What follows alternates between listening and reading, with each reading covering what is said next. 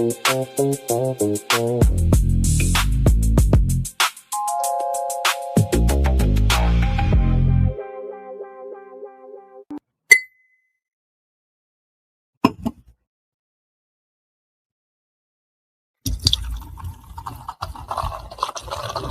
layer's a hard place to live. Real hard. Ain't no soft landing nowhere in it. Smiling at you like it already know your name, already in the room when you walk in.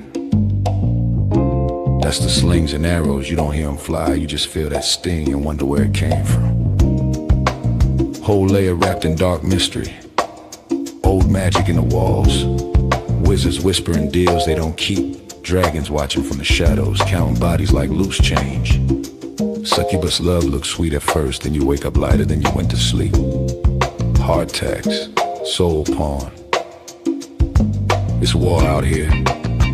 Quiet war. Betrayal wears silk and smile real nice. Same cats break bread with you. Be the one selling your name 2 streets over. This whole thing a stone cold trip, baby. No fair fights, no refunds. So whatever shield you walk around with, it better be battle tested. Not shiny. Not shiny. Not fresh out the armory, I'm talking chip paint. Bent edges. Blood you couldn't wash off even if you tried. Cause the layer don't care how fly you look in your armor. They care what's still holding when the smoke drifts off. If you still here tomorrow, still breathing, still standing on your square, then yeah, you's a bad mother. Shut your mouth.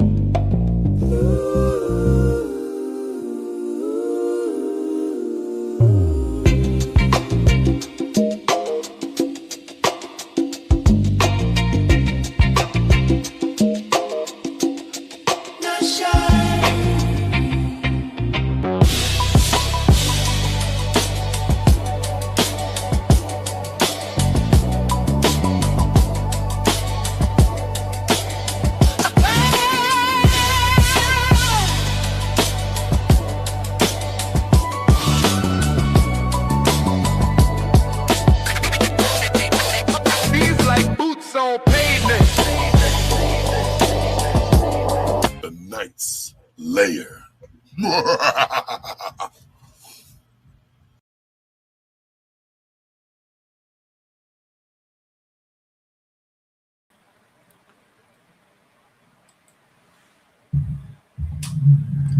Leave your worries behind, 'cause rain shine all the time. We're riding on a groove line tonight. Whoop, whoop. What up, party people? Your dreams have now been fulfilled. Get out your seat and let's get ill. Broadcasting live from the West Coast, Oakland, California, to be specific. You are in the layer and I am the night. What's going on, A-Dub? What's going on, Gas Mask? Yes, this channel is now monetized again. We got rid of 2 strikes. We're down to 1 warning. So all those people that thought, oh, you just a version. No, man, I be working. I know what I'm doing. At least I think so. I didn't like that it took 3 months for me to get back, but we bike. And that being the case, let me see. We got 6 people in the building. Okay. I want to go through some clips right quick. I want to see some things I need to get rid of. I like this one. What do y'all think about this one? Am I the only one around here who gives a shit about the rules? Or are we very like ethnicity specific? Because I like the Big Lebowski. So it's that one. And then I have TK Kirkland. Who's talking when I'm talking? Excuse me. Let's get some rules in here now. All right, I know we laughing, but I run a different ball game here. This is the reason why our society is fucked up, because you just think you can do what you want to do. Not tonight. When I'm on stage, we show focus, discipline, and you're going to pay attention. Do I keep that one or do I keep this one? We're eliminating some stuff. Am I the only one around here who gives a shit about the rules? Is the John Goodman better than the TK Kirkland? Because I think they both kind of saying the same thing. Testing, 1, 2, 3, testy. Which one, y'all? John Goodman or TK Kirkland?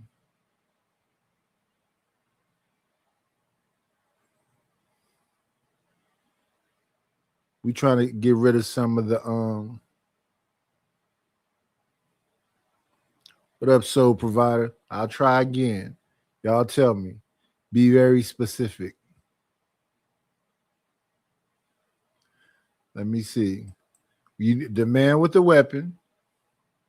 Am I the only one around here who gives a shit about the rules? Or the man on stage. Who's talking when I'm talking? Excuse me. Excuse me. Excuse me. Excuse me. Excuse me. Excuse me. Let's get some rules in here now. All right. I know we laughing, but I run a different ball game here. This is the reason why our society is fucked up, because you just think you can do what you want to do. Not tonight.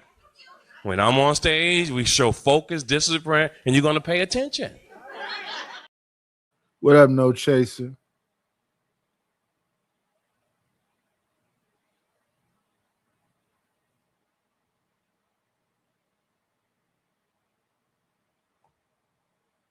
John Goodman or TK Kirkland? John Goodman is from the Big Lebowski. TK Kirkland on stage. I think I'm going to get rid of TK Kirkland. Let's get rid of TK. Love him, but listen, the one that gets to the point better, got to free up some space. I want to get some new things in there. Okay, what about this one? I use this one a lot. You done fucked up. This Candyland, nigga.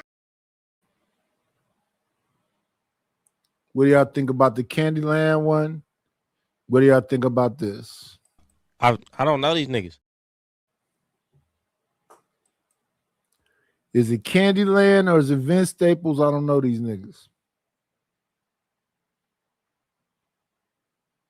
Come on, y'all. We trying to establish some things. We trying to be more right, tight, and precise.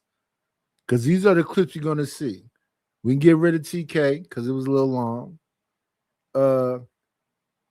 I'd probably use the TK who raised you over the other one. One more time. You see the Vince Staples. Let me see. We had Django. You done fucked up. This Candyland, nigga. This Candyland or I don't know these niggas. Vince Staples or this Candyland nigga. What's going on, No Chaser? This Candyland nigga. Or I don't know these niggas.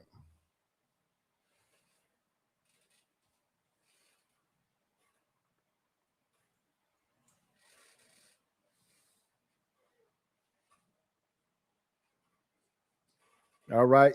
Vince Staples is up out of here. Shout out to Vince Staples. Okay. Get Staples up out of here. What about this one? You putting me in income mode. Or Yeah, put it in my hand. Put it in my hand. again, you putting me in anger mode. You putting me in income mode. Or put it in my fucking hand. Yeah, put it in my hand. Put it in my hand.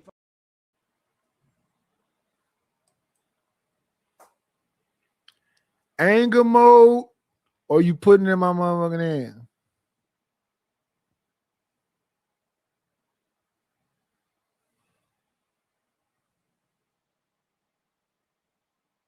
No Chaser.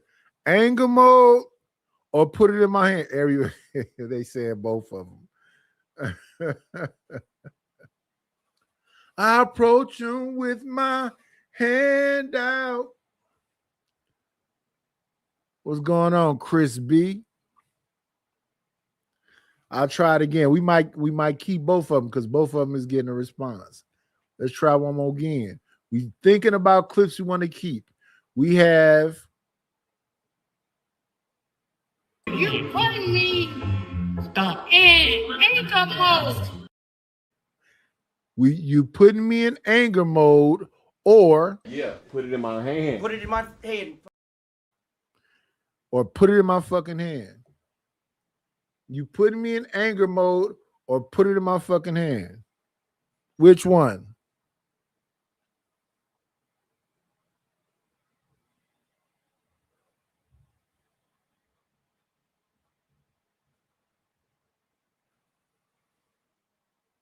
So we keep in anger mode. And we getting rid of put it in my fucking hand. Let's get rid of that. Put it in my hand. Put it in my hand. Put it in my fucking hand. We getting rid of that. Okay. We getting some work done. So then we have this. You can cut me off. Okay. You keep cutting me off, Dame Dash, or Bitch, you don't like it? Go home then. you cutting me off, Dame Dash, or bitch, you don't like it, go home then, which is Bud Light. Again, keep cutting me off, Dame Dash. You can cut me off. Okay. Or Bitch, you don't like it? Go home then.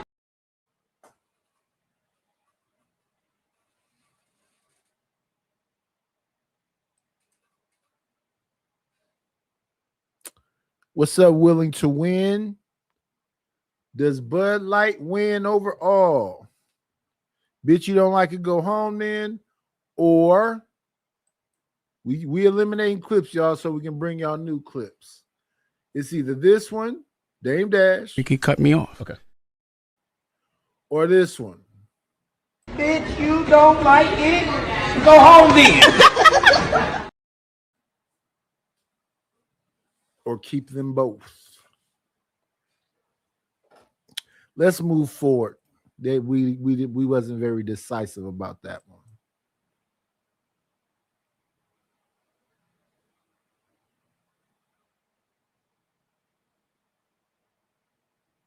Keep them both.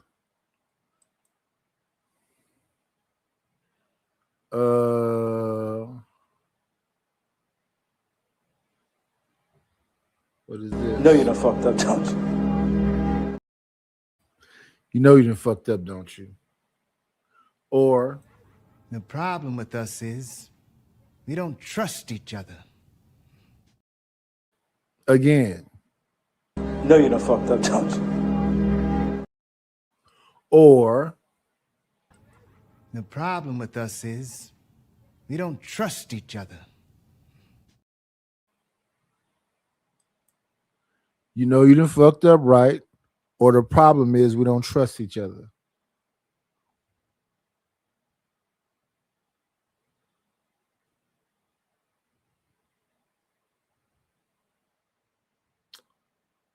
Let me see. What's going on, Negro?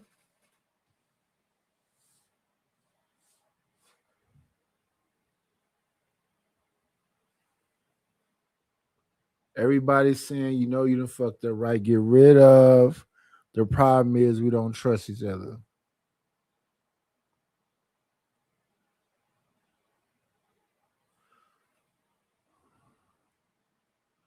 So that's what we're going to do. We're going to get rid of ones that don't really hit like that. So it was, we don't trust each other. They need to go. Okay.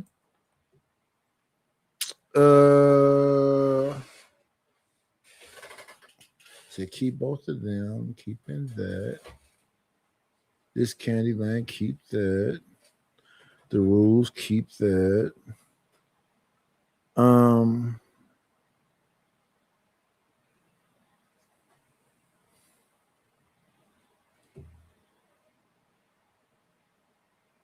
No, you done fucked up, Tom. no, you done fucked up right as the one we kept. Okay. So is this one? And that ghetto dick. I think dick is life. Or this one? Do not listen to these ignorant niggas, man. This shit need to stop. This one? And that ghetto dick. I think dick is life. Or this one? Do not listen to these ignorant niggas, man. This shit need to stop.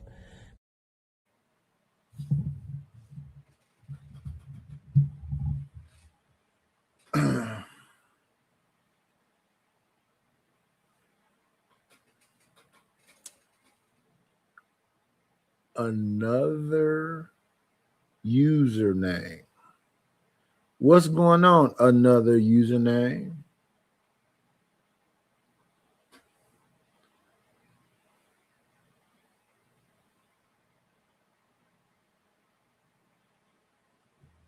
So again, we're choosing between do not listen to these niggas or that ghetto dick. Is this one? And that ghetto dick. I think dick is life. Or this one?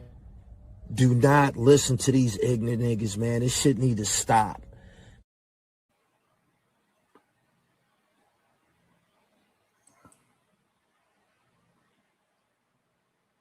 What's going on, home VIP? Hey, listen, we got 17 people here. We just trying to do some trimming. We just trying to do some trimming. Which one do you want me to keep? That ghetto dick? And that ghetto dick. I think dick is life. Or this one? Do not listen to these ignorant niggas, man. This shit need to stop.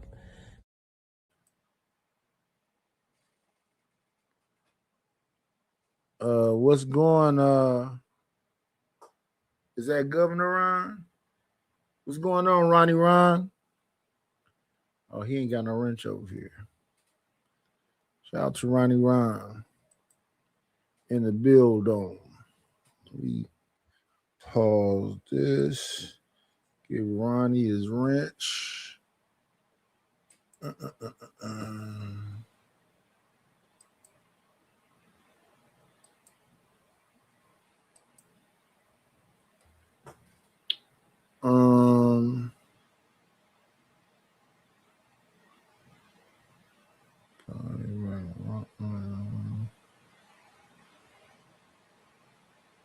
Get your bread, Ronnie Ron. Get your bread, Governor.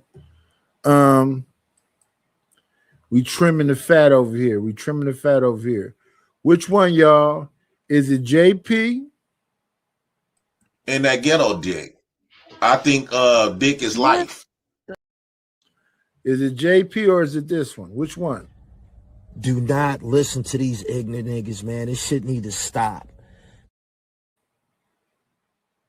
JP or do not listen to these niggas? Talking to the chat. Which one do we eliminate? JP or do not listen to these niggas? We're looking for chat participation.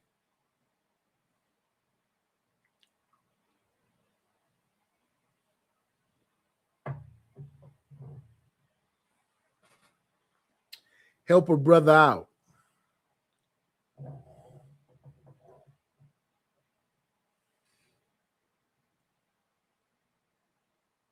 What's going on? So we're eliminating one.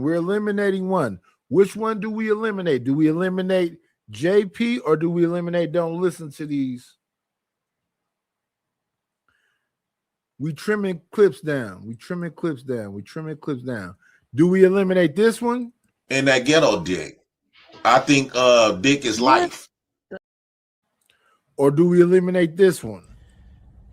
Do not listen to these ignorant niggas, man. This shit need to stop.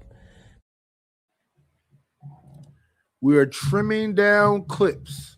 Which one do we eliminate? JP talking about that ghetto dick is life, or do not listen to these niggas?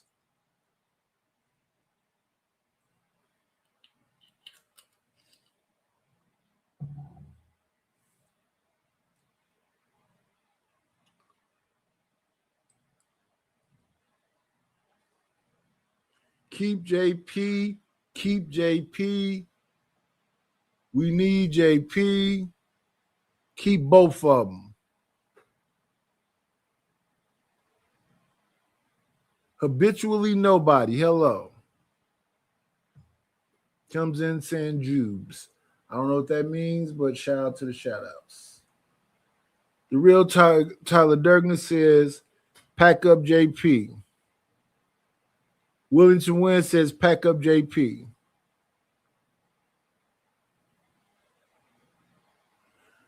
Holmes said both of them are funny. A bunch of people said keep JP. So we'll leave him alone there. Let's move forward. We got 18 people in the building. Keep JP, keep him. So then we have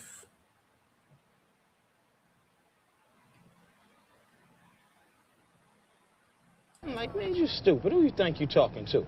Man, you kiss my ass. who you think you talking to, you can kiss my ass, or quit testing me, quit playing with me, you challenging me. Again, this one. I'm like, man, you stupid. Who you think you talking to? Man, you kiss my ass. Or this one. Quit testing me, quit playing with me, you challenging me.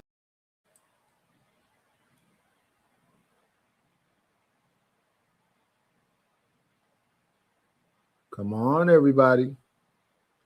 We doing some trimming down. We're getting rid of some stuff.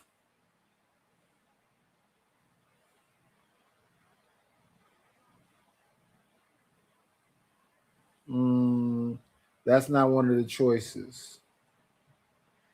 Let's get over to the music. We made Sir Ism a bunch of music that he disappeared from and never bought. So let's go to some music. Let's eliminate some music. One thing we can eliminate. Let's listen. Me break bread or fake dead. True. Don't play with my money. I said what I said. Homie, break bread or fake dead. Woo. Pay me in full or get left in the red. Homie, break bread or fake dead. All of these racks and they stack on my bed. Homie, break bread or fake dead. So what you got going is CMKC, so that can't be one of them.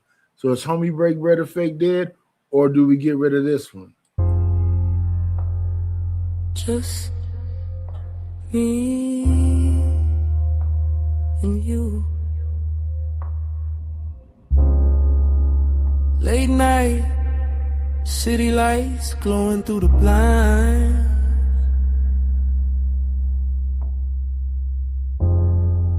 World outside loud, but in here it's quiet. Just me and you. Gotta have you. Don't go. Stay.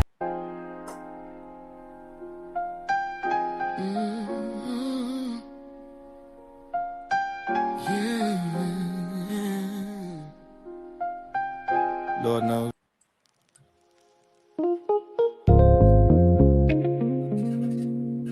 Yeah. Don't get it twisted. I still glad I just don't feel the same no more. I'm in my suit and tie, step but I'm cold.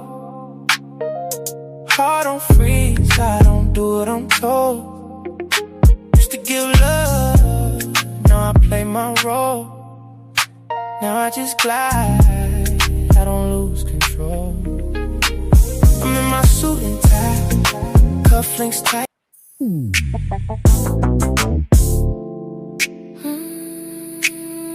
Why you dance like that?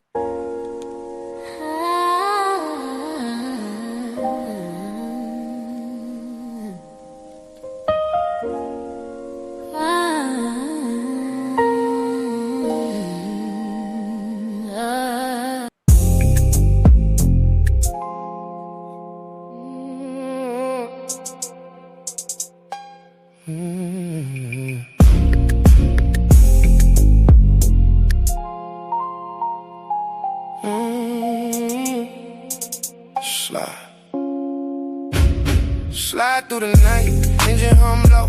Oakland breeze got the street lights glow. Palm on the wheel, mind on control. Heart kinda cold, but the vibe still slow. I don't say much, I just let it show. I move quiet, but I run the flow.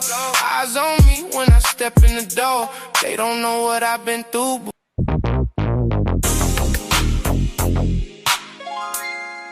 I wanna be a man.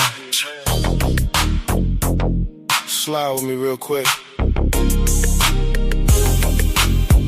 Neon lights, late night. You already know what it is. I wanna be a man. Let me show you how to do it. Slide through clean, got the game, my influence. Gold on my neck, soft talk, real fluent. Yeah. Late night. Engine still running. Keep it smooth. Windows down. City talking to me. Hey. Numbers don't lie. People do. You feel me? Good job. Keep going. Midnight driving, count money in the dark. City lights flicker, but I always play smart. No.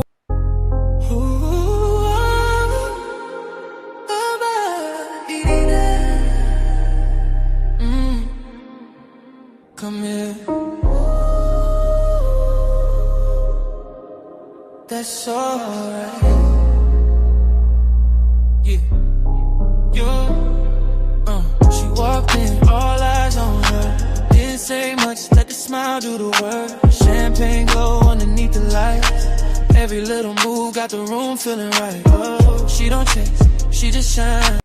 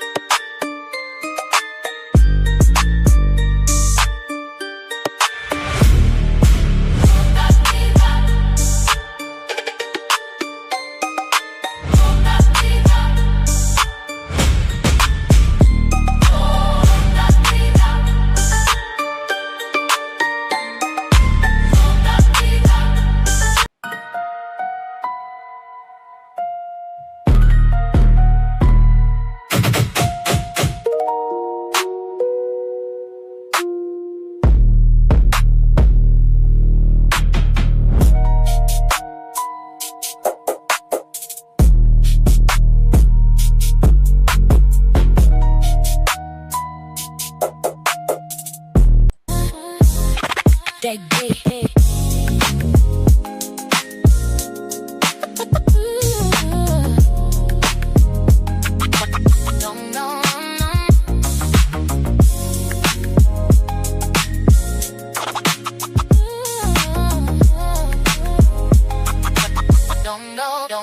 Don't know.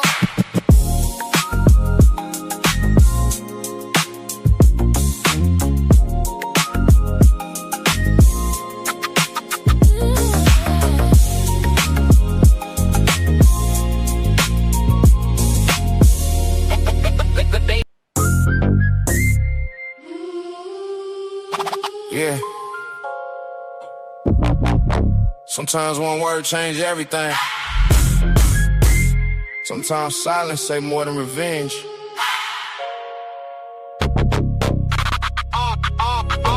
Ain't nobody hand me nothing.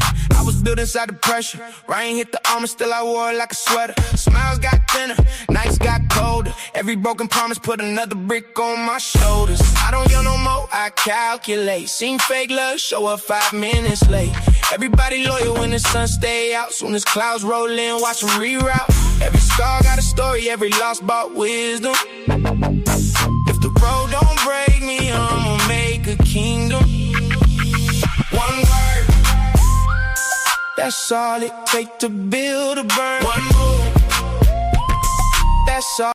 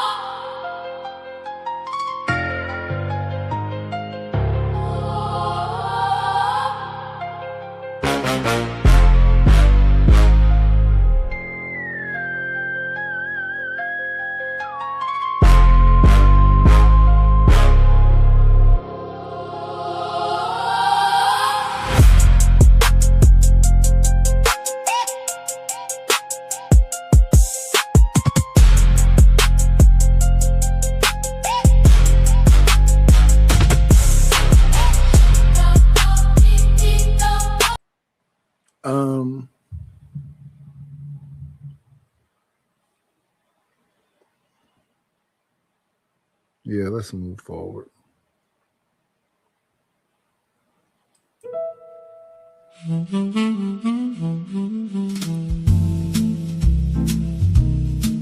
Midnight home,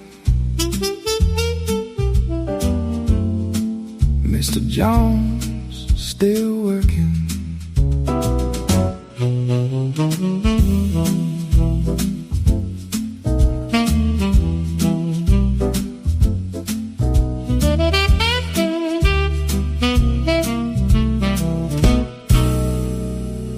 Mr. Jones keeps swinging down that after midnight lane. Daytime he haul freight, nighttime he handle pain. Suit pressed clean, but his hands stay cold.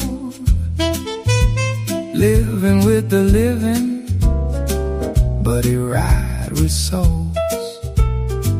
Mr. Jones keeps swinging, bassline walking slow, trumpet cry. Yeah, that's the Bishop song. So I think the music for now is okay. We got the boxing bell, Jeopardy theme, applause. We do some channel cleaning today, y'all. We got Big Sexy. Get it sexy. Get it sexy. Get it sexy. Good morning, Joy is Real Online. Good morning, Construct Icon.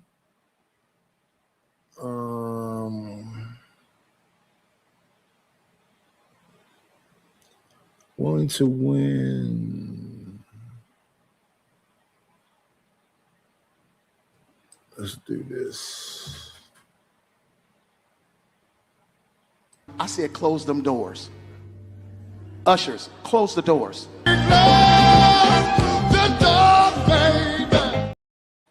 Close the doors and keep them in here until we can get the bread we want up out of them. You heard what the man said. Close the door.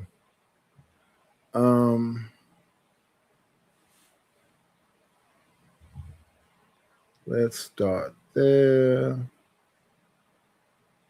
What is this one? You big old sweaty, thick-headed cornbread eating.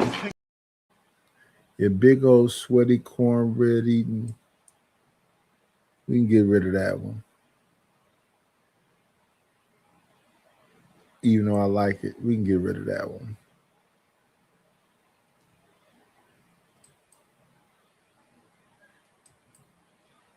What else we got? We got I choose violence. I choose violence. Keep that. Then we got Maurice commercial.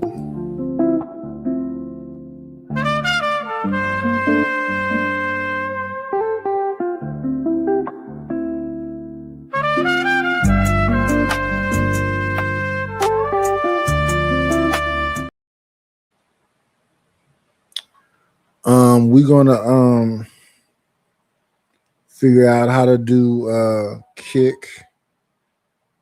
We're gonna figure out how to do the Rumble. We're gonna have a Facebook. We're gonna have an Instagram. We're gonna leave this channel and probably put uploads over here, and we're gonna go to the other channel, which is called Sir Knights. So I will do shows over here to redirect you to the other channel because it's important. It's important to me that you know you are free, 'cause I could never want to. Don't change, girl. Don't change, don't change. Don't change, girl. Don't change,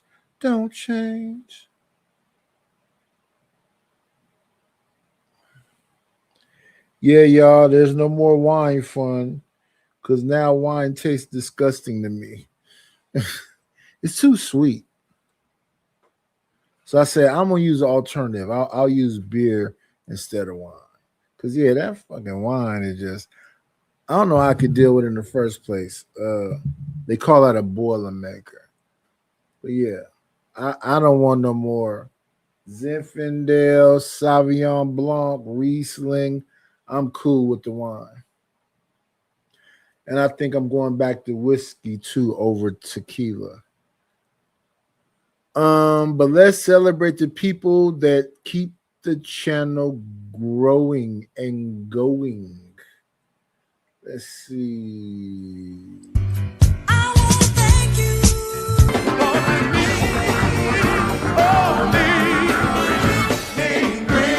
Got me a couple of dollars. Guess what I'm gonna do?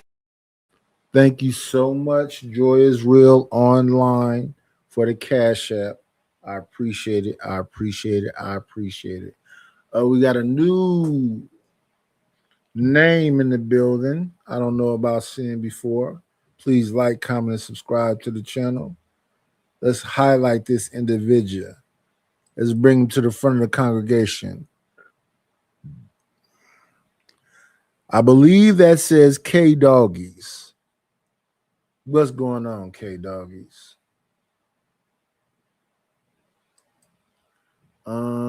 Let's see. I built this house. What's this one say? We was kings. We was kings. Maurice card thing. Land the plane. Fighting. Give me $50. I ain't got it. You can't afford to give me $50. $50. The bounty is now in effect. Bounty is now in effect. Right in the box. In the box. That's when people over here arguing. We tell them to get in the box. This nigga's crazy. Hey, nigga, why you fucking with me? Fuck you, nigga, cause I can.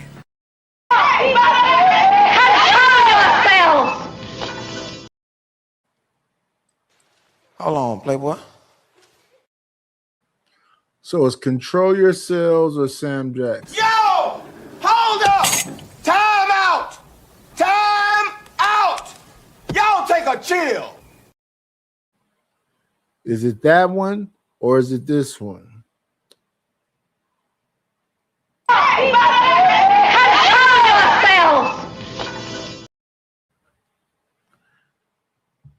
I'm gonna make an executive decision and get rid of Lieutenant Uhuru and keep Sam Jackson.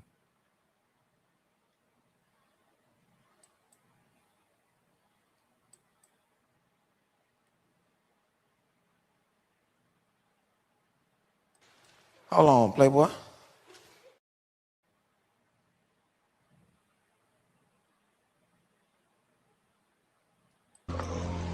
You think you tough?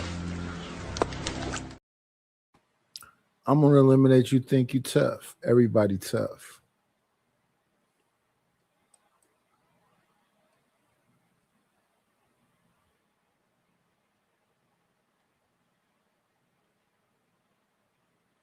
Hold up. Let him. Quit testing me. Quit playing with me. You challenging me. I'm like, man, you stupid. Who you think you talking to? Man, you kiss my ass. Ooh, got your ass. You can win, child. You can win, child. You can't break even. You can't get out of the game.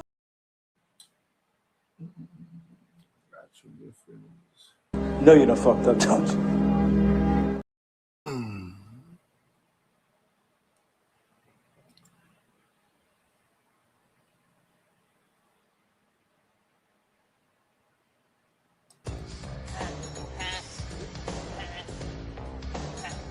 Hey, man, shut the fuck up. Chill out, motherfucker. Never go for retard.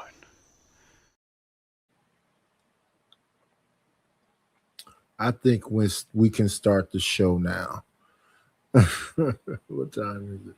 4:22. 4 comments. We're gonna move forward. I just had to trim some fat, y'all. That's all. Trim a little fat. We're gonna start.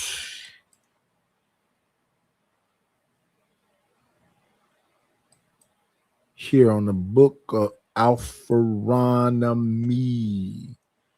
Playback speed at 145.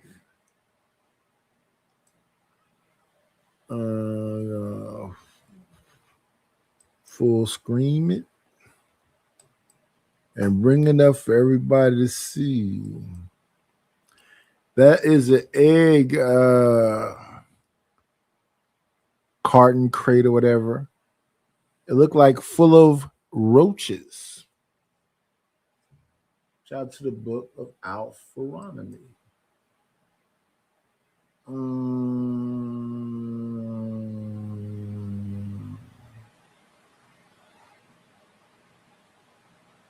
I approach her with my hand out.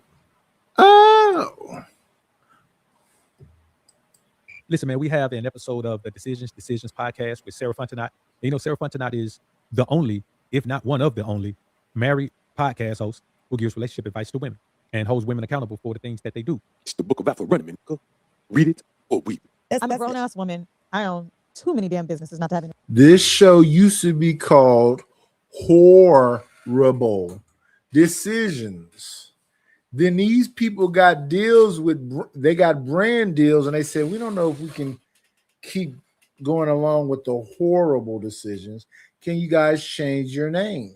So they changed their names from Horrible Decisions into Decisions.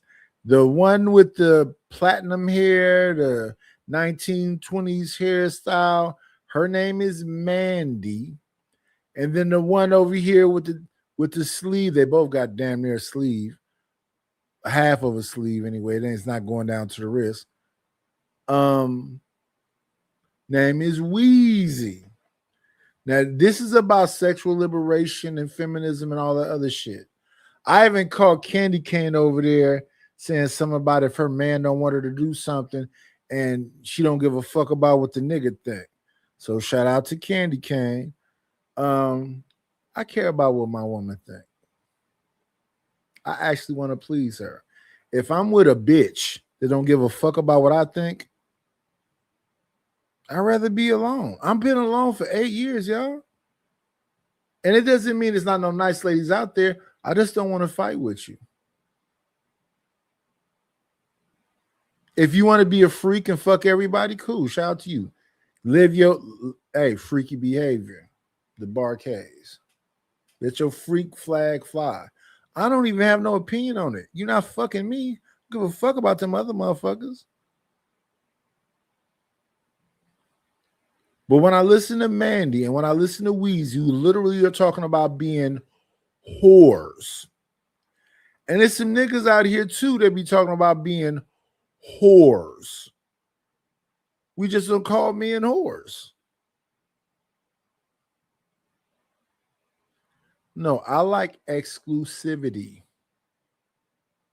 Being monogamous.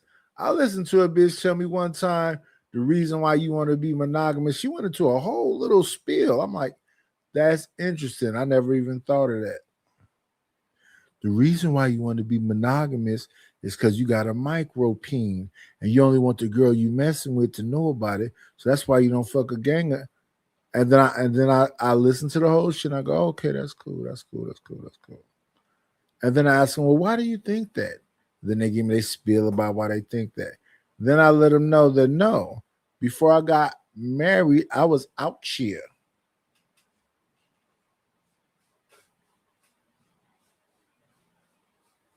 But that would make me a slut, like the girl is a slut.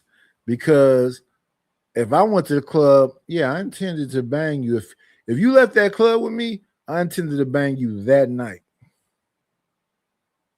And that's typically what happens. When nobody wait no 3 dates, 90 days, all this other weird shit I be hearing motherfuckers talking about. What? That person didn't like you. We used to do something called the Man Act. What's that, Nightish? So I didn't really go to clubs that much. I was more a person that liked to stay on the block. So whenever I did go to a club, it was like strange. So if I went to a club from people that was around my area, they'd be like, it's shocking to see me. So they all would come up to me, shake my hand or whatever else. Now everybody in the club is seeing that 20 niggas just came up and shook my hand. So instantly, ding, ding, ding, ding, ding. Who is this nigga? Nobody. I just know them people.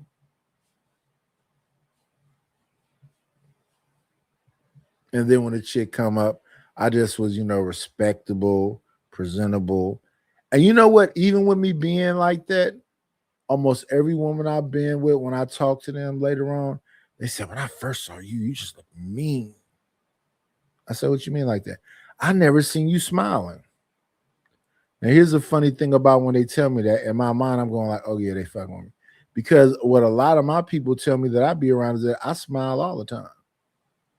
Almost too much. I be in a situation where we should be looking mean or whatever else, and I'm smiling. And the reason why I'm smiling because whatever's finna happen is finna happen. Ain't shit we can do about it. All we can do is what we think we came to do, and they're gonna do what they think they came to do, and then let the chips fall where they may. But what we're about to hear right here is about some individualism and whole shit. Sexual liberation and autonomy. Interactions with men. That's just the facts, right? That's doing the extra. Now, granted, that's a work relationship. Yes. However, you dropped out of college. Yeah. This is how I make friends. Yeah. Right? Now, if I suddenly have to remove myself from those people because you feel like it's not appropriate for our relationship, I think we're in the wrong relationship. Good morning, CJ Brooks. So that means that you're dominating and controlling the relationship, Wheezy.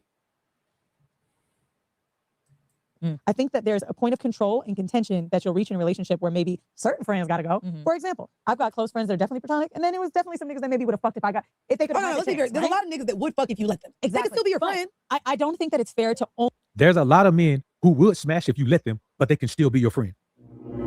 only build sisterhood. So I hear what you're saying, and that is a vantage point. But this is my opposing view. Now, I have a friend right now. His name is AD, one of my closest friends. We talk on the phone all the time. Brock knows him. We've had conversation. So it's not that you can't have friends of the opposite sex. One of his girlfriends. To me, if you a hoe, and you a fuck that nigga. And if you establish to me clearly that you's a hoe and you a hoe and you a fuck that nigga, I don't know why we together. I be having honest conversation with people. I be like, oh, look at this picture right here. It's a dude laying in the bed. The blanket is half up off of him. His dick is out. And then I say, well, what do you think when you see that right there? If somebody says to you, I think I should suck him off, believe them.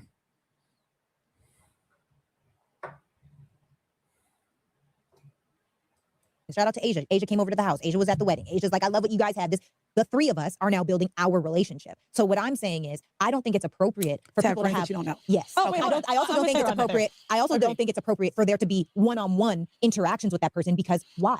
Now, here's the caveat to that. Let's say that you want to go on a trip, go on vacation, go on. Why would you go with a friend instead of your husband or wife? Okay, wait.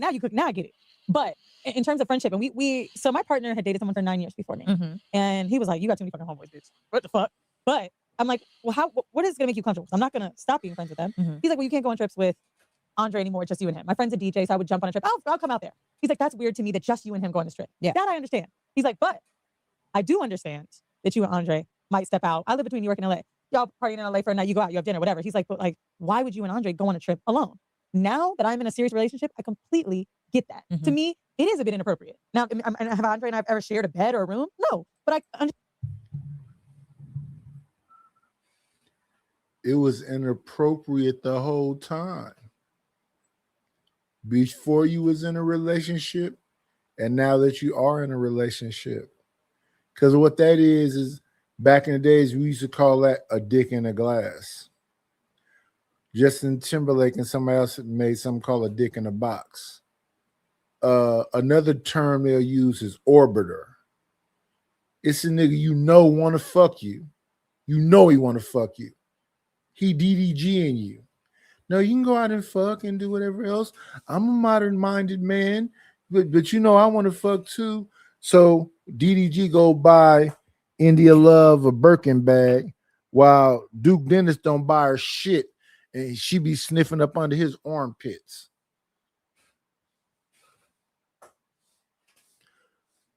Why would you want to be a sucker? All these other niggas is doing this. Yeah, that's sucker shit. If that's not exclusively yours, if she don't even give a fuck about her own body, why the fuck are you pedestalizing her?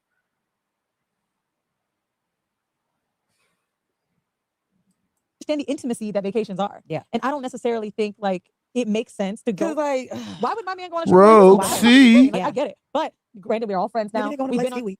What'd you say? So maybe they're going to Black Ski Week. I don't know. No, I don't know. It's just inappropriate for me. And also, this is the thing. None of us are just perfect people. I'm not a perfect person. The thing that causes cheating happens way before the act of sex. It's access. If a man constantly has access to your woman, eventually the opportunity, the conditions and circumstances are going to present themselves where all that's going to be left is the attraction between two people. And if a bitch is that shallow, leave her. All you got to do is be around the bitch. Be her work husband. Blah, blah, blah. Yeah. If that bitch is that shallow, I don't call women this. Because I know some women that tell you, I don't want no work husband. Get the fuck away from me. This is inappropriate. I'm finna report your ass to HR. That's the woman you want. I don't like friendly bitches. I want my bitch to damn near cuss you out. Excuse me, I got a man. My man know I'm exclusively to him. I don't know who the fuck you are. Please respect me. Please respect my boundaries. There's nothing you can do about attraction, but you have to avoid the opportunities that present attraction in the perfect circumstances where there's nothing to interfere. It's access again and again and again over time. It's like the Chinese proverb that says a drop of water dropping on a rock, same spot, over time will split the rock. It is the continuous access that you allow. Yeah, absolutely. I don't think so. One drop of water. Yes, rain erodes mountains. Yes, rain hitting the same spot will cut through rock. I don't mean no pressure water either. I mean just drip, drip, drip, drip, drip.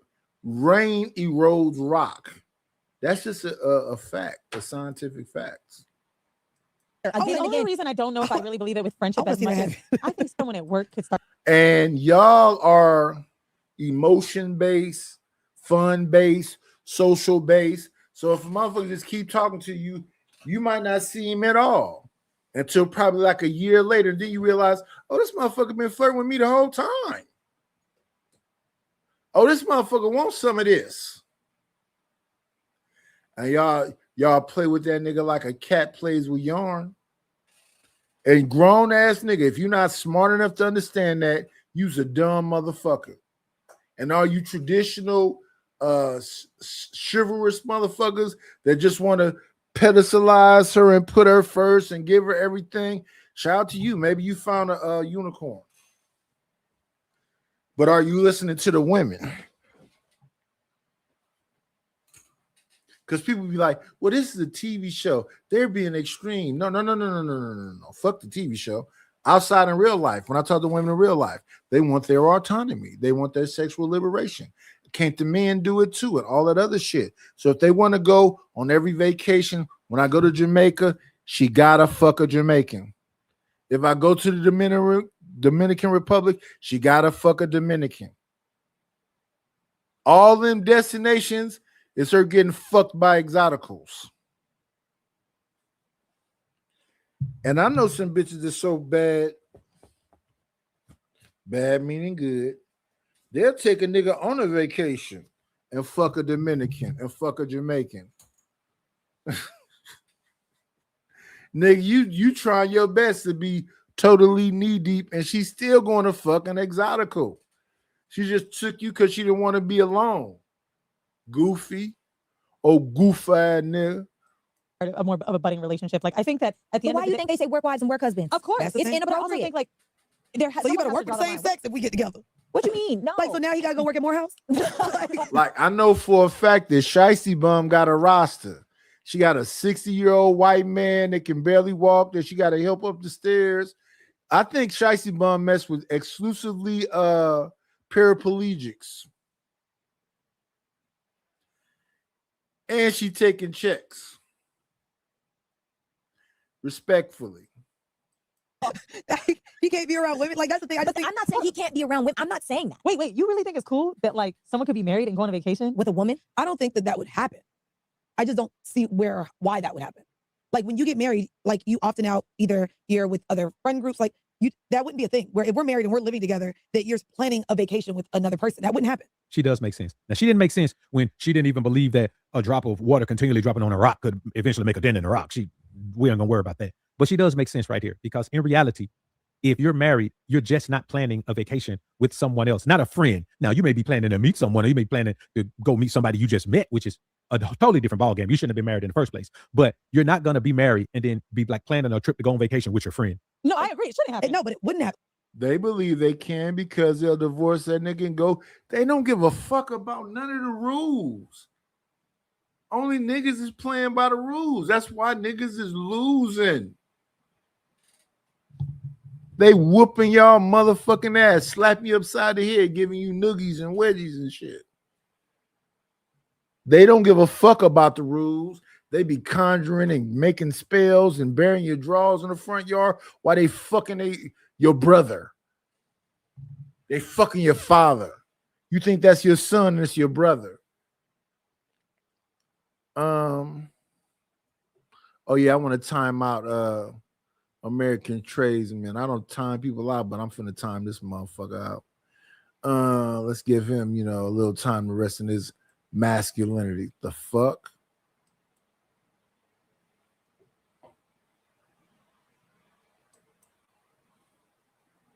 And these ain't no spring chickens talking this shit. They gotta be in their late 30s.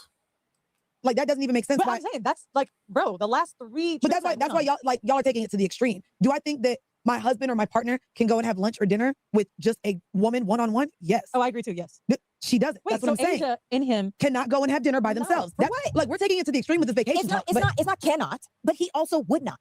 That's the man I chose. I chose a man that sees the same inappropriate actions, the same that I see inappropriate actions. That's not an inappropriate action to eat food with a friend. Come to the house. I'll cook for you. I get what you mean, but wait. Girl, you can't cook like roomies. Maybe more something that makes sense. Yeah. He's out with the boys. Asia's at a bar. Come through. Let's have a drink. That's crazy. Look, no, that's not crazy. He's already out with the boys. And in fact, let's talk about Mandy and Wheezy. And we can talk about this Bryant woman too, the other Bryant doctor. But Mandy and Wheezy remind me of Creative Solutions. You will say some crazy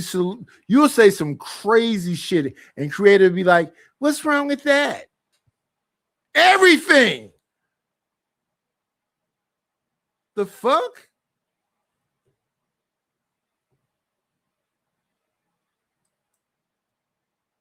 She's always bubbly about some fuck shit.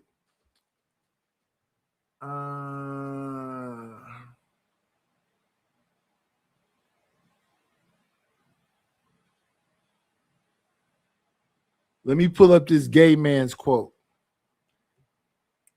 Let's respect the alphabet community. Here's an LGBT community. I think his name is Half Demon 43. I ain't got no time to listen to hoes. You just want to listen to boys? There are streams for that. If you just want to be at the YMCA, there's places you can go for that. What's going on, Truth? I'm just saying that I'm a heterosexual, and I don't want my bitch with no damn work husband. Oh, how you doing? Yeah, nigga. They said you are a work husband or whatever else. You know she married, right, nigga? I'm not the type of nigga to be like, oh, baby, you got a work husband? I need to meet him. Hey, guy, fun. But yeah, you keep giving her little snickerdoodles and whatever the fuck. No, bitch, nigga, get the fuck away from my wife. The fuck?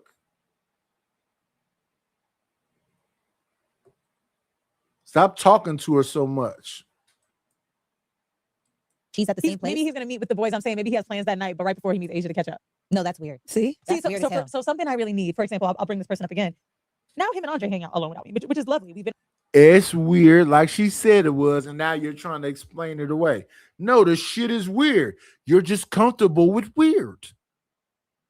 on vacations together. Cool. I need my time with my friend privately. And it's not because I have some crazy. That's weird. See, it's weird to me.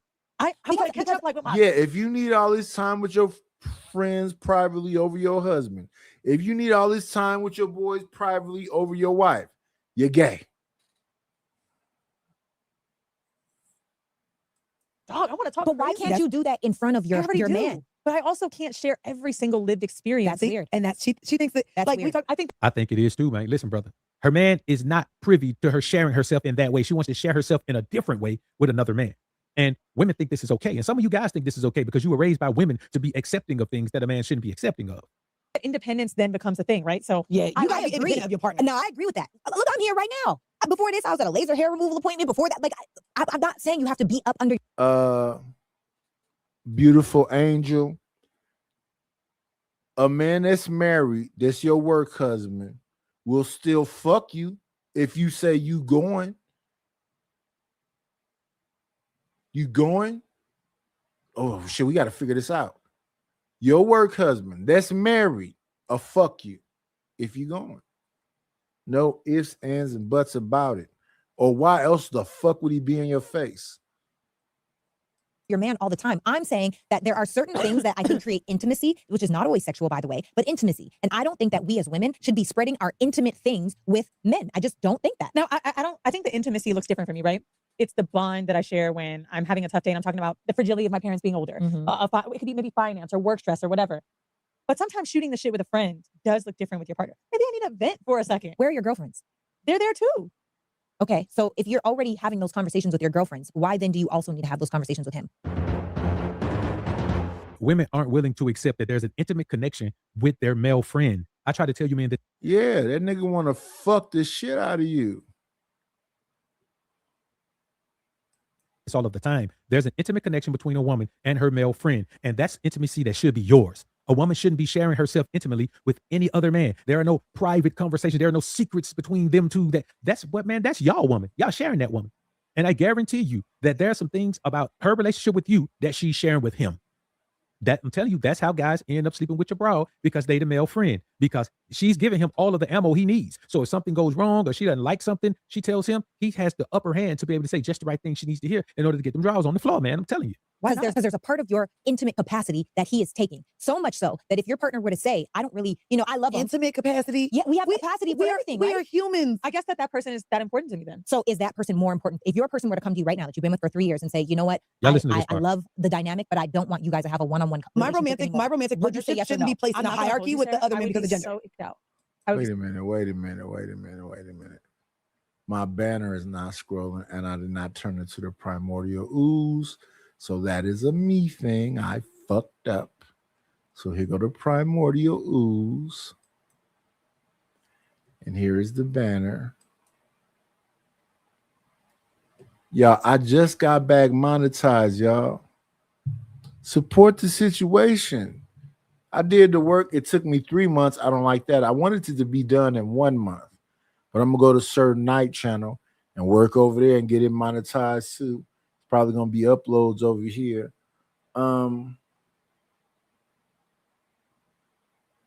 Yeah, your work husband will fuck you. For sure. If given the opportunity. If you call that nigga, you call your work husband right now and say, you know what? We hella cool. We've been working together all these years. You want to come over and fuck? Then they're going to be knocking on your door before you even get through with the word fuck. And you know it.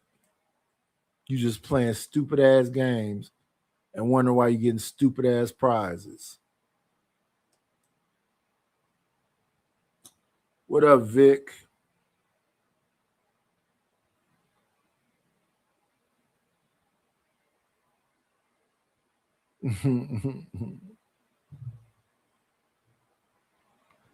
If I was your male friend and I was ugly and I'm determined,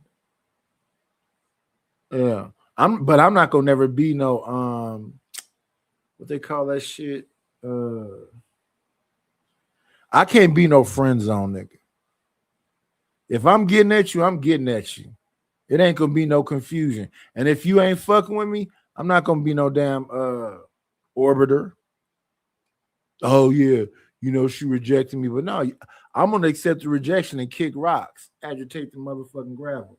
I'm not finna waste my motherfucking time with somebody that's bullshitting. So icked out that he. And you're serious. I'm dead ass. This is what I be. I know you are. And you know what's very difficult about it?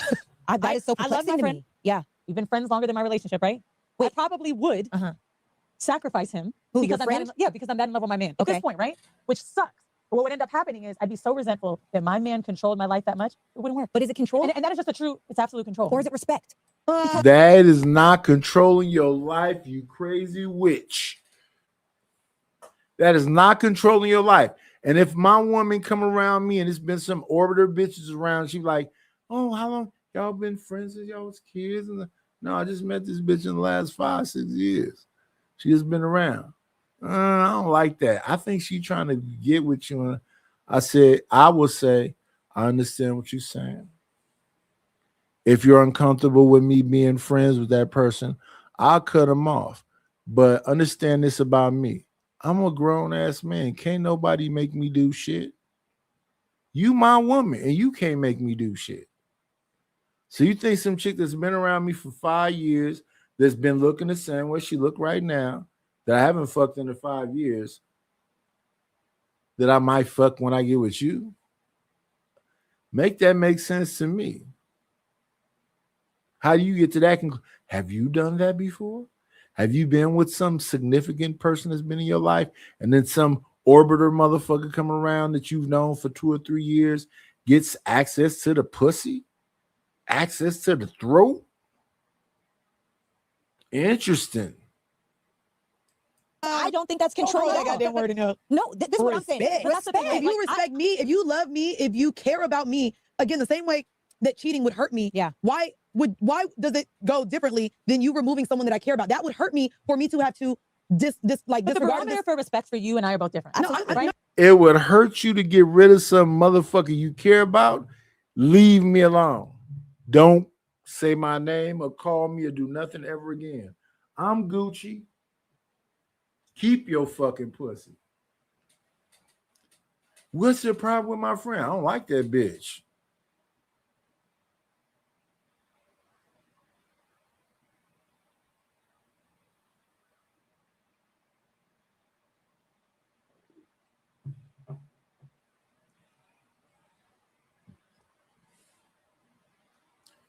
You think she comes in a room and absorbs the room? I don't give a fuck about the room. I believe she comes in a room and absorbs you. What you mean? I'm in this bitch and you want to go hang out with your bitches. And that's cool to go hang out with your bitches, but don't try to make me feel stupid. Because if it gets normalized, I'm leaving your motherfucking ass. Stay with them bitches. What the fuck did you get in a relationship for in the first place? Y'all should have kept having y'all girl trips and staying single. All you did was waste my motherfucking time. No, we're not. I'm not keeping it on respect. I'm talking about hurt. If cheating is something that would hurt you, why is it then okay for him to set this boundary that essentially would remove someone from your life that would hurt you? Now I want you to listen to a woman comparing the pain of being cheated on with the pain of losing a man. What up? Turn on the AC. If that's Arnold or CJ, salute. Man from her life, another man. We're not talking about women. We're talking about another man. This is the true essence of how women feel about their male best friend. Because you notice, they're not talking about multiple men. They're talking about one friend. This chick keeps bringing up Andre. We're talking about one man, the man that she wishes she could be with, but that man don't want to be with her like that. She ain't really his type like that. But he's her type like that. I'm telling you, man, a woman will tell you all kind of different things about this scenario and tell you that, well, it's not like that with me. Oh, yes, hell, it is. If she got that thing, man, that bleed and leak when she peed, man, this is her, bruh. Why is there a hierarchy of hurt here for what's allowed and what's not allowed? So this is what I think. I think that this is why it's so important, number one, for us to know ourselves, right? Because for me, there's not a man on this planet that I would choose over my husband. Or I don't care. No, Yeah, I'm not, for sure, right? I'm choosing my husband. And this too, right? You choose everybody over that man. That man over everybody. I am. Because this is your once in a lifetime, platinum needle in a haystack, swing for the fences, best friend, confidant, lover, husband. But that's not true because people have multiple husbands. No. People may have multiple men, but women ain't got multiple husbands. You can't even have multiple wives in the United States. So where they got multiple husbands at? This is what social media does to women. It presents things to them that aren't real, And because they feel like that's the way they want the world to be, they embrace those things as reality. And that's the thing. You see it different. So what I'm saying is you got to choose a person that sees it the same way as you see it. I would But I never guess that's choose why a we're in man. this Yes, scenario. I would never choose a man that felt like he needed to go out with his girlfriends all the time and then would try to play me like I'm insecure. Nah, Negro, I don't feel Well, now, respected when granted, you're out with a bunch of different women. So that we makes- have to choose the people that make the most sense for us. And on top of that, I feel like because when y'all are saying the words that are coming out of your mouths, like this makes sense to me in my mind, and not to make a debate, but in my mind, I'm like, y'all don't want to be married. That's what my underlying voice says, because ultimately what you're saying is there's another man that is more important than your Where's the man, and importance why at would all? your man The choose? importance of going to a bar? Yes. Sarah, frankly, saying that, and I can only speak from wanting to be married. Yes. The commitment, the Yes. love. Yeah, they don't want to be married. They want to do what the fuck they been doing. Maybe that nigga got a bigger dick. Maybe that nigga got some more money. Maybe that nigga can. They hypergamous completely. They're misandrous, feminist, hypergamous chicks. If you've ever listened to them, they don't give a fuck about what a nigga think. You do, Miss Bryant, but they don't give a fuck about what niggas think. They'll stand up and look in the mirror and say, that nigga want these titties. He want this ass. You better listen. You can't even come near me, nigga. I've heard Mandy say that 1,000 times. I heard Weezy say that 1,000 times. But if I feel like, and it's all feelings based, and feelings are fleeting, love is fleeting. And when it is fleeting like that, when a woman want to get into the negative shit, I say, this is what I say, because I'm a grown ass man. I'll go, do you like this right here? What you mean by that? Do you like arguing or staying in negative spaces? Matter of fact, let's talk about emotion. Is it very detrimental if you don't feel happy?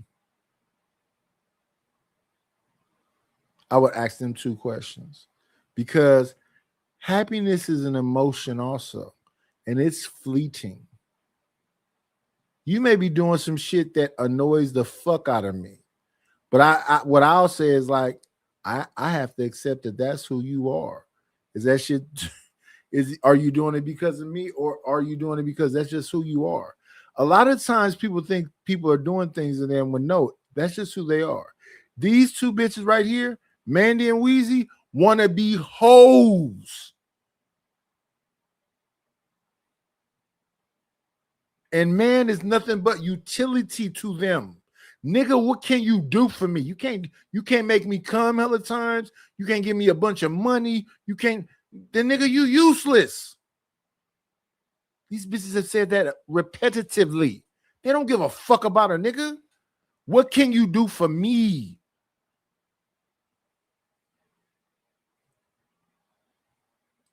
Yes, I want commitment and love too. Yes. I don't want children out of wedlock. I want to honor each other's families, each other's families. I love how blended we are now. I love how we take care of each other. Yes. There's no world where that friendship, sorry, Andre, I love you to death, means more than that. But this is the thing. My man don't have the issue where he feels like I can't walk outside and go to a bar with him. Weezy, here, There's not a place in his brain where he's going like, and now she's gonna suck his dick at TGI Friday. It's not about that. It's not about the sexual act. So let me say this. So because I'm glad that you said that. When you bring up your man and you're like, there's not a piece that would act that would make me choose. I'm choosing my man over Andre, right? Right. But you also said no. But when you say something about sucking a dick at TGI Friday, how did you come up with that scenario? You have to listen to people. I'm positive this would be a point where Creative Solution would be giggling and like, what's wrong with that?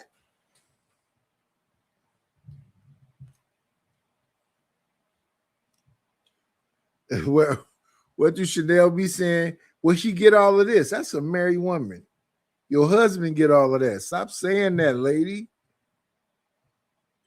We trying to respect your marriage and all of that shit, and you be up here wilding out. Hustling, muscling. We want to see more than just your chest. That shit is weird. Woman, you married.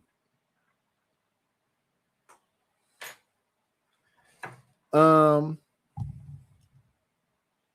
never asked nobody, woman. We talking about women. I've never asked a woman to cam up who didn't want to already cam up.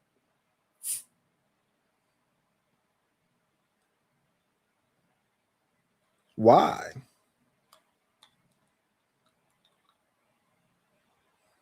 Like, you know what people like to try to do with me?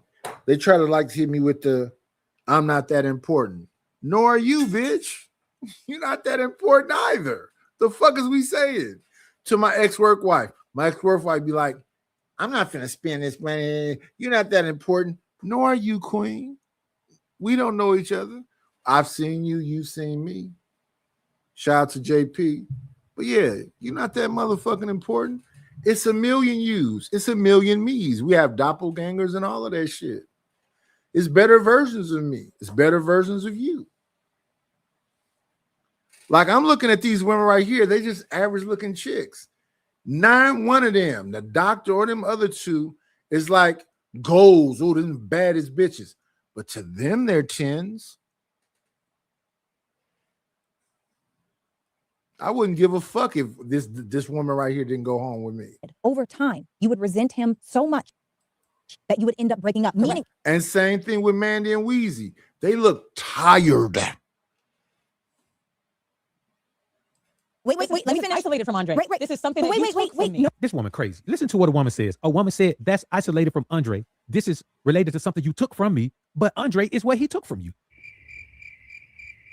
No, he didn't. Because that's the thing in marriage. 3 years? Let me tell you. Look, y'all, and I'm not trying to be a preacher. I'm not a perfect person. I have not figured out marriage. I am not a couple's goal. I am not Black excellence. I am just one person that is committed to my person and figuring the shit out. But what I can tell you is most men are terrified of marriage. Why? Because they fear divorce. If you are marrying a woman that ultimately on a subconscious level is telling you that she does not choose you all the way, that there are caveats or conditions on the way that she chooses you, or because you made her sacrifice something. What's wrong with that nigga? What do you mean, Nidus? What's wrong? You know this bitch is a hoe? We are looking at this show right now. Mandy and Weezy have been online forever talking about all of the whole shit that they do, how they support whole shit and LGBT community shit. And what, you think you special? If you get with that hoe, she gonna stop being a hoe? No, she gonna still be a hoe. So my thing is like when I listen to women say that 80% of men are invisible to them, why ain't these hoes invisible to you?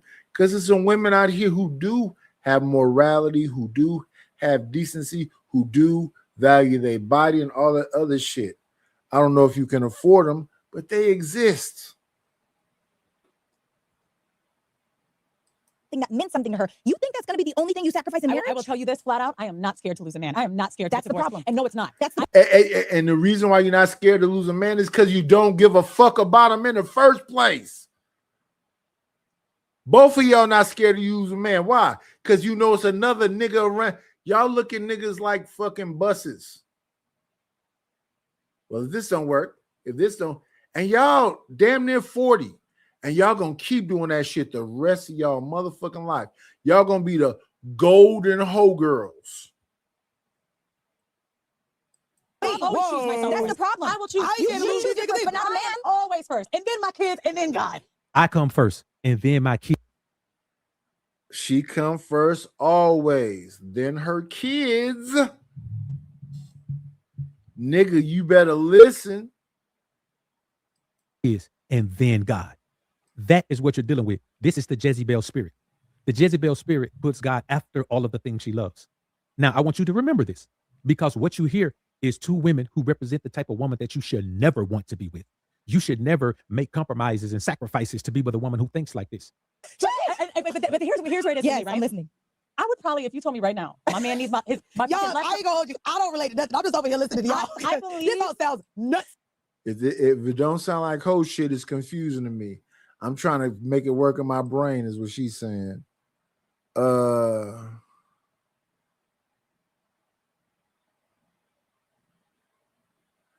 think that says Jod Abel. What's going on, Jod Abel?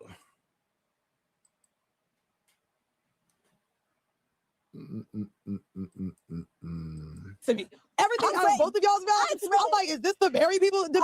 So guys, we will get to how she held out on Coochie to get married. Sarah figured out how to get a man, but a certain type of man. Because you got to think about it. There is no man with any masculine energy who is going to allow a woman who's already been intimate her whole life to hold out on him and force him into marriage. It just doesn't happen. The only woman who gets to hold out is a woman who's been holding out her whole life. If you're a virgin, you get to hold out. I will wait. We're going to have a real honeymoon, not just two people that have been sleeping together. I don't want a virgin. Shout out to all y'all niggas that want virgins. I don't want no fucking virgin. I'm cool on that. And everybody else out here been fucking, done fucked. So I don't understand why fucking is such a, oh, that's so offensive. Why are you so vulgar, bitch? What?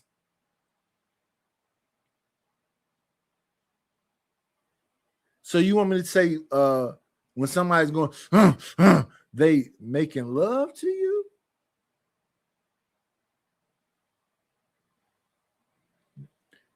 I mean, you might want some love making every now and then, but is that what you really want? Oh my God, darling, your eyes are like rivers. For years, take a trip. We're gonna have a real honeymoon. That honeymoon night gonna be fantastic. That's what the honeymoon is. So I want y'all to understand, brothers, stop allowing yourself to be drawn into these situations with these unworthy women.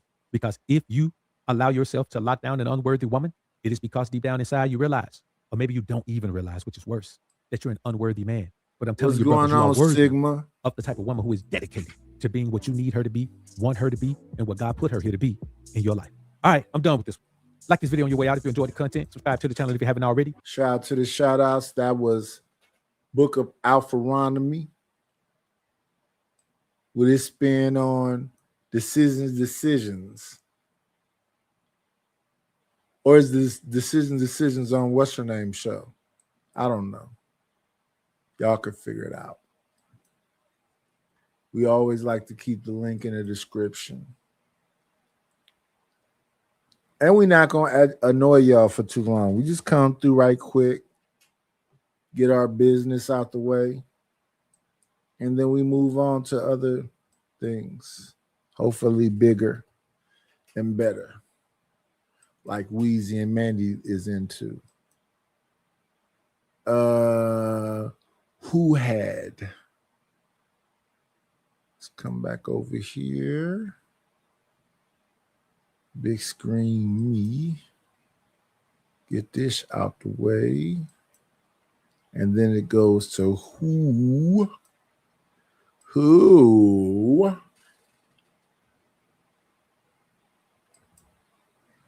Let's get it. Dun, dun, dun, dun, dun. Dun, dun, dun, dun, dun, dun, dun. Playback speed at 145 is what I like. Not normal. Not shiny. Not shiny. Add this to the gang.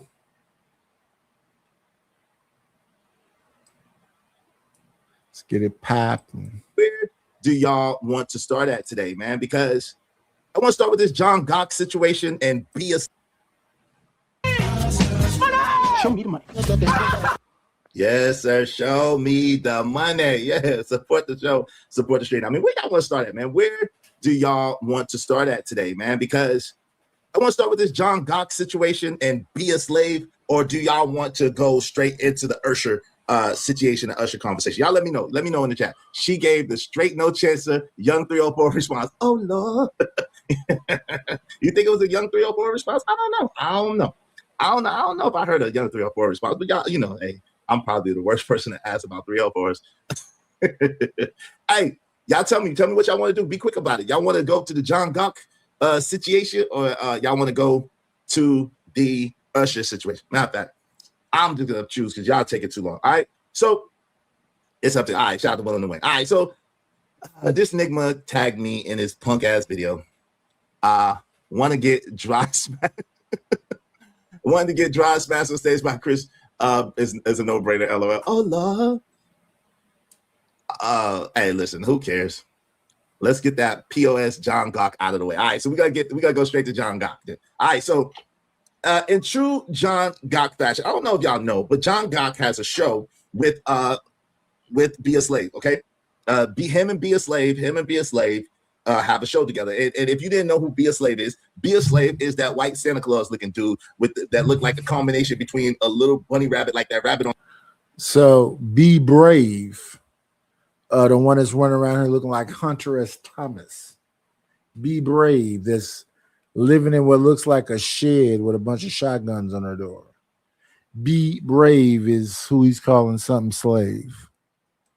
Pets and Santa. If the rabbit on Pets and Santa got together, it'd be that enigma, Be a Slave. All right. So Be a Slave always got a lot to say about black people and black people issues. And now, if you know Be a Slave, you can tell Be a Slave, as long as he don't say any racial slurs, he's more than welcome to come over here, because I don't have no problem roasting him for the 100th time. Yeah, they call him Be Brave, but his name is Be a Slave. They call him Be Brave because he's a punk ass coward that always be talking stuff about black people. But it's just ignorant stuff that just don't even really make any sense. But they tagged me in the video, and let's get to it. Let's go. Y'all gonna understand in a second why I'm saying what I'm saying. So let's speed this up a little bit, because they're slow. So you gotta speed it up for slow, because they're slow people. Let's go. Oh, you get this. Oh, okay, shit. Okay, you get this. Oh, you mental ill. What's your mental ill? God damn. Okay. So now this young man that he's speaking to, obviously younger than John Gock. Like, who is it younger than John Gock? He's older than Methuselah and everything. But anyway, this young man. What's going on, CKJ3? Yeah, we got this one monetized. We finna jump over to the other channel, Sir Knight, get them numbers up over there and get them watch hours over there so that channel can get monetized. And we probably gonna be putting just uploads over here. I know I gotta come through because this channel is monetized, and I get more super chats than I ever get on Cash Apps, PayPals, or Venmos. But anyway, what's up, CKJ3? Is up there, and he somehow is speaking to this young man. John Goff think he's Mr. Street Interviews. So he's speaking to this young man, and the young man mentions he is Mr. Street Interviews. He will, go outside, set up a little mic and whatever else, and see people walking by and say, come through and have a deep conversation with him. He is Mr. Interviews, outside interviews. Give him credit for that. Show that man a little bit of love for being able to do that right there. Just that, the street interviews.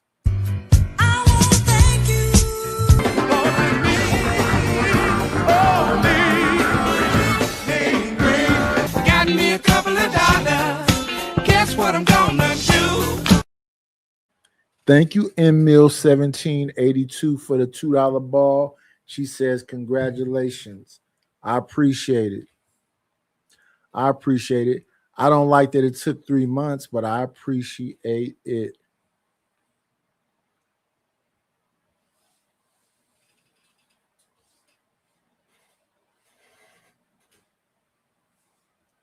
John God is outside to let you know you niggas ain't shit.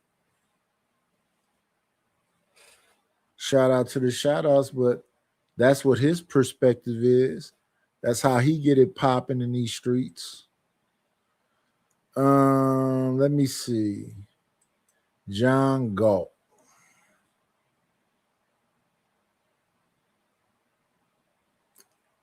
I think we have to start with, that's the Breakfast Club. I think we have to start with, it's a clip, a very specific clip. JP is on the front of it. Is it gonna pop up back here? I gotta get rid of that song. Where is it back here? Where you at, JP?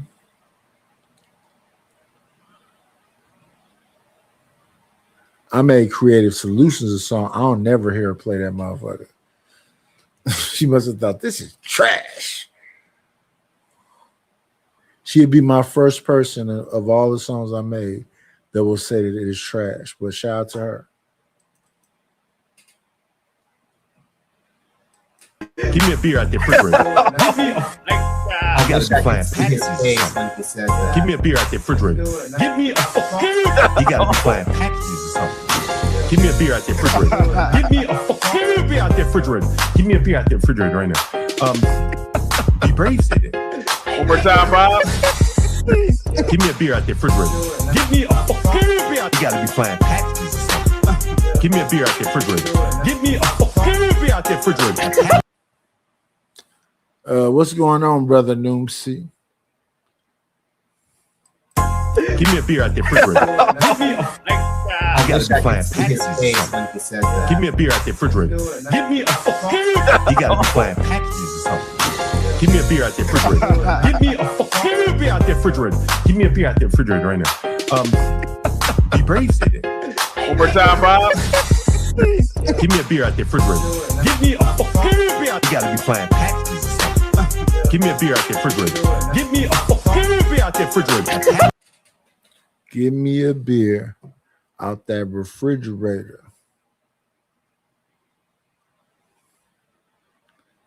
He films other people being some kind of way, but his thing is, give me a beer out that motherfucking refrigerator over there. You heard him? That was John Gawk.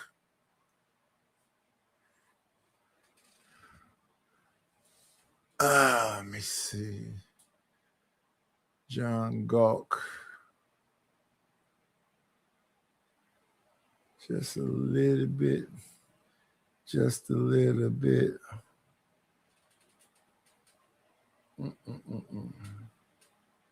What you got going? I'm not knowing. It just ain't flowing. Fuck around and find out. Yes. F around and find out. Truly don't play around.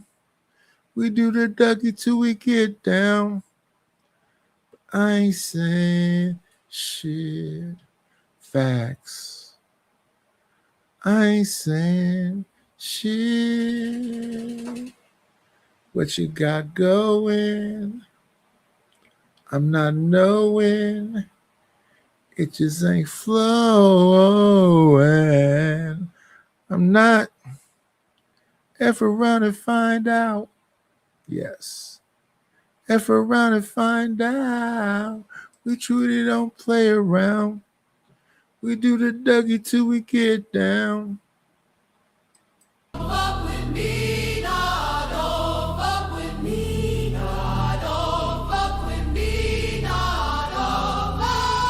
Don't fuck with me, no. Don't fuck with me, no. Fuck John, got what's up with CT. We see the truth, don't lie to me. Fuck John, on repeat. Treat his tenant like shit, no remorse in his eyes. Collect rent while the toilets overflow and the ceiling dies. Wall crack, kids sick, ain't no heat in the room, but he drive by smiling, brand new perfume. Talking about work hard, but he built off pain. Living like a king off somebody's strain. Ain't no heart in that luxury suit. Just cold lies and the cheap ass truth. Fuck John Gard on repeat. Treat his tenants like shit. What's up with CT? Where the justice at? We bleed facts, they tweet cap. You hate your own people, ain't no soul left inside. We the ones that built you a place to hide. Mold in the bathroom, rats in the sink. You don't fix nothing, you just blink. Every check you cash got a tear behind it. Every brick you lay got a scream inside it. You ain't rich, you just rotten and greedy. Call it business, but it's souls you're feeding. Landlord of lies, you ain't human no more. You profit off poverty, lock every door. We see you on TV, smile so sweet, but outside your building we can't eat. On treat tenants like shit. What's up with CT? We still asking see. Whole block dying, and you let it be. Fuck John, gone. Treat his tenants like shit. Bad landlord, no mercy left. We still stand, we ain't done yet. Fuck John Galt, keep spending that bread while the people that you tax barely keep their head. You talk their hustle, but you feed off pain. Collect checks from the poor, don't feel no shame. Ceiling crack, flows full of mold. Babies coughing, the story gets sold. Tenants screaming, but you act like you deaf, whole block dying, but you still cut checks. You built your throne on misery and greed. Selling dreams we can't afford to need. Smile in our face, then steal from our plate. You the reason whole families hate.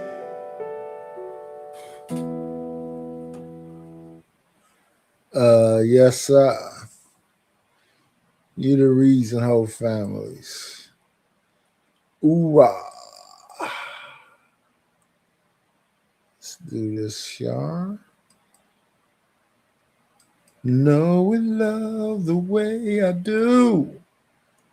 I can say for certain that it's true. There's a chance for me and you. Is that he has mental illness, and he starts listing off a litany of stuff, schizophrenia, manic depressiveness, and all types of things. So I want you to bear this in mind. This is a young man with mental illness. It's not funny or a joke. This young man has mental illness. He says it in the stream. So let's go back in case y'all missed that. Let's get it. Schizophrenic, bipolar, manic depressive, and anxiety. Okay, that's what he said. That's a lot of things. That's a lot of things. That sounds like a lot of medication. But anyway, and John Gawk thought so too because he said, "God damn." All right, let's go. I always have. All right, so here it is. So it was playing on two different. So here's a young black man, and he's homeless, probably homeless. He doesn't have a job, clearly, because I asked him, "Are you looking for a job?" How did you say he homeless? Yo, did anybody else hear that this guy was homeless from this conversation? He said he was schizophrenic, manic depressive, bipolar, and suffers from anxiety. He didn't say he was homeless. He didn't say he was homeless. And to John Galt, what he said, he looked like he was clean and fresh. So he didn't say he was homeless. But let's get into this. Of course, yeah, probably homeless. Get out of here. Here's what he says. Here's the interaction, buddy. And of course, he has to tell be a slave and be a slave master. He got to tell his be a slave master what's happening with the blacks. So this young man that's in there right now, that's the young man that was talking. Man, may God, keep him and give him a sound mind. But let's get to it. Let's go. So he's looking for a pen to give me his phone number, or for me to give him his phone number. Someone robbed him of his phone. You see this? So someone robbed him. You got to give me phone? Yeah, I got to give you phone. Let me give you your number so I can call you. You said cutting grass? Yeah, cutting grass, picking up trash around here. Well, it's easy. How much money now? Like $50, $60. You heard that break? No, not very well. Well, he said, "Hey man, how much can I make an hour?" He said $50 or $60. And you don't listen very good. And I this guy is slow. Like John Gawk. I think he's y'all gotta watch John Gawk. I don't know. I'm getting some predator vibes going on. He said, "How much can I make in an hour, John Gawk?" So in case you don't know, it doesn't take an hour to do lawn work. And the average person that does lawn work charges at least $50 to do your lawn. Let me say that again. It doesn't take an hour to do lawn work unless you have a massive yard in which you'll pay way more than $50. But the average lawn work, and tell me if I'm wrong, where y'all live at, isn't that the case? You pay at least $50 to get lawn work done where I live at. And that's on a little lot. That's not on a whole bunch of land. It's like at least $50. What's up, son? God? What's going on? Salute. Yeah, he must be going out. Yeah. He got some, I don't know what's going on. Some just ain't right. But yeah, so now he's trying to say that this man asked for $50 or $60 an hour. No, it's a different thing. If you're doing lawn work, he said, "Yo, how much can I make in an hour for doing lawn work?" So let's keep a thing a thing. Let's go. Let's call a thing a thing. Let's get it. Can I make $50 or $60 an hour? Here's a black man asking me for 50 cents. And he's talking about he's worthy of $50 or $60 an hour. That's quite amazing. Don't you say, Brady? Man, this guy's dumb. You shut your lying nigga lips up. God, dog, how either he's intentionally being this verbose, or either he has got to be the dumbest nigma in captivity. Which one do y'all think it is? Either he is intentionally being this verbose, or he has to be the dumbest nigma in captivity. What's going on, Moncast? And why is the assumption that he's mentally? Well, no, it's not an assumption. The brother said that he was mentally ill. Now, I will say that this young brother said that he suffered from a bunch of mental illness, and he listed it off. So there's that, right? John want to pay him crackhead prices. John want to pay him like $5 or $10. John want to pay him like $5 or $10. You know that. What's up, Marcel? I think he's doing it intentionally. Okay. Yeah. Shout out to that. But yeah, let's get to it. Let's go. So this young man, John Gawk, let's go. So John Gawk is now talking to Be a Slave and Be a Slave Master. And he's telling Be a Slave / Be a Slave Master that, you see this black think you think this black be slave is worth $50 or $60 an hour? Well, I would say that it's a complete indication of the dysfunction of black culture that somebody who's asking for 50 cents all of a sudden jumps to they're worth $50 or $60 an hour. Nigga, what? Nigga, what? You lost your rabbit ass mind. Be a slave, and try to be a slave master. What are you talking about, bro? Wait, bro. I gotta get that clip. Wait, bro. What are you talking? These niggas is tripping. What are you talking about, bro? How did we get here? How did this young man with a litany of mental illness diagnosis that he takes medication for, that he said that he had, how is he a litmus test for the so-called black community and what black people do? And see, this is what I'm telling y'all. This is the danger and the bull crap that comes along with some of this rhetoric, because people like Be a Slave with his Santa / the bunny rabbit from God doggone Pets looking ass try to come with the BS. Now all of a sudden, this is the indication of the black community. What? Oh my God. Yeah, he might need 50 cents, but right then, but the job costs what the job costs. That, well, he's saying that no, he thinks that the man asking for $50 or $60 to do lawn work means that the man wants $50 or $60 an hour. So that tells you his mental capacity right there automatically, right? And then he's using that to equate to the so-called black community and say that the black community is the one that suffers from this illness. Let's get into it. Let's listen. And then, of course, they got to put me in it. So that's why I'm reviewing this. Of course, they immediately put me in it. So listen closely, and you'll see why I'm going here. Let's go. Or if they do a job. Now, I'll tell you what, he got that from somewhere. Because he got it from the Izzy Vanses and the Freezies and the Sharon Bracy's.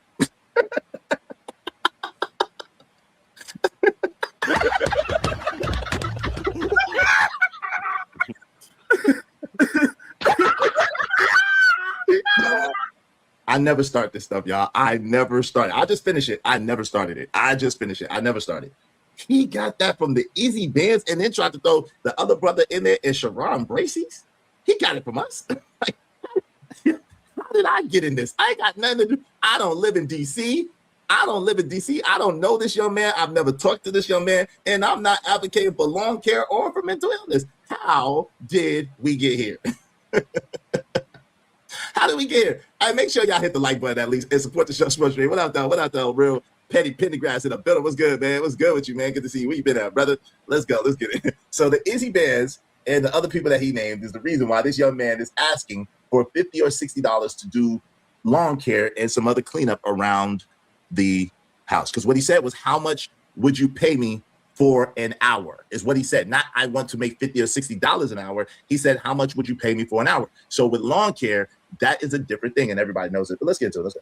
All of a sudden jumps to they're worth $50 or $60 an hour if they do a job. Now I'll tell you what, he got that from somewhere. Because he got it from the Izzy Vanses and the Freezies and the Sharon Bracy's. That's where he's getting it from. That's why I call them content creators psychopaths, because they're taking the least of their people and they're making them into fools because of their egos, because of the ego and the self. This misplaced. Well, listen, that brother is not here. That brother is not here to defend himself. Please, Mike from Boston, refrain from that. Refrain from that. Yo, if y'all want your comments highlighted red beyond a couple of times I read them for the love, make sure y'all do so through the super chat or through the Cash App. Support the show, Sports Trade. Feel free to talk amongst each other and say what y'all want to say. But if you want me to read it, make sure you do so through the super chat or through the Cash App. It takes 3 guys 45 minutes to take care of my 0.4 acre yard, including mowing, weed whacking, under trees, fence edge it along the driveway. It costs $110. Yeah, the average, like I said, I tried to shoot him bail and say that the average lawn care job costs $50 or $60, knowing that that's far lower than lawn care actually costs, right? Shout out to that's Be a Slave. That is Be a Slave on John Gawk's show. That's Be a Slave, not this young man on TV, not this young man on the screen. The asshole talking is Be a Slave, aka Be Not So Brave. What's up, Joseph Amore? Yeah, it's crazy. Yeah, it's crazy. Yeah, it's out of the mind. Here's a good link to illustrate your point. Thank you. I appreciate your podcast. But let's get to it. Let's support the show. Support the stream. I mean, let's go. This pride that Izzy and the Freezies have, they're inflicting these idiots. This black kid thinks he's worthy of $50 to $60 an hour. You heard me? Yeah. What an idiot. Yo, what an idiot, yo. What an idiot. Oh, what a loser. One thing I hate is a delusional ass nigga. Like, yo, what? Like, what is wrong with? Yeah, they trying to do the lawn work in and out, right? Between 3 guys, too. That's a fact. But, hey, it's wild. It's wild. It's wild. You know? But he's saying that, no, this means that he wants to get $50 or $60 an hour. Then he's blaming me and other people for the fact that this man wants $50 or $60 an hour. And then he's saying that this is a reflection of the black community. Yeah, Be a Slave has to be stopped. This man tagged you in this for you for a couple of days. Now he's been trying to get your attention, going from channel to channel because he's upset he got booted, mentioned it several times. Yeah, well, listen, if he wasn't such a broke, cheap bastard, then he could come back. Like, all you got to do is pay the money and he could come back. Like, what is he talking about? The landscapers, this is America. This is capitalism. Like, is he okay? The landscapers are in my complex right now. They've been out here since 8 a.m. today. God, no, that's pretty big. Hey, listen. Nah, it's not no rage bait. What you mean? This ain't no rage bait. This is real. How can I rage bait when who had the worst take? This ain't no rage bait. But I mean, they might be rage baiting. I get what you're saying. But hey, listen. But these nigmas we got to put attention to this, and this nigma got to be stopped. Because listen to what he's saying. Yeah, I got you, Raw. But listen to what this nigma is saying. This is wild. This is some wild issue. But there probably isn't a handful of blacks in all of America that are worth $50 to $60 an hour once you subtract the DEIs. Would you say that's fair? Well, I don't know about trying to number it, but I guarantee you, if you're doing 50 or 60 an hour, that's some goddamn that's some trained ass fucking. That's an occupation that you had to fucking get a lot of information to do that occupation. How many of these blacks up on these YouTube channels you think could command $50 to $60 an hour? No DEI now. I'm talking about the DEI. Don't play your white man game. How many black you think could command that kind of money? Oh, not many at all. Not many at all. If the only way they could possibly make an exception is if they had thousands of dollars worth of lawn mowing equipment and charge 50 or 60 an hour to pull up and do your lawn. You know. But this boy here, he on drugs. What's going on, Sharon? What's going on, Prism? What? Excuse me, what? Let's acknowledge this paper over here. Shout out to Kate Clarity.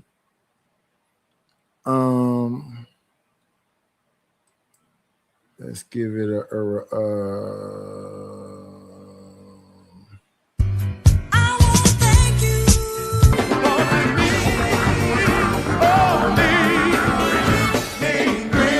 Got me a couple of dollars. Guess what I'm gonna do? The Real Prism XO with the $10 ball says congratulations. Thank you, Miss Prism. Appreciate it.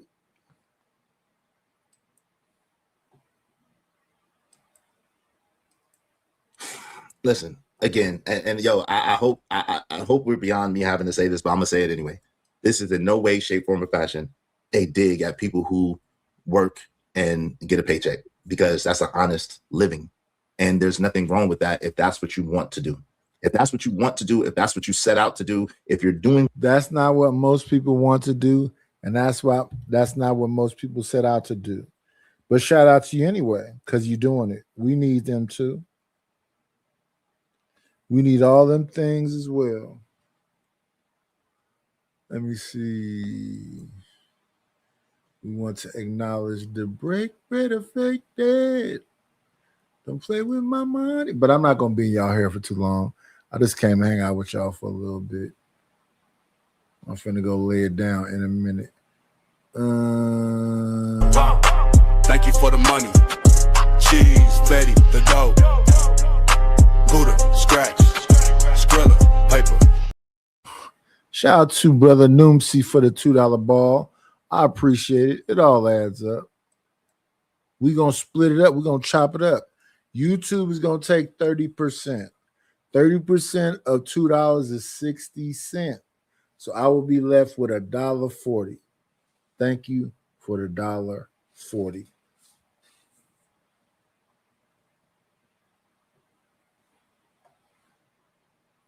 Cash App works, PayPal works, Venmo works. No 30% being taken away from me, and I appreciate whatever you have to offer.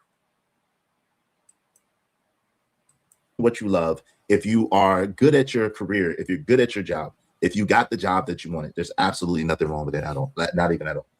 With that said, sir, I have been a salesman, literally by profession, since I was 21 years old. I have been the top salesman everywhere that I have went, sir. I don't, $50 or $60 an hour is not even close to the amount of money that I've made. When you are a salesman, you don't necessarily trade dollars for hours. You don't do that, right? You get paid based on you eat what you delete. You eat what you delete. And so with that said, if you're good at deleting, you eat pretty good. Now, there are some famine times, some famine days, some famine seasons. At the same time, if you're good at what you do, then you understand how the seasons work and what you're doing, and you make arrangements for those seasons. However, if you was to equate it, $50 or $60 is not even close to what my value is worth in the marketplace. So I'm not mad at anybody else that is making $50 or $60 or less than that. I'm not mad at that. I'm not comparing myself to you. I'm not talking down to you in any way, shape, form, fashion. I just think that is absolutely astounding and ridiculous. Like my homie Angerman said, the bigotry of low expectation that these nigmas have, that they put that on us, like, oh, how could they possibly be worth that? Or how could they possibly do this? And how could they possibly do that? It doesn't make any sense. There are people who are on salary for way more than that. There are people who make hundreds of thousands of dollars a year, and it's not based on an hourly wage. There's people that make commissions and get royalties and so forth and so on. The list goes on and on and on, right? Yeah, you save your bread for the off season. That's what construction workers do as well, landscapers, etc. Exactly. And it's wild. $50 hourly for cutting grass. So I mean, hey, just listen, you can get signed up. I don't know if you have your own lawnmower. I mean, I'm sure that it's gonna cost gas for your lawnmower and whatever equipment that you need. But I'm saying the average lawn is at least $50 or $60 to cut. So that would not, I mean, you're getting way more than $50 or $60 an hour if you're a lawman, but you're not working very many hours depending on the yard, right? I would want to take advantage, but would need to be okay. Shout out. Mm-hmm. Oh, who said someone saying you only need a few licenses for pesticide and have an LLC? Oh, okay. You're talking about for shout out to King Shannard, said tap dance of fake giggles to appease, be a slave. Yeah, King Shannard, it is sick. It is sick the amount of bojangling and tap dancing did. What's up, Narratives Dollar? What's good, my brother? Good to see you. I did what I did. Start out with the push mower, save up, then upgrade to a small riding mower. Right. And it's not gonna, I mean, you ain't gonna right. I pay $60 a week to have my grass cut. See, that's what I'm saying. So if the man came out, that's what I'm saying, TV Trucker. If the man came out, so $60 a week is at least $240 a month. $60 a week is at least $240 a month. If that man came out that day and did his grass and all the landscaping or whatever he needed, picking up trash, whatever, $50 or $60 is fair. It's not. He's not saying I want $50 or $60 an hour. He's saying basically he was asking how much is it for the job. That's what he's asking. And $50 or $60 is fair. And this dude is just a butthole. But listen to him and watch him start bojangling, bobbing that goofy head of his. Watch. Yeah, he's asking for $50 or $60 an hour. That's a black cultural neon sign that says this is how fucked up black culture is. Yeah, like who gave you the authority or the right to talk about black culture? See, this is what I'm saying, y'all. This is what I'm saying to my friends that get upset with me. Listen, this is what this invites. Who gave this freaking white trailer trash white man the audacity or the nerve to try to condemn or make conjecture upon black culture and be a slave? I know you're watching. You're more than welcome to come up here, be a slave, and trying to be a so-called slave master. You're more than welcome to come up here. Just don't say any racially charged language, but you can come up here with no F-bombs. You can come up here, though. I have no problem having the dialogue. Yeah, talking about black community. This is, you have no clue or idea. And this is the audacity that pisses me off. I'm just saying, we can say what we want, but a lot of times when we say the things, people take it and they run with it and they make it seem like that is the microcosm of just blackness. And it's not. That's not what Black America is. It's not. Do we have problems? Yes. Do we have people that need to get their stuff together? Absolutely. Does it seem like a lot more than it should be? Absolutely. However, that is not the majority of us. It's just not. Silverback, beat my chest, talking about humans can't speak on. No, they can't. No, they can't. No, you try speaking on a little hat human. You start speaking on Asian humans and see what happens to you. Come on. No, they can't. Nope. Sure can't. Sure can't. Especially when they don't know what the hell they talking about. Let's go. Because this is who he's learning from. Who is he from? Just bringing this shit out of his head. He's hearing the Joy Reids. He's hearing the fucking Rashard Richies. This is who he's hearing this shit from. So it's Izzy Vance, Breezy, Joy Reid, Rashard Richie, and Shalon Bracey. That's who he's getting this stuff from. That's why he's asking for his work for doing lawn care and wanted to get paid for his time to do lawn care. And he was going to get it done in an hour, and he just wanted $50 or $60. Okay, cool. He's in the Freezies, the fucking Jerome Braces. Yeah. I mean, it's almost comical though, Brady. Honestly, it is. This is what I'm saying. This is why I always tell when I'm on CT's channel, I always refer to John Jones' channel, because to take this clip right here, this could be handed over to Harvard University into their fucking psychiatric. comical though, Brady. Honestly, it is. This is what I'm saying. This is why I always tell when I'm on CT's channel, I always. Because this is who he's learning from. Who is he from? Just bringing this shit out of his head. He's hearing the Joy Reids. He's hearing the fucking Rashard Richies. This is who he's hearing this shit from. He's in the Freezies, the fucking Jerome Braces. Yeah. I mean, it's almost comical though, Brady. Honestly, it is. This is what I'm saying. This is why I always tell when I'm on CT's channel, I always refer to John Jones' channel, because to take this clip right here, this could be handed over to Harvard University into their fucking psychiatric department and say, have your students look into this. Sir, the man said that he was schizophrenic, bipolar, manic depressive, and suffers from anxiety. Sir, this gentleman up there said he was schizophrenic, bipolar, manic depressive, and suffers from anxiety. Sir, this is this gentleman in and of himself. This has nothing to do with the black community. This is him by himself. And with all of that going on, guess what? He still has enough sense to say, hey, listen, if I'm going to work in your yard and I'm going to, do a good job in your yard, mow your yard or whatever, 50 or $60. Now, you could have come back because this is America and say, hey, look, if you do the yard and you take less than an hour, I give you $40 or I give you $35. Like, what? Who raised you? Who raised you? Who raised you? Who raised you? Excuse me. Who raised you? Who raised you? Who raised you, young man? Like, why are you sitting there upset because he wants to get paid for his work? That's ridiculous. Sounds like a slave owner to me. Shout out to Nara Donaldson. Izzy B. Brave has not been around black people in forever in real life and sitting up in the mountains with locks on his doors and guns on his wall. I am still going to get his ass for cursing me out. Shout out to you. Hey, man, if you like it, I love it. Y'all make sure if y'all want your comments, holler already. Y'all do so through the Super Chat or the Cash App. Help me support the show. Much love to you. Raw, most love to you, Raw Mindcast, bro. Let's get back to this stuff. Look at this. Let them dissect this for what it is worth and see who can come up with a source of this delusion, arrogance of it. I mean, this is pure social science that John has on display here. A 50 motherfucker asking for 50 cents. When he talks about doing a job, he wants 50 or 60 an hour. And he ain't even laughing or kidding about it. He's dead serious. Oh, Brady, there's some disgusting people. It's disgusting. You got to tell me. Tell me they're disgusting. It's disgusting. It's why, the farther this goes along, as you say, John. When you say, John, that they're putting themselves out of the running of civilization, they're putting themselves out of the running for being a part of this society. They're crazy. Is this not mentally ill, Brady? Oh, in the highest order. The gentleman said that he's mentally ill. What are you laughing about? What are you talking about? The gentleman said, now what you're doing is showing a huge sign of mental illness. I'm not going to lie to you. You're sitting there laughing at this gentleman. At least he's aware that he's mentally ill. What's your problem? At least he's aware that he has mental illness. What's your problem, John? At least this guy knows that he suffers from these things. What's your issue, John? What do you suffer from? What do you suffer from? What's your mental illness? What's your illness? What medicine are you taking for your mental illnesses? Because you got to be a slow, you got to be the slowest. God, dog. He was talking about the lawn or grass lawn. Why do you have a Ford F-350 that you haul around the trailer with a fucking two zero turn radius mowers on? And is it $60? Because I have heard lawn services say if I drop that tailgate, it's $60. Yeah. He ain't got none of that, Brady, but he do got. Oh, hell no! And people say that have fucking $20,000 worth of lawn equipment in 2 fucking tractors and some fucking trimming and blowers. But what he does have, Brady, is definitely crackhead humor. Definitely crackhead humor. Absolutely, without question, crackhead humor. Go on, jump. No, I don't want to jump. Yes, you do. You smoke crack, don't you? You smoke crack, don't you? 2 dope fiends telling dope fiend tales. 2 dope fiends telling dope fiend tales and sitting in judgment of someone else. Come on, man. Let's be for real. Psychotropic drugs, he is basically a corpse of the government and big corporations, big business. They can make hay out of this boy. Well, I can't make none out of him because his labor price is too high for me. They got drugs they sell this boy and get money printed from the government. Just tell us you're broke without telling us you're broke. Just tell us you're broke, John, without telling us you're broke. It's okay. It's okay if you had it and you don't have it anymore. Just tell us you're broke and destitute without telling us you're broke and destitute. You know what I'm saying? Yeah, his brain. This is your brain. This is your brain on drugs. Any question? Just tell us you're broke and destitute without telling us you're broke. Because he done labored me out the bar. Shit, $60 gonna wipe me out. I gotta pay $60 for some labor. Michael Boston, $60 gonna wipe me out. Oh my God. This man wants $60 to cut my grass and go and pick up piss and do this and do that. He wants $60.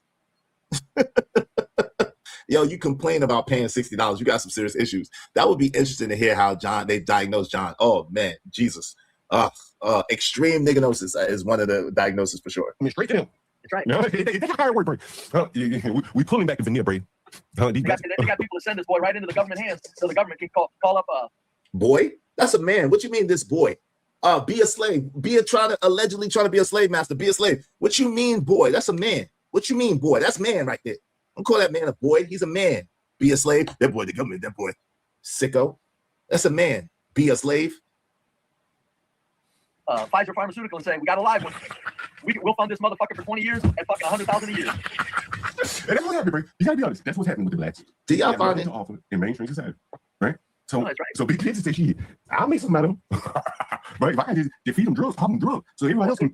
Big business didn't say they're going to make something out of them as a default. Big business knew right from the start what they wanted to do with this black race. That's why I say blacks, John, black culture. What they wanted to do with this black race, and you sitting there with your goofy self, the blackest of them all. The blackest of them all. and just worse than black. You were just terrible. You drinking all day, smoking all day, just talking crazy out your mind. He's talking about your people right in front of you, like you ain't nothing, and you were sitting there laughing. Like, yo, people can say what they want, right? Imperious come up here, what used to before he got kicked off, and I gave Imperious pushback. I was illuminating the facts to his lies.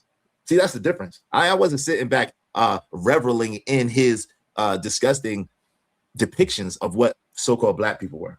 I was educating that savage and letting him know what the real was. But you sitting there laughing and sitting there while he said, yeah, they know what to do with the black people. Like what? Like what? You look like an idiot. Just weird. Look at him. Blacks in America are so fucking stupid. Blacks in America are so effing stupid. Sir, we're smarter than you, guaranteed. I bet you all the money in the world that you are not smarter than a fifth grader, sir. And I am absolutely smarter than a fifth grader. You need help. And this clown is sitting there laughing like a damn hype. Freaking crackhead humor, like you said, Bridget M. Crackhead humor. I don't even realize they're being used like they're being used. He's talking to you, John. John, he's talking to you, John. John Gawk. You don't even realize you're being used, John Gawk. The way you're being used, John Gawk, he's talking to you. He ain't talking to us. He's talking to you. Be a Slave is talking to you. Be a Slave is talking directly to you, John Gawk. Be a Slave is talking to you. What's going on? What's going on, Cynical One? Good to see you, my sisters in the building. Cynical One's in here. Hey, listen, man, what y'all doing? What's going on with the support? Like the show, support the show. Help us reach our goal. Help us reach our goal. Cash App. Everybody. Hit the Cash App. Yeah. Hit the Cash App. Everybody. Hit the Cash App. You know you love to make my Cash App ring. You love to make it ring in the stream.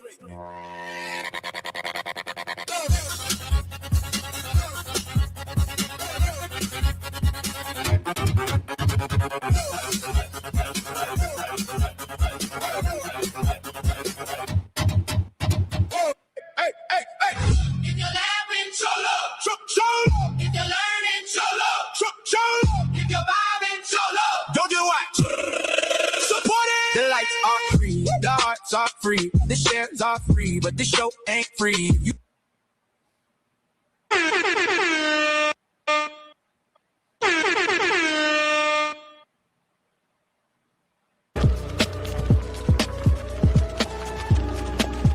Let's do good business. Dope discussion deserve dope donations. Compensation for the conversation. Support the show, support the stream. You know what I mean? Hey, hey, hey, hey.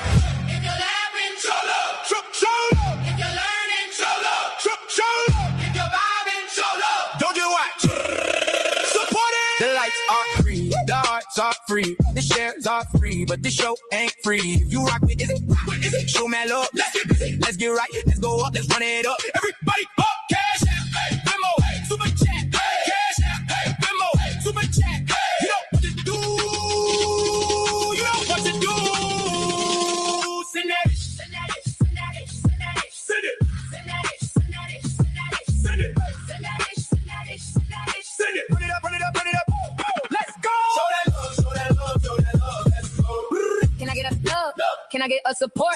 Can I get a let's build one community, one family, one vibe, one mission. Cash App, hey, Limo, Super Chat, Cash App, hey, Limo, Super Chat.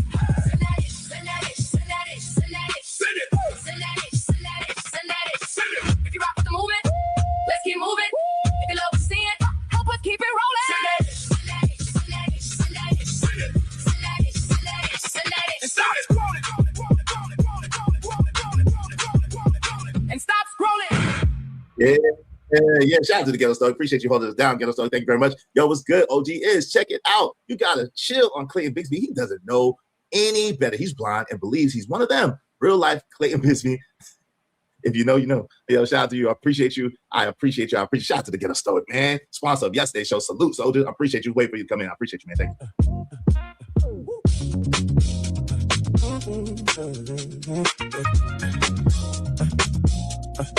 Yo, the Ghetto Story made man more than a poet. He don't have to get loud or raise up to get his point across. So it'll be wise to stand down. Everybody knows it. Don't let his condemnation fool you. You'll be a victim and dispose of it. Act shot that hot, this smooth operator flows quick. Knowledge, wisdom, understanding, culture, freedom, power, refinement. Get to know the ghetto story, to manifest the assignment. In a world filled with noise, he's the silent voice. With a heart full of grace, yet he's making bold choices. Moving like a shadow, don't need the spotlight. While the fake ones flash, he's blocking out the right check, make to the fake. Who haven't done the knowledge or live with culture, freedom, powerful refinement. Did you understand what wisdom to discern your assignment? You can't claim what you haven't defined and determine equality. God's destination, born through cypher and excitement, knowledge, wisdom, understanding, culture, freedom, power, refinement. Get to know the ghetto story, to manifest the assignment. The ghetto story made man more than a poet. He don't have to get loud or raise up to get his point across. So it'll be wise to stand down and everybody knows it. Don't let his calm demeanor fool you. You'll be a victim and disposed with. Act shot, they have this smooth operator flows quick. Knowledge, wisdom, understanding, culture, freedom, power, refinement. Get to know the ghetto story, to manifest the assignment. Crafted with finesse, his words like a spell. In the depths of the struggle, he's mastering well. Learning from the streets, he wears every scar with the mind so sharp. He's shining like a star. Knowledge, wisdom, understanding, culture, freedom, power, refinement. Get to know the ghetto story, to manifest the assignment. So pay attention close, don't ever dismiss. The strength in the silence is an undeniable bliss. The ghetto stoic stands tall, never lost the toss. In the world of the loud, he's the ultimate boss.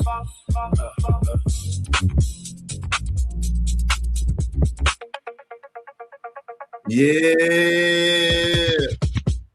Hey, shout out to the Ghetto Stoic, man. Hey, thank you, Kwafi Nino. I appreciate you. Now, Jadala said, he said, this is his style beat. He said, I can hear music so on this one. Is damn, you did a good job on this one. Hey, thank you, man. Shout out to the Ghetto Stoic. He is the one that inspired that, man. He told me what he want, and I tried to make it so. So shout out to him. I also heard Black Street on this one, too. Also, Stokely. Yeah, that's a jam. That's a jam. I ain't gonna lie, man. I did the knowledge on that. Those that know. You know what I'm saying? I did the knowledge on that one. Shout out to that. Shout out to the Ghetto Stoic, man. Appreciate you, man. Let's get to it. Y'all be like Ghetto Stoic and support the show, support the stream. I mean, if y'all want a classic, man, if y'all want a classic made for you, and you tell me what you want, I will do my damnedest to give it to you. I will do my damnedest to put my foot in that mother effer and bring it to you, all right? So support the show, support the stream, sponsor the show today. Be a sponsor. Get your jams, man, how you like it, how you want it, all right? Let's get it. You do the break. They don't. This is rough talk for the blacks, Ray. This is real rough talk. He's a dumb, low IQ black thinking that he worth $50 or $60 an hour. No, it's just stupid talk. It's just stupidity. You're just talking stupid. It's not like rough talk, like you're giving us a wake-up call or anything. No, you're just talking stupid. You're just being dumb, and you're talking about someone who already admitted that have multiple mental illnesses. This is an individual with multiple mental illness. What do you expect? But I'll be honest, him asking for $50 or $60 to do yard work compiled with other work, and he gets done in less than an hour is not an unrealistic ask, number one. And then number two, it's not like he's asking you for $50 or $60 an hour. And I know that you're slow, so you really won't understand that. But I know you're slow, so you don't really understand that him asking you or saying, hey, if you got work for me and I do this work in an hour, will you pay me $50 or $60 is not the same as saying I want $50 or $60 an hour. I know you're slow. You don't really understand, but let me assure you that's not the same thing. Yo, shout out to Bucket 88. What's going on? What's good with you, Bucket 88? Good to see you, family. Good to see you. Yeah, man. Appreciate that. Y'all make sure y'all support the show in the meantime, between time. Help us reach our goal. Today. Let's get it. Looks like he's got clean clothes on. Is he supposed to have on dirty clothes, you savage? You dirty dirt munging.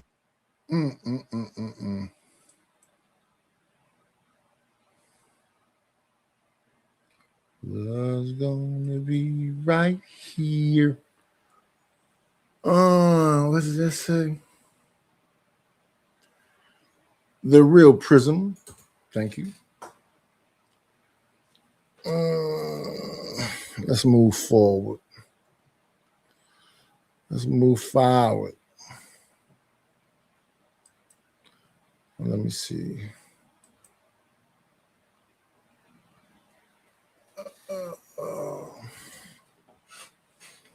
This is John Galt, y'all. He said he helping you blacks.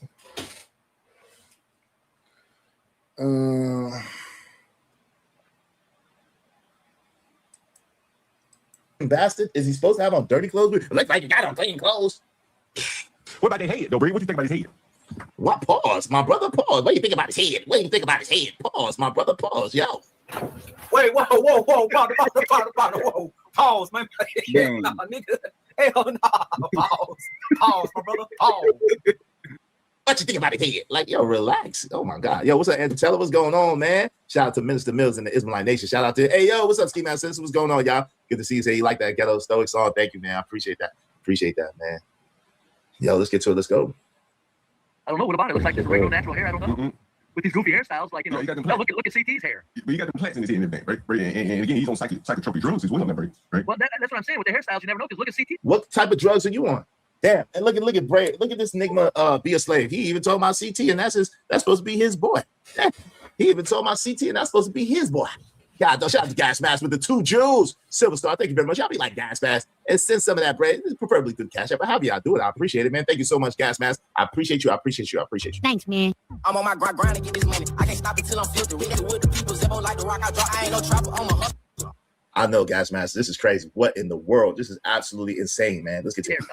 CT's hairstyle makes him look like he's a homeless person. We got to get a little more style to it. This black. Nice try. I think he's going to the barbershop. I've said this to CT as man to man too, so I ain't saying something behind his back. Anybody listening? No, I told you before. You look fucking ridiculous, man. Go do something with your fucking idiot. Look at hair.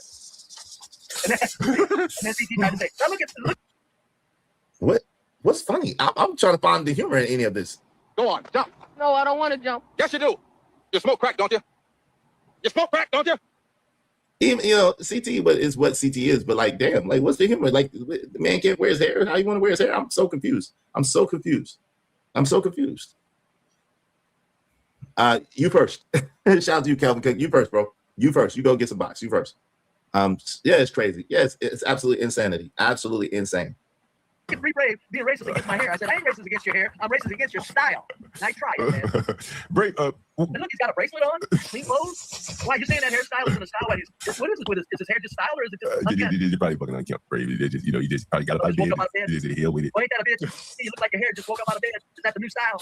Brave, I want you to listen. You got some more, Brave, before we get to the next clip. Here he goes. Like $50, $60. You think you worth $50, $60 an You heard me? I asked him the magic question, Brave. I said, boy, you think you worth $50, $60 an hour? Who the hell put that in your brain? You heard me, Brave?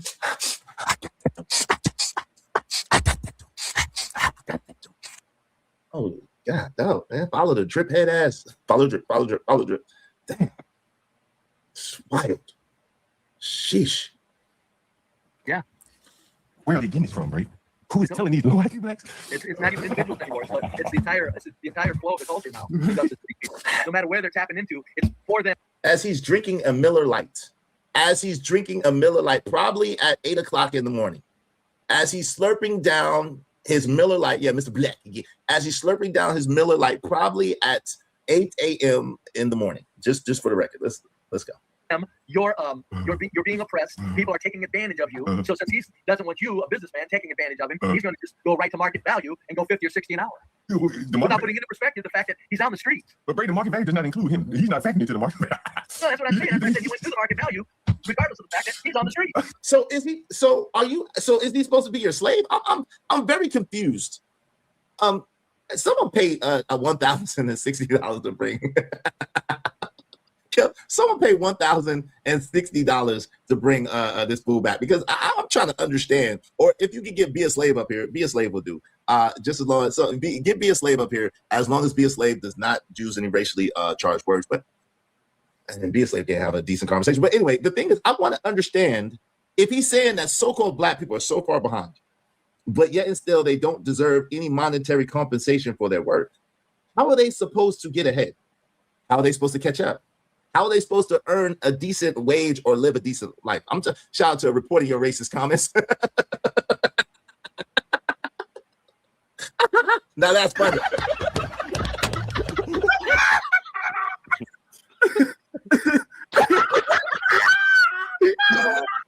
Now that was funny. Shout out to reporting your racist comments. Said this is gonna be good.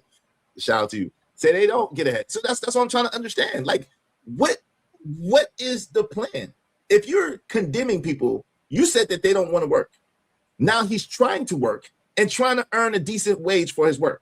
So when he's trying to work and trying to earn a decent wage for his work, then you want to be hyperbolic against him and be prejudiced against him and biased and say, well, he doesn't even represent any type of market value, any type of value. He doesn't deserve. What about him deserves to get paid for his work? What are you exactly advocating for?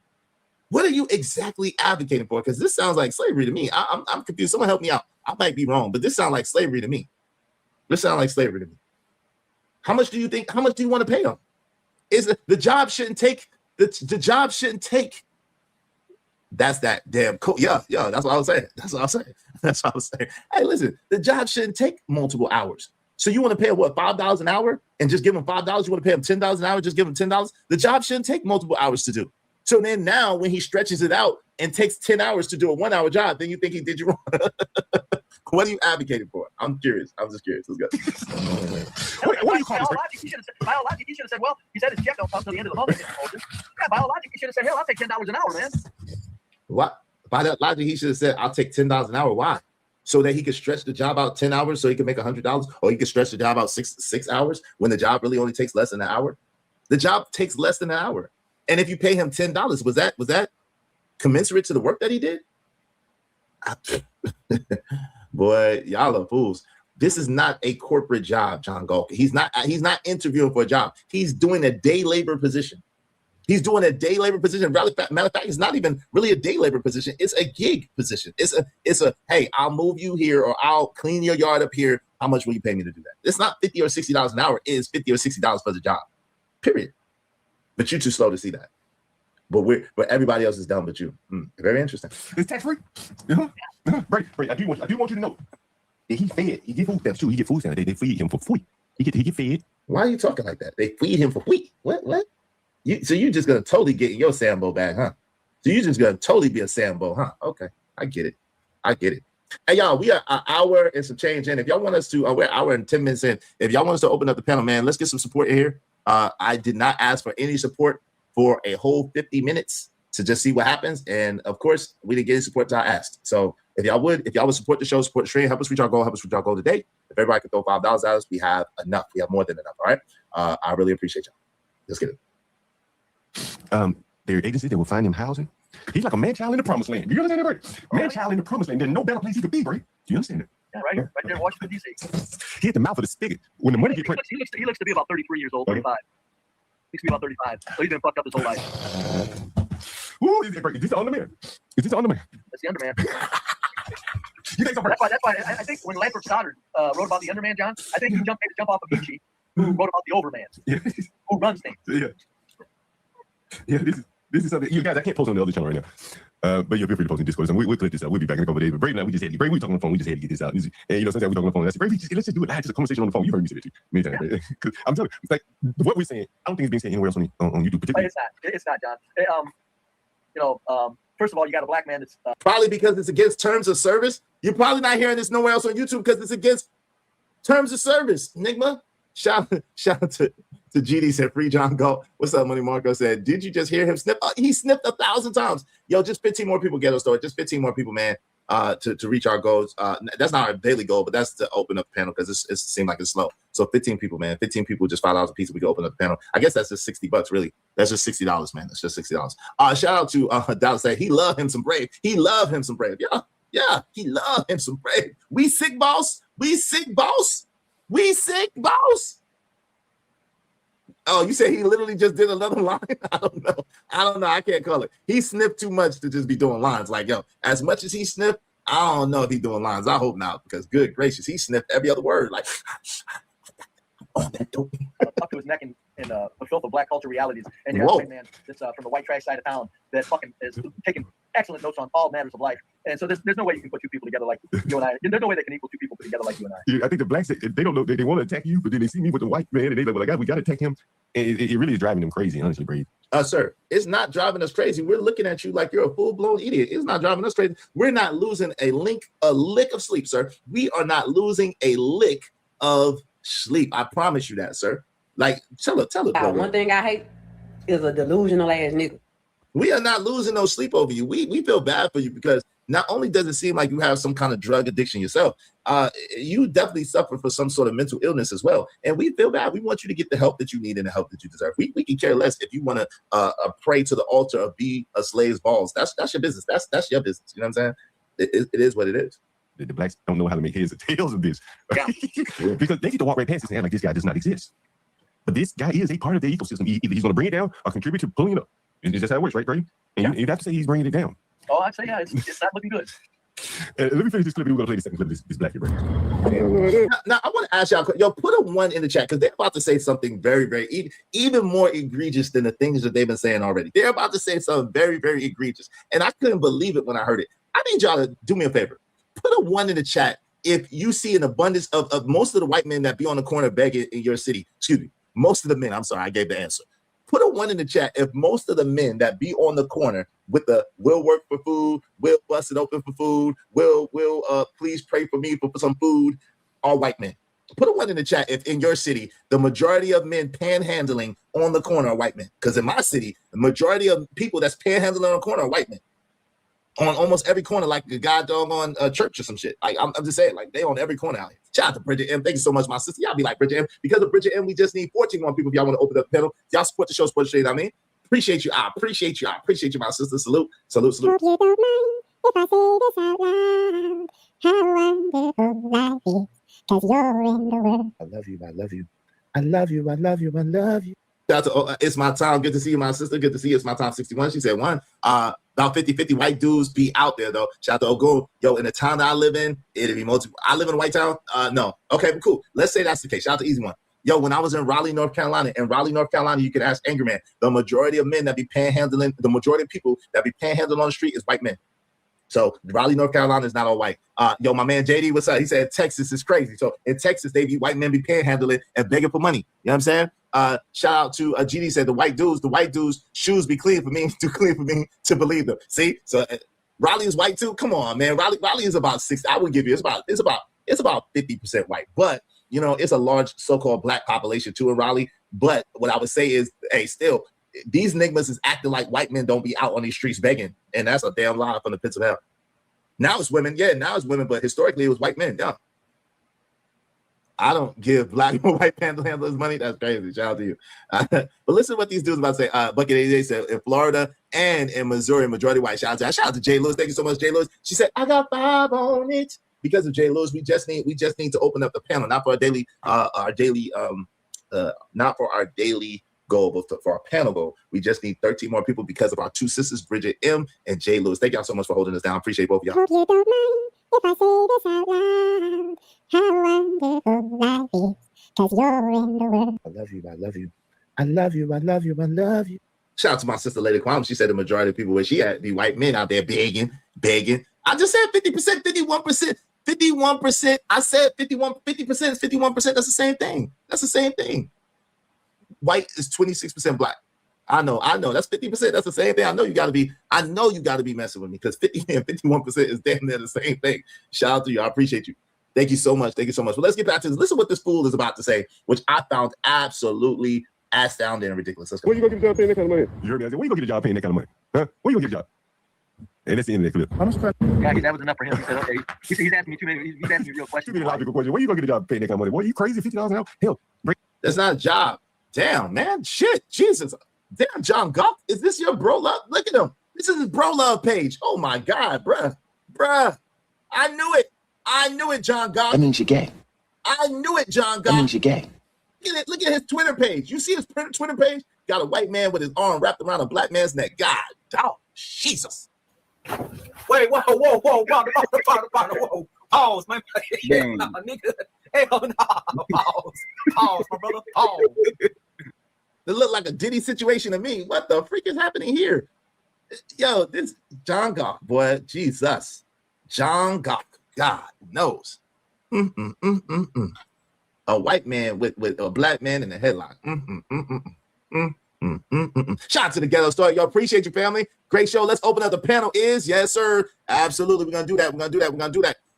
Yo, thank you very, very much, man. Thank you very, very much to the Ghetto Store coming through with the come through. Y'all appreciate you, family, man. Salute to you both. God damn it, I like the way you do bit. Yes, sir.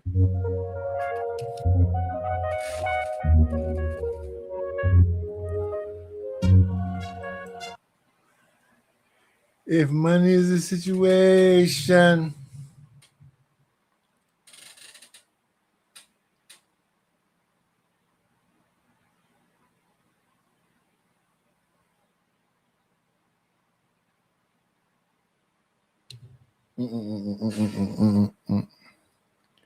No matter what the situation.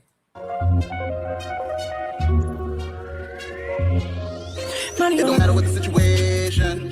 I'm just trying to climb any obstacle a nigga facing. See it through in due time. It's a marathon, you gotta pace it. You can't press rewind, you get left behind. Just grind and the rest be fine. No matter what the situation. About to open up the panel right now. Appreciate you. Shout out to my guy Ogun. He said white people who beg were already born on first base and still lost the game of life. That's pretty sad, bro. That's pretty sad. Thanks, man. Sad as hell. Make money, make money. When shit hit the fan, we'll take money. Loser. Yo, shout out to my man Keon. What's up, Keon? What's going on with you, brother? How you doing today? Yo. Yo, wait, come on, reporting your racist comments. Come on, man. There was no racism in that. Shout out to Freedom. Yo. I don't know what this countdown is for reporting your racist comments. I see the 1 and then 2. There was no racism. Chill, homie, chill. Shout out to Freedom in the building. Freedom said, money on my mind. Shout out to that. I'm about to open up the panel because of the homies supporting the show. Thank you very much. We still need like 15 people overall. Well, no. We still need 11 people overall to reach our daily goal as far as reaching our goal for the day. But we have reached our panel goal thanks to our guy Ghetto Stoic, thanks to Jay Lewis, thanks to Ogun and Bridget M. We have reached our open up the panel goal. So thank you. We need 11 more people to reach. Well, really, we need more than 11 people. I'm sorry, y'all. Let me get my numbers right. Yeah, we need more than 11 people. I'm sorry, y'all. We need 15 people to reach our daily goal, okay? Y'all help us reach our goal. Today. All right? Appreciate y'all. Let me go. Yeah, it's not racist. He said 1, 2. Like, we ain't do nothing. I'm about to open up this panel. Listen what this fool just says right now. Listen to this shit. You know minimum wage is $30. I mean, $20 an hour here, and he's demanding $30 above minimum wage. That's a hell of a premium. That's a hell of a premium. That's black culture. I guarantee you, if that was a white trasher sitting on that fucking sidewalk, yeah, the white trasher probably would have stopped at fucking 15 an hour. And probably would have said, I know that seems like a lot, but I mean, 15 because the white trasher's going, well, I got to make it worth my while. Yeah. The white trasher ain't jumping to no 50, 60 fucking hours. Bro, you see this nice car in front right here? This is the Ethiopian store on this car. I've shown pictures of the Ethiopian women who work here as well. Hell, they work at midnight in the store. They close the store sometimes. And I want you to look at this environment. Just going into the store. This is the morning time. These blacks are not headed to work, They just about to post up and chill for the rest of the day. But I ain't got no piece of paper right now for you. You get a piece of paper. Go in there and get it in. You're going to get the paper. What up, Keith? Yeah, no. Oh, shit. Yeah. What are they going in there? Remember, someone stole his phone from him. Right. So he said, let me go in the corner store and get a piece of paper from the lottery machine and use one of their pens to write your number down. That's what he went back in the store for. I was thinking about the other couple of guys walking. Oh, yeah. They buy blunts. They buy blunts and shit. They better smoke. Roll up, buddy. What do you think these blacks about to go work at McDonald's or Popeyes? Cause these blacks about to have a good time. Party. We like to party. And I think another black man is going to beg me for some money at some point.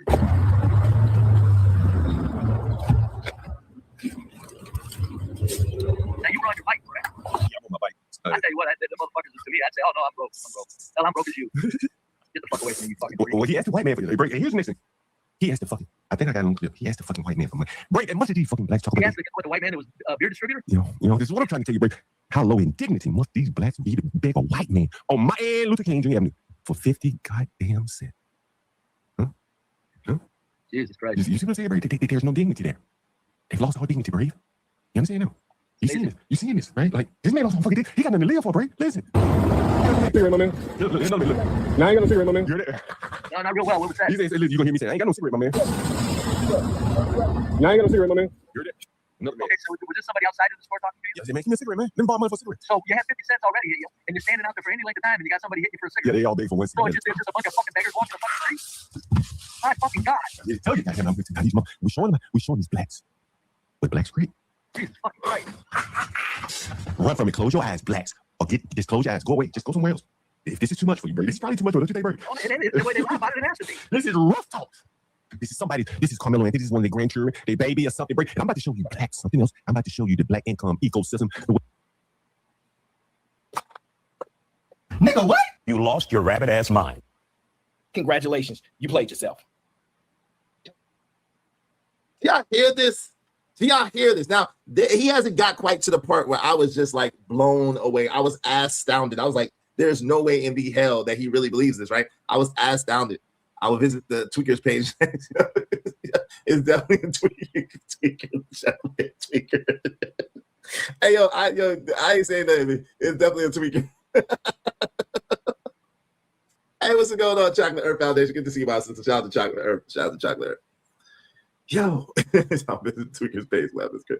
Yeah, real his fake laugh and real hatred. Yo, but listen, I was blown away by the level of ignorant stuff that came out of this man's mouth.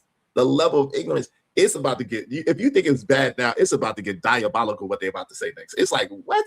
Listen to what they're saying. Listen to what they're about to say. Check this out. But JP talks about, I'm about to show it to you in real time, Brave. You didn't even know what they do, Brave. You didn't even know this. Huh? You didn't even know this, Brave. You didn't know. I had to explain Brave like, what? What are you talking about, John? What are you talking about? He's just a fucking white man. I'm trying to tell you what these blacks do. Hey, Brave like, but he can't wrap his mind around black people. What, isn't that what we on the phone, Brave? Are you a crackhead? Bro, are you okay? Yeah, he's disgusting. He's a crackhead. He's a crackhead. Yo, you see him bobbling all around. Go on, jump. No, I don't want to jump. Yes, you do. You smoke crack, don't you? You smoke crack, don't you? Yeah, he's geeked up. He's geeked up, JD. I'm like, good gracious, he geeked all the way up. This is wild to see in real time. He is geeked. This man is wild. He I don't know. E-pills don't do all that. That's E-cocaine, bro. That's the E-crack, brother. What you mean E-pills? That's E-crack. Jesus Christ. Watch this. Watch this.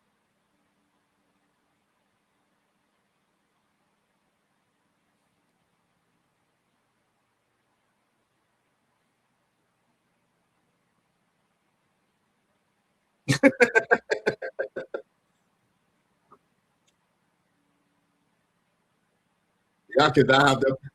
No, he said no. We cannot have our phone calls in public because we're both two racist pieces at POSs. No, E-crack, bro. E-crack. Yo, CJ said he is definitely developmentally delayed.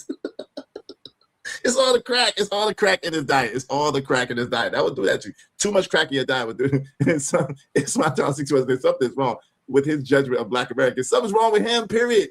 Yo, Cynical wants that autistic or not. He's a tool. Oh, Lord. Have you ever heard the quote where he's yelling for yes, of course? Don't take That's crazy. Don't take a rocket science to see that he's on the spectrum. And listen. Listen to all my people that's on the spectrum. As much love to y'all, and I'm not teasing y'all because most of y'all are wise enough to know if you're on the spectrum. That's a beautiful thing. This gentleman swears everybody else is on the spectrum for him, so that's why it's funny. All right? Yeah, he can't stop nodding like a little toy duck. Hey, man, he cannot. He is, man. I don't think liquor don't do that. Liquor don't do that. That's crack. That's liquor crack. That's liquid crack. Liquor don't do it. Look at his face. Look at his face. He's excited. Look at him.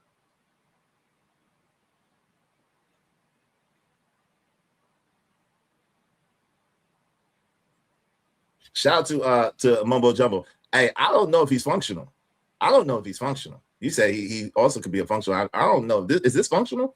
I don't know. King's Picks said, I think you and John should become friends. No need for this beefing. Shout out to you, King Picks. Yeah, salute. I'm not beefing. They only brought me up like 4 times in this, and he about to go in on me again. They only brought me up like 4 or 5 times in this segment. I'm not beefing with him. They brought me up. I wasn't thinking. They brought me up there. They tried to throw jabs and throw darts and throw like shots at me. It's cool. I'm cool with it. Y'all support the show, man. Everybody throw $5 out so we have enough. The panel's open if y'all want to come up.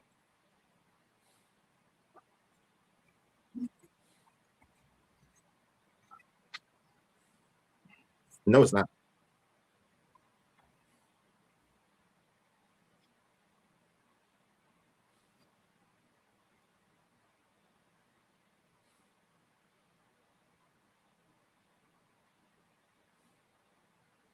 See, just made talk about me, even though it's hard to hear. He mentioned me twice. Izzy Bears, but the Izzy Bears all down. Izzy Bears, the other gentleman, and then now he talk about me again. Watch, listen to what he's saying.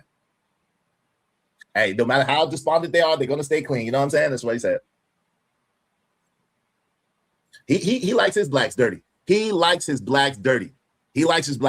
Hey, listen, but it be mostly me straightening them out. That's the only reason why it's good content, because it be mostly me getting his head right.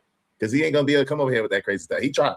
But it's mostly me straightening him up and making him fly right and roasting his dumb ass for being dumb. But yeah, Relentless Credit Prayer said, John Gawk, I'm on that. You know, I'm on it.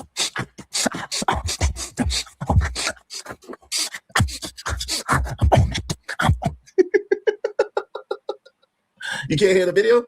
I don't know. That might be you, GD. Hey, put one in the chat if y'all can hear the video. Put one in the chat if y'all heard the video. Hey, yo, put one in the chat if y'all heard the video. That might be on your end, GD.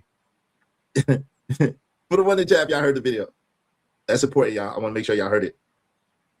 Nobody heard it? I don't hear no one. Oh, y'all couldn't hear it? Oh, hold on, y'all. Hold on. Let me rewind it back. Let me rewind it back a little bit. My fault, y'all. My fault. Reality's still gonna be here. And once you train your ass, then you're gonna be great. You just find out, so ain't nobody going nowhere. Air Jordan shoes. Can y'all hear now? Put one in chat if y'all just heard it just now.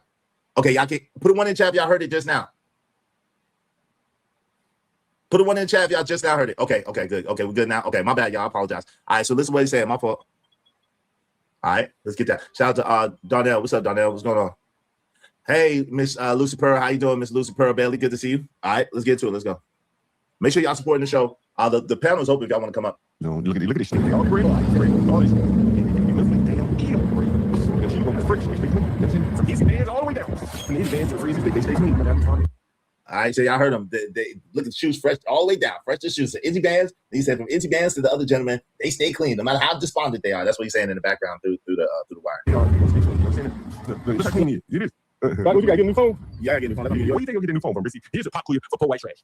Where do you think you'll get a new? What's up, following the logic? What's going on? How you doing? So he's asking where you think you're gonna get where he think he's gonna get the phone from? Where you think you're gonna get his new phone from? Lord have mercy. And then see when I pull out my phones, then I'm wrong. When I pull out my full phones, then I'm wrong. Then I done did something to somebody, right? Jesus Christ. Let's go. I already tipped you off. But where do you think you'll get a new phone from? Oh, from the government. He ain't gonna learn it. He's not gonna buy it. So this is why they don't mind losing them. You see this? That's why I don't think they're losing, John. Like you said, probably an Arabian. What's up, Living Humbly? What's going on, family? Living Humbly in the building. Good to see you. Good to see you, Living Humbly. All right, let's get back to it. Person probably buys the phone when they get down. I'm telling you, that's what they do. When I first all they got to do is just go to the government and say, I got it stolen, and the government says, oh, for you, here's another one. Like, does the government have a limit on how many phones? No, hell no, bro. Shit. Well, they should. Wait, why like, they that's the third phone this year. What else do they do? It's only fucking May. What else do they think big business is? Print money, handle with this, print up cheap ass cell phone with these low budget data plans and shit like that. This is the business work, right? This is everybody eating off this taxes, man. Everybody eating off this taxes. I'm just saying, out of sheer logic, you would think that the government would go, okay, the phone's stealing this. But you're dealing with illogical people, so you cannot apply logic to illogical people. Don't work that way. It don't work that way. You'd be broken home and trying to apply logic to an illogical group of people. That's how that works. Understand? Because he's illogical. He said, I deserve $56 an hour. He don't know. His head is in the cloud. You got it? $56 an hour. In what world would this black ever be worth $50 or $60 an hour? In what world? You can send him into a fucking very dangerous work site and paying that. Stop. If something happens to him in a very toxic work site, you know, like Japan, when Fukushima blew up, you can pay 50 or 60 an hour to clean up Fukushima.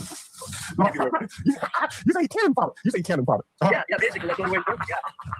Right, but this black said he want to work $56 an hour. He said that's easy work. You heard him say it's easy work, which means that $56 is going rate for easy work. How much do you think you have to pay this black to go down to a coal mine? Oh, fuck yeah. No, I don't know. He wouldn't do it. I don't think he can get into it because it involves real work. You don't think so, Bray? I think it involves real work. I think he'd be out. Oh, Bray, this was from this morning, Bray. Are there this many leaders of blacks just parading around your home city, just going nowhere, just doing nothing, going nowhere? Early in the morning, Bray, could be going somewhere. Anybody going anywhere, Bray? Is it just hanging out here? If you paying outside your window, you see me, white trash, just hanging out in the street, you're doing nothing. I could go anywhere. I could go anywhere where I live, and you wouldn't see white trash doing anything. If they're home, they're inside the home. If they're home, they're in their yard. They're not in the street. They're not bothering people. Nowhere downtown would I go and have some fucking white person ask me for 50 fucking cents. And I'm guaranteeing you. Wait, what? Fucking white trash. Anybody's 50 cents, but they poor. What? Excuse me, what? So it's just us black folks that see white folks that be on the corner begging. It's just us black. We making it up. We pulling out. I don't know where Be a Slave lives at. What remote, you know what I'm saying? What remote jungle he lives. But you think it's intoxicated? Damn. If that's intoxicated, God, dog, sheesh. Yeah, they small. But I guess it's just us that see the white man that be on the corner begging and asking for change and have the sign. I don't got no sound. Yo, can y'all hear me? Put one in the chat if y'all can hear me. I don't got no sound. Put one in the chat if y'all can hear me. Y'all can hear me. Yo, can y'all hear me? Put one in the chat if y'all can hear me. What the freak is happening? What's going on, young Riaz? Y'all can't hear me? Okay. Okay, cool. Okay, good. Okay. I don't know. It must be so. Okay. Yeah, they're in the middle of the street asking for money. Yes, they're in the middle of the street asking for money. I thank y'all so much because someone said they couldn't hear me. Oh, but I know it's not my sound. But yeah, they're in the middle of the street asking for money. Yes. So I'm trying to figure it out. Like, what does he mean? What is he talking about? Thank you. Okay, thank you. What's up, Marcel? Okay, I appreciate it. Let's get back to this. This is crazy. Pope, right? Ain't y'all Pope? You're Pope, right? Yep. They know better. That's not true. Like, yo, again, if he live in some remote jungle or up in the mountains, some cave somewhere, if he lives in some Caucasus cave somewhere or up in the mountains or some jungle, vegetated place, I get it. But in any inner city, you know what I'm saying, where there is a number of, my God, Dirty Santa. What's up, Dirty Santa? What's going on, man? Hey, listen. What's up, Dizzy? Let's talk about this because you have got to be out your daggone mind, man. I don't know what you talk about. Do you live in a cave or like in some remote like place? Why do you think I live in a cave or remote or something? No, because I'm looking at your woodwork and I'm this is Izzy. I bought an 800 square foot home, okay? Okay, little house, small house. For $35,000. Okay. I wanted to get all around white people. Okay. And to get around all white people, to do it, I found a place in an all small town. It's 98% white people. And to get around all white people outside of doing something like that, you got to buy $1 million home in a gated community. Okay. So I said, look, I'm going to go look up a demographic because where I moved from, blacks started moving in. It wasn't bad yet. It wasn't bad yet. But blacks started moving. I said, shit, God damn it. Anyway, and I wanted to live around all white people before I kicked the bucket anyway. So I bought an 800 square foot home, and for $35,000, I gutted the back. I gutted the back 250 square feet of it. Gutted it down to the studs and insulated, all new electric, all new plumbing, all new appliances. I've got a little efficiency apartment on the back of that 800 square foot home. The rest of the home is fine. I don't even use it for anything other than, and I don't use it for anything. It's empty. Okay. So that's what this room right here is 10 by 11. Let me tell you the value of this little room. In the wintertime, I got a baseboard heat that I made, a baseboard heater, a space heater that I made because I used to do electrical work. I heat this little room for nothing, zero cost. Okay. So it's insulated. But this is the thing. So this little room, I air condition it for zero cost. Okay. That's what the room's about. A highly insulated room. Cool. Insulated R30. Cool. And bottom be no broke. Go ahead. Give me a second. Shout out to John Galt. Okay, cool. Go ahead, I'm sorry. Shout out to John Galt. Shout out to John Galt, who gave credit. He said, Omar is here. My nigga, be brave, uninterrupted. Then he also said, for the civil convo between you, Brave, and anyone else civil. Okay, thank you very much. Now, listen, if y'all would, because I got him on the thumbnail. Y'all saw Santa. That's him. So don't kick him off. Don't kick him off. Now, Brave, now this is the thing. I do have an F-bomb jar, so we don't say any F-bombs up here. Otherwise, it's $5 per F-bomb to be paid immediately, okay? Now, so no F-bombs and no racial slurs, but I do want to have the conversation. Hold on. Where you hear me use racial slurs ever? Maybe once or twice. No, you haven't. Not mean it. I played around because CT eggs me on to say it over there when I call him a good little colored boy. Okay, so that's very friendly, very agreeable. You've never heard me say the N-word or call anybody an N-word. No, I never heard you say that. I'm going to tell you something else. You know who my little dream girl was? If I was going to get a little black girl, I guarantee you, I was around all white women as a white trasher. And regardless of what I look now, red face, old, and dingy teeth and shit at 71, I used to get nice looking women attention. And I'm telling you, so I just got all white girls. But if I was around black girls, Izzy, I'm telling you, if a sweet little soft, feminine black woman, if I bumped into her and she would have been my girl, man. I hand to God. Hand to God. I hate to break that to everybody. Listen. I'm glad you didn't run into her. So let's have the conversation, right? Well, you go to hell. No, you first. So listen.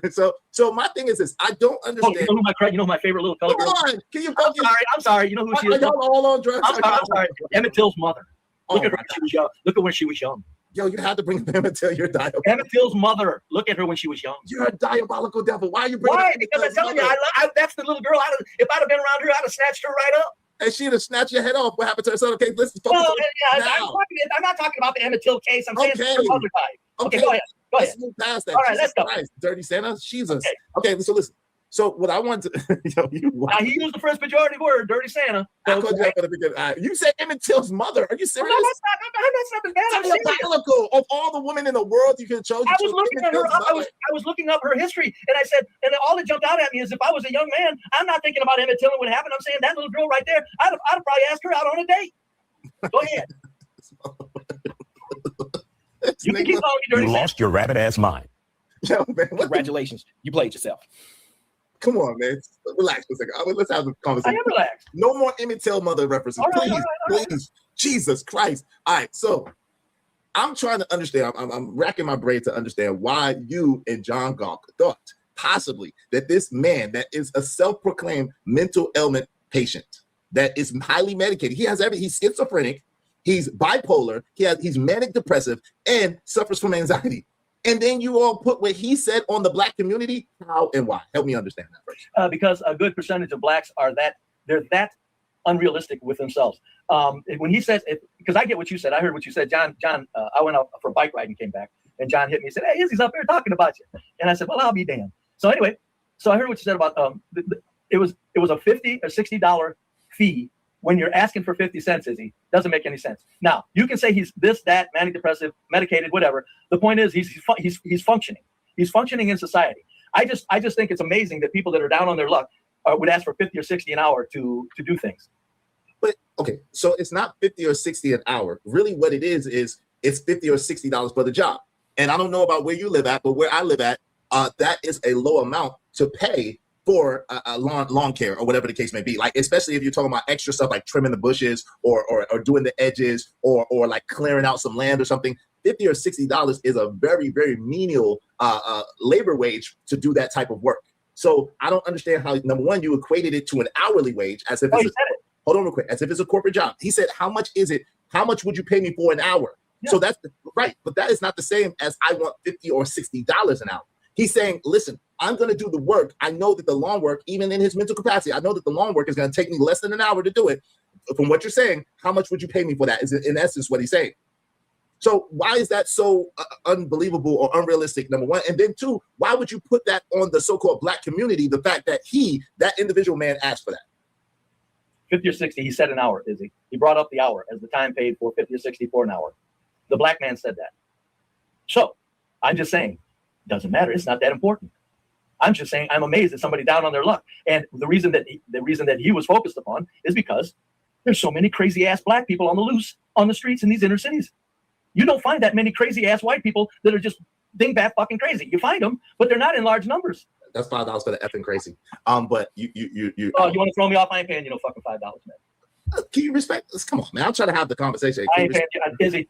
Okay, but you know, okay, but listen what I'm saying. So John Galt sent in money. So I guess hold on. I need you to absolutely refrain. Let's have the conversation. Let's get you just throw me off. No, but why do I have to do that when because I'm not paying you $5? You're up here insulting me like I'm some piece of shit human being. I'm not paying you $5. You don't have to listen. At the end of the day, you being a piece of shit human being is okay. So Galt paid for you. All right, thank you, John. John paid for you. So my constituents, thank you, John. As long as you pay for him, he's okay. Hold on, let me just show. All right, as long as you pay for him, it's okay. Let me just show that. So y'all see, John, he said for be very fine. But listen, what I'm asking you though, for real, is to just respect the platform. And let's have the conversation. Because I mean, you said that you was a piece of shit. I didn't. I'm just having the conversation. No. You referred to me as you're talking. No, you didn't say piece of shit. No, it was a very insulting way you referred to me. It's okay, Izzy. I'm not insulted. Who cares? Listen, you guys brought my name up multiple times in your little soliloquy. That's right. That's why I hold on. When you're talking, I'd let you finish. Let me finish. You guys brought me up multiple times in your little asinine soliloquies and made leaps and bounds of inferences that didn't even make any sense. You were insulting to me, you were insulting to my people, and you were very disparaging to me and my people. So at the end of the day, like, spare me the outrage and let's just have the conversation. Game. Okay, so I'm not asking you for $5 after insulting you. But you just said I told you from the beginning. I know. Hold on, sir. Hold on. I have to meet you. I told you from the door. I said, Brave, listen, on my show, we have an F-bomb jar. If you say F-bomb, it's $5 to be paid immediately. And I said that before you even said one word. I didn't make it up because you got here. I'm not trying to be, rude. I would like to have the conversation with you. But are you, let me ask you, do you have the intellectual capacity to be able to converse with me or not? Izzy, please, come on. I'm asking. I said I'm very calm. I just said I ain't paying you no damn $5, and John paid it. Okay, cool. But just don't violate. And you're if I violated, Izzy, throw me off. Why do I have to throw you off instead of having a conversation? I'm paying you $5. I'm not asking you to pay me $5. I'm asking you to have a decent conversation, to have an intellectual conversation. I've been swearing all my life. It's not as if when I say the word F word, I'm using it against you or anything. It's just it slips out. It's just like Okay, so you have no self-control. Okay, I got it. So you have zero self-control. Is what you're telling me. In your big old age, you have zero self-control. I got it. If you need to think that, go ahead, Izzy. Okay, so but we because hold on. I think a lot of damn shit about you too, and mine's true. You're making shit up, but go ahead. Absolutely not. You just told me. Okay, never mind. We just agreed to insult each other. Let's go. You just told me that you can't control yourself. No, I didn't say that. I just said it's a habit. And that you can't control. No, I can control it. It's just not worth it controlling. I said if I say it again, throw me off. I'm not saying please keep me up. I'm just saying I'm not saying please keep me up. I'm saying hit me. I'm not mad because you throw me off or nothing. I'm just saying if I say it and I accidentally say it, I'm out. I'll try not to. My hand to God, I'll try not to. Okay, cool. Because I've been swearing my whole life too, and I could turn it off and on like this. Like stop swearing in a second. Like it doesn't even matter to me. I can have an intellect. I can meet you wherever you are. But we're supposed to be so intellectually inferior. But the street dude, I can meet you. Hold on, let me finish my soliloquy. I can meet you wherever you are intellectual. I can curse. I can not curse. I can use ebonics and colloquialisms. I can use all 5-cylinder words. I can sit here and I can have a calm, educated conversation with you, or or I can get real gangster with you. It does. At the end of the day, I have all of that in my wheelhouse and in my tool belt, but you are supposed to be superior because you're Caucasian. I don't understand that. Help me understand that ideology. I'm listening. Did I say the F word in some sort of an angry way? No. Then I'm not up here angry. I used the F word accidentally. I'm going to refrain. And all I said is if I do it again, I said calmly, throw me off. It's okay. I'm going to try not to. I'm really going to try not to. Okay, let's move past that. So I'm asking, how do you believe, from your philosophy and ideology, that as a white man, you are intellectually superior to black men? On this. Intellectually, have I said intellectually or culturally? Okay, let's do this. I'll say by the numbers. And hold on a minute. Are you asking me if I think I am intellectually superior to all black men? You're not asking that, correct? Because I don't think that. Okay. So what do you think? I think whites are intellectually, as a group, are vastly superior to blacks at this time. And what makes you believe that? Because of the way blacks are behaving in the inner cities and ripping the inner cities apart with street violence. Something's wrong. Something's out of whack. Something's real out of whack. And I know whites. Look, have you seen what Taz is doing? I congratulate him. Have you seen what he's doing over there? No. Okay, I'm sorry. Go ahead. I'm sorry. Go ahead. Let's stick to this conversation. Shout out to my guy Taz. I just was going to compliment him what he's doing. He's really cutting down. Oh, go ahead. You need to read that. Shout out to the Ghetto Store at 998. Thank you, said Oddball is so typical. 341 million Americans, and they're consumed with the 13% of African Americans in the country. Psychological obsession with blacks, lack of impulse control, and some more stuff. And shout out to you. Appreciate you, Ghetto Store. Salute. What I'm asking you is, so you're saying for the inner city violence, that's the reason why you believe, as a whole, in general, that whites are far and above more superior to blacks in that particular instance. And remember, I said, Izzy, at this time. At this time, okay. At this time, culturally. Culturally. Because I believe, Izzy, that black people have been diabolically maneuvered into cultural decay by a certain small group of people that use them. And they've done that because they do not want the black race to shine. And I've been saying that for 30 years. Okay, and so you think that it's a small group of people that is using the black people and keeping the black people from being able to shine because they're being used? Not necessarily keeping them, because you can't stop people from shining, but what they're doing is they're manipulating them into thinking a lot of erroneous ideas about life in general. And the small group I'm saying is a very, you can jump from London to the Vatican to the Pentagon. I got you. No need to go into detail. We're well aware of who you're speaking of. So that's what I'm saying. That's what I'm saying. Blacks need to get out from under their spell. So okay, so you believe that, and again, I'm asking for a framework, and then I'm going to dispel most of the stuff that you're saying because it's nonsensical. But so you believe? I always like to say, Izzy, one of us is a damn fool. It might be me. Go ahead. It's absolutely you. I think it's you, but let's go on. I know it's you. I know it's you. So see, it doesn't matter. You got your audience, and I've got mine, and I know it's you. But go ahead, Izzy. Come on, carry on. Yes. So with that being said, I'm curious. Let's go backwards a little bit. Izzy, do you think you and I could have this conversation in person? Absolutely. Me too. Me too. That's what I want to get through to people. People say you wouldn't say that shit to my face. I'm going to force you. No, not if it pisses people off. Well, I don't go around making people mad with discussions. I don't do that. Well, it's not a matter of being a coward. It's a matter of I hung around with the meanest bastards God put on earth all my life. I've just never been I don't start fights. I just don't. No, but listen, I'm not the type of person that is going to fight you because of your beliefs or because of your opinions. Because just like you have strong beliefs and strong opinions, I have strong beliefs and strong opinions. And just like you can articulate them, I can articulate them as well, if not better. Now, with that said, I've had conversations with white supremacists that had the symbols on their arm. And at the end of it, we shook hands like men and looked each other in the eyes and agreed to disagree and kept it moving. I have no issue or problem. That's why I said, anytime, all you got to do, I don't watch your show, but I got an email. Anytime, if you ever wanted me to show up on your show to do something like you think you're going to kick me around and you want to have fun, just email me. I'll come right up. Yeah, no, it's fine. But this is a great time. We can have this conversation now. If you have time, I have a little bit of time. I'm interested. I got all day, buddy. I'm retired. So the first thing that I wanted to start with was, and I do believe in white privilege, and I've had a very privileged life. It's very, very easy. Give me a second. Let me ask you the question. All right, I'm sorry. None of that stuff means anything to me. I don't want you to think I'm one of the idiots that run from that reality. Go ahead. Okay, that's fine. It doesn't matter. So let me ask you this. It doesn't matter. White privilege is important. Go ahead. The question I have for you is, when it comes to the wage, and it comes to the wage gap disparity, how do these people at a lowly, how do you expect for these people at a lowly station to be able to rise above the lowly station if they work for a menial wage? I've never made over $15 an hour in my life. That's how, because I did it. No, I didn't set the world on fire. I paid off all my loans. I never missed rent, never missed a mortgage payment, paid off 3 little bitty houses. Never, I'm $15 an hour, right, Izzy? Right up to 2020. $15 an hour was the highest wage I ever made in my life. You know how I did it? Lot of overtime.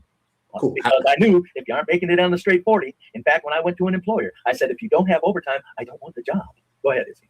Have you ever been had an inheritance or had anybody leave you anything or leave you my father was a drunk. Okay. My mother was a sweetheart. We lived in houses where you see the damn basement through the living room floor. Okay. But however, my dad always fed us because he had a garden and he was a cook. But and at the end of his life, he shaved up and he did buy us a house at the end of his life. Okay, so you bought your house. Did your parents? He bought the family house. Yeah. Right. Did you get left that house or? No. Okay. So at what age did you move out of your family home? 17, something 17. Like that. You've been out on your own since you were 17 years old? No, I lived with the female that snatched me up in high school. Mm-hmm. I call her my only wife. I call her my only witch. But bless her heart, she was a net positive in my life. So I can't. It's just that she told me she divorced me because I was a 2-bit loser. I'm going. You knew that when you married me. That wouldn't. You might have wanted to think about that because she made a kid and then went to South America with the child. But so the whole thing is this. No, I didn't. Her mother let us live with her for a couple of years while that wife was finishing St. Mary's of Notre Dame. Okay, so is she a doctor or no? She just does very well. She's a genius. She's art teacher. She's a translator, and right now I haven't seen her in years. She's a translator for Spanish because she touches a book and absorbs the information in it, so she does anything she wants. But I didn't hold it against her when she dumped me. Izzy. I just said, hey, "You made a child." I said, when she dumped me, I understood. She's a go-getter, man. So she was able. So how much? She was a go-getter, man. I'm telling you. Okay, so give me a second. I like to cut through and I apologize if I'm being very straightforward, but I'm trying to understand. Because you're espousing that you have carved out a life for yourself. You was able to pay off your debt. You was able to pay off your economics, everything like that. So a little more. I paid off a couple of new vehicles, and I paid off I think about 4 houses and paid them all off. And so right, so on 15 little raggedy ass houses that I fixed up. I never did anything fancy, ever, never. Okay. My highest mortgage payment in my life was $356. Okay, and so you did that. That's doable on $15 an hour. So I got it. With that being said, how much money or assets or whatever did you get after the divorce or in the midst of the marriage? That's a good question. Izzy, she threw me out right after she graduated college. She got her degree. I got my divorce papers. Okay. So she knew what she was doing, and I didn't mind it because she had a child. She had my child. Mm-hmm. So if I launched her into something decent, so better be it. What she did is she just moved to another continent. I probably should have followed her to South America where she went. Well, some people might say I'm an irresponsible father for not doing that. So you didn't have to pay any child support, any alimony? Yes, until she moved off the continent, and the court didn't know where to send it. Okay, so in essence, after she left, after your divorce, how old was your child when she left to South America? 3.5. 3.5. Okay, so in essence, really for the majority of your child's life, you haven't had to really pay any spousal support, child support, or anything like that. Oh yeah, no. When she when I would go pay the course, I go, we don't know where to send this. And see, at that time, women can't do that now. Women can't even move out of the state if they're married. Right. Back then, when I tried to get child support, the attorney said it's interstate commerce. You can't stop her from moving where she wants. Right. It was a while ago. I know, it was a long time ago. 1979. Yeah. So 46 years ago. Wow. So your child now is about 50, 51, 52 years old. Yeah, something like that. Yeah. Wow. So, but in essence, though, so basically, you didn't really have to pay. You got your money back. You didn't really have to pay. Money back. Did you? Oh, they kept your money? Well, of course. Okay, well, because for a while she was in Florida. She went from here to Florida. That's why I tried to get custody. She moved to Florida, and then all of a sudden, gone. At what age going? 3, right? 3. Your child was 3 when she was gone. 3, yeah. 3.5. Okay. So in essence, and I'm sorry that happened. That's don't worry about it. That's cool. It's cool. No, there's people that had lives a lot fucking worse than I. A lot worse than I ever had it. Yeah. Got it. So John Galt, I know you're listening. Please send that file. So listen, John, don't send it. Don't you dare send it. Send it so we can have the conversation. If you want to be that particular man on something like that, it's particular. But that's the see in this. I understand it. What I'm saying is, hold on. You're not gonna beat me out my money and then talk over me too. Like you're not. That's not gonna happen, right? So give me a second. So I know you feel like you have white privilege, but you don't have it here. I don't think that is it. So stop it, or I'll leave now. You just said you said white. You believe that there's white privilege. So yes, not over you. Not over you. I'm not sitting here talking over you because I think I got white privilege. Stop doing that. Okay, so what I need you to do is I need you to If we were in relax. person, I'd smack you upside your head. You wouldn't do anything. I know. I know. You wouldn't do I'm shit. just having fun. I'm having fun. All right. So I need you to tone that. I need you to tone that down. Number one, and then number two, don't tell them not to pay because again, it's the rules. No, of I the don't show. want him to pay. Because right now you're getting a Hold on, relax. I am relaxed. I'm hyper. I am relaxed. You're hyper and relaxed. Which one is it? I'm hyper. People can be relaxed, Izzy. But you're not. Yes, I'm very relaxed. You're very hyper. It doesn't right, but I'm not excited or anything. I'm just rolling along at 90 miles an hour. That's how I am. I talk fast and everything. I can't even walk slow. Okay, but this is the thing, right? Go ahead. And I'm sorry to tell you, you can get upset if you want, but this is part of the white privilege, right? You don't want me to benefit from my show and my time and my effort and my energy. I'm sitting here being patient with you. I'm sitting here asking you the pertinent questions. I'm trying to understand you and have a decent conversation. But you want to violate the rules of my show and then me not be compensated for the violation that you do against me. I believe that that's commensurate to the exact problem in the United States of America. A lot of times, let me just lay on my plate. I got you. A lot of times, Caucasian people tread upon people of color, and then they think that there should not be any kind of retribution or any kind of compensation for whatever has been tread upon. And I would say that you are sadly mistaken, sir. Didn't I say if I said it and I don't pay, just I'll see you later? There was no hard feelings. But why do we have to do that? Well, don't act like I'm trying to sit here treading on you. What a pathetic thing to say. It's pathetic that I said John could pay for you and then you told John not to pay for you. That's pathetic. That's what I'm saying. That's pathetic. But if I would have said, I'm going to stay up here, I expect to be able to stay up here if I don't pay, that would be pathetic. I said, Izzy, throw me off. I understand. But I'm trying to have a conversation. But you can't control yourself. And then you want John not to pay for you when he already basically agreed that he was going to pay for you. Like, come on. Be a slave. Come on. What do you mean be a slave? Who am I a slave? Be a slave. Who am I being a slave to? To the racist rhetoric and idiocy of your own brain. It doesn't make sense. It's asinine. Like it's illogical. A lot of things that you're espousing, a lot of things that you're saying is illogical. It doesn't even make sense. I would like to have the conversation because I'm trying to understand these illogical statements and these illogical perspectives that you have, and I would like to understand that. All I could do is converse with you to get an understanding. Have I insulted you yet? Yes, multiple times. What? Okay. How? We don't have to do that. It's okay. Well, yeah, we do. You insulted me by saying be a slave. I'm going, what name have I called you? You haven't called me a name per se. Thank you. Let's move on. In this particular setting, you have not called me a name. Izzy, I've never called you anything but I call 70% of Black Americans, not you the individual. I say 70% of Black Americans are psychopaths. Yes, I do say that. But not dangerous ones. They don't care about what they're saying or what they're thinking. So let's go on. Carry on. We both think. I think you got mental problems. You think I got mental problems. We're even. Carry on. Let's go. Okay, so then stop bitching anymore. I'm not. I'm just saying that F word message you out. I'm out of here. It's no big deal. Oh, Jesus Christ! Like, you just can't control yourself and mad at me because you have no self-control. I'm not mad. I'm peacefully leaving. Shout out to Ogun. I mean, we're trying to improve brown and white relations in America. Jesus, can you help out? Yo, Ogun, 314, member of Israelite Nation for 25 months. Appreciate you, man. Poor old white male. He has dementia and forgets. He's just a mean people, man. Mean. And you're not?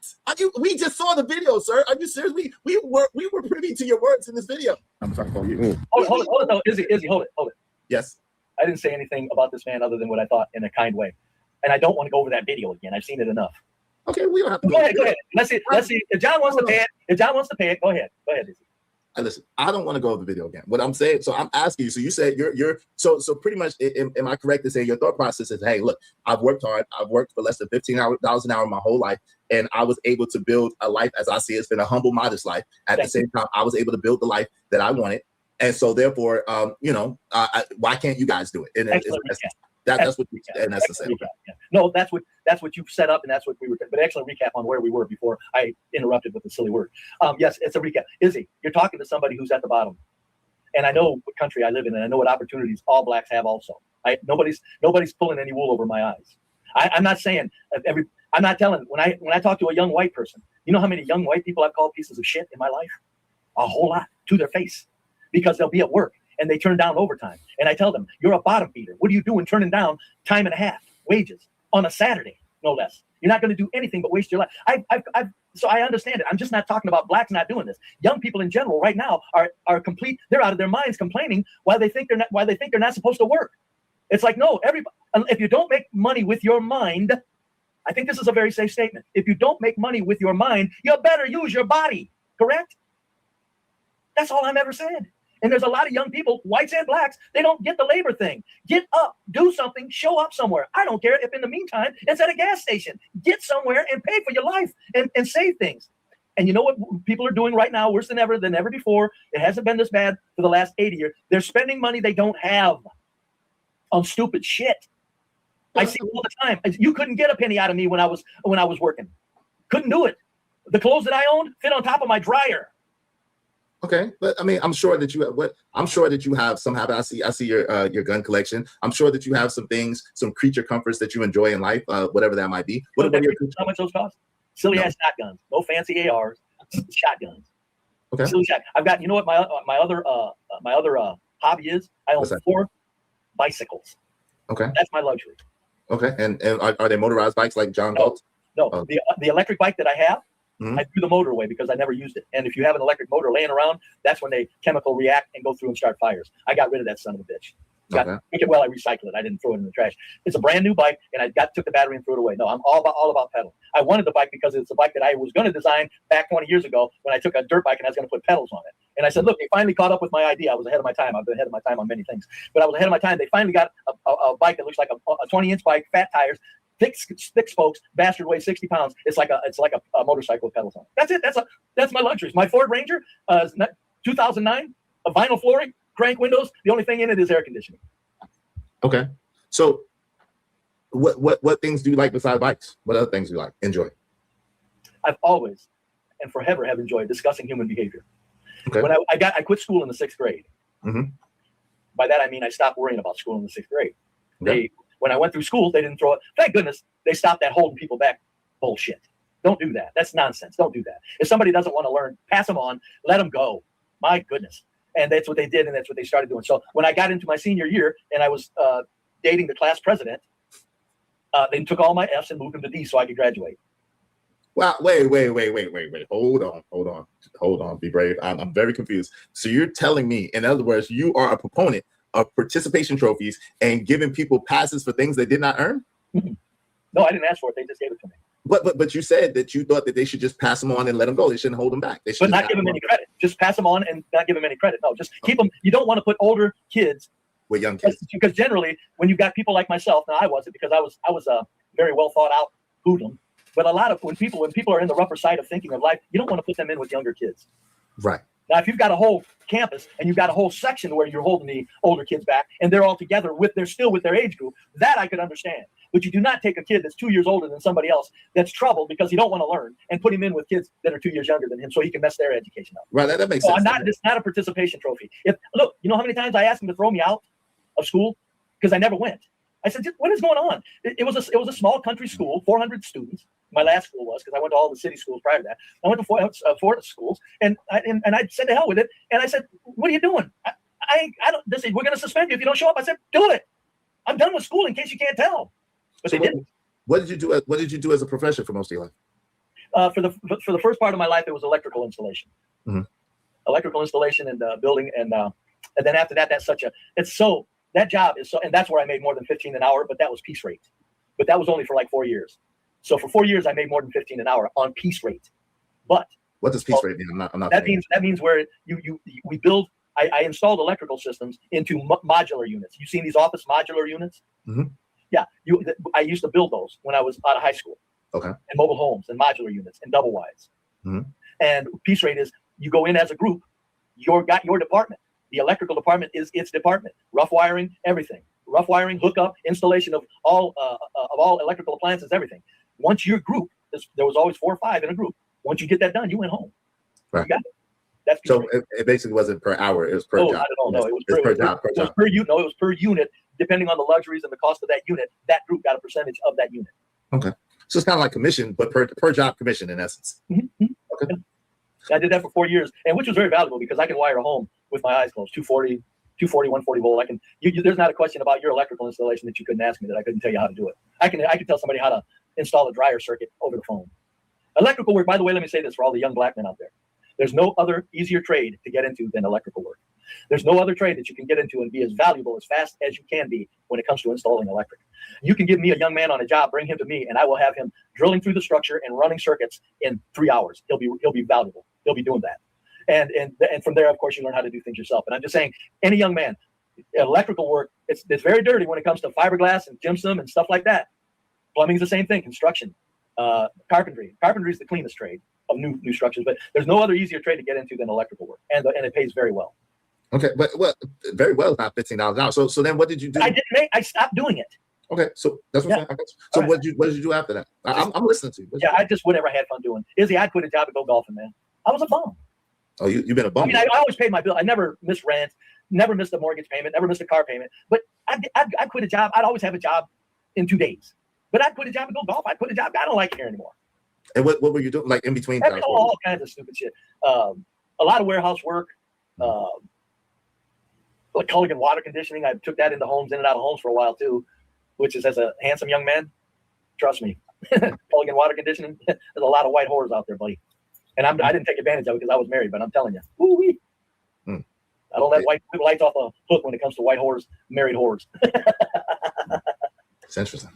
So, okay, I get it. I mean, hey, listen. I mean, hey, I'm just curious. So what you just said, if I'm not mistaken, that you were kind of shiftless a little bit, not really lazy, but shiftless. No, not lazy at all. Shiftless entirely. Right, and then you kind of enjoyed like a leisure. You enjoyed your leisure at your leisure, and you kind of wanted to do what you wanted to do on your own time when you wanted to do it. Right. People say that I wasted my white skin, and I'm going, "Are you crazy? I use this white skin to have the most stress-free life a man can live on this planet." So I'm curious as why do you think the guys that happen to be melanated, that might be just lounging around like you did and just chilling out, why do you think that they are any different than you? Because they're not paying bills and paying things off and advancing them by paying off homes that they can make use of and cars that they can make use of. I never missed a car payment. I never missed a mortgage payment. I never missed a rent payment. No matter what jobs I quit, if I didn't have money to lay around for a week, I didn't lay around. Okay, but why do you assume that these people? I'm not assuming it. I'm saying that I don't want to hear about how hard it is from any group of people, not just blacks. But blacks usually bring up, oh yeah, white privilege, white all this, and it's hard to work. And I'm going, no, don't tell me that shit. And I sure as hell don't listen to whites about it, is he? There's no white kid going to tell me about how hard it is to make ends meet. I'm going, shut up. Stop it. You're a fool. I got you. Yeah. So when I'm criticizing young people, hold on, I'll finish it. When I'm criticizing young people, it's because they're laying around and going backwards. I did not go backwards.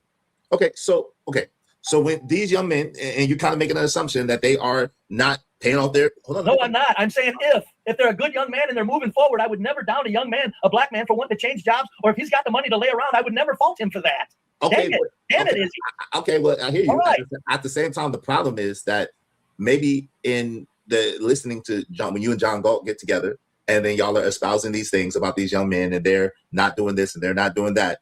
There is a lot of, you have to admit and concede that there's a lot of assumptions in that because you don't know them. You don't know what they have. You don't know what they're doing. You don't know why they're doing it. You just see the action at that particular time. You equate it with a stereotype, and then you assert it as an attribute of so-called black people.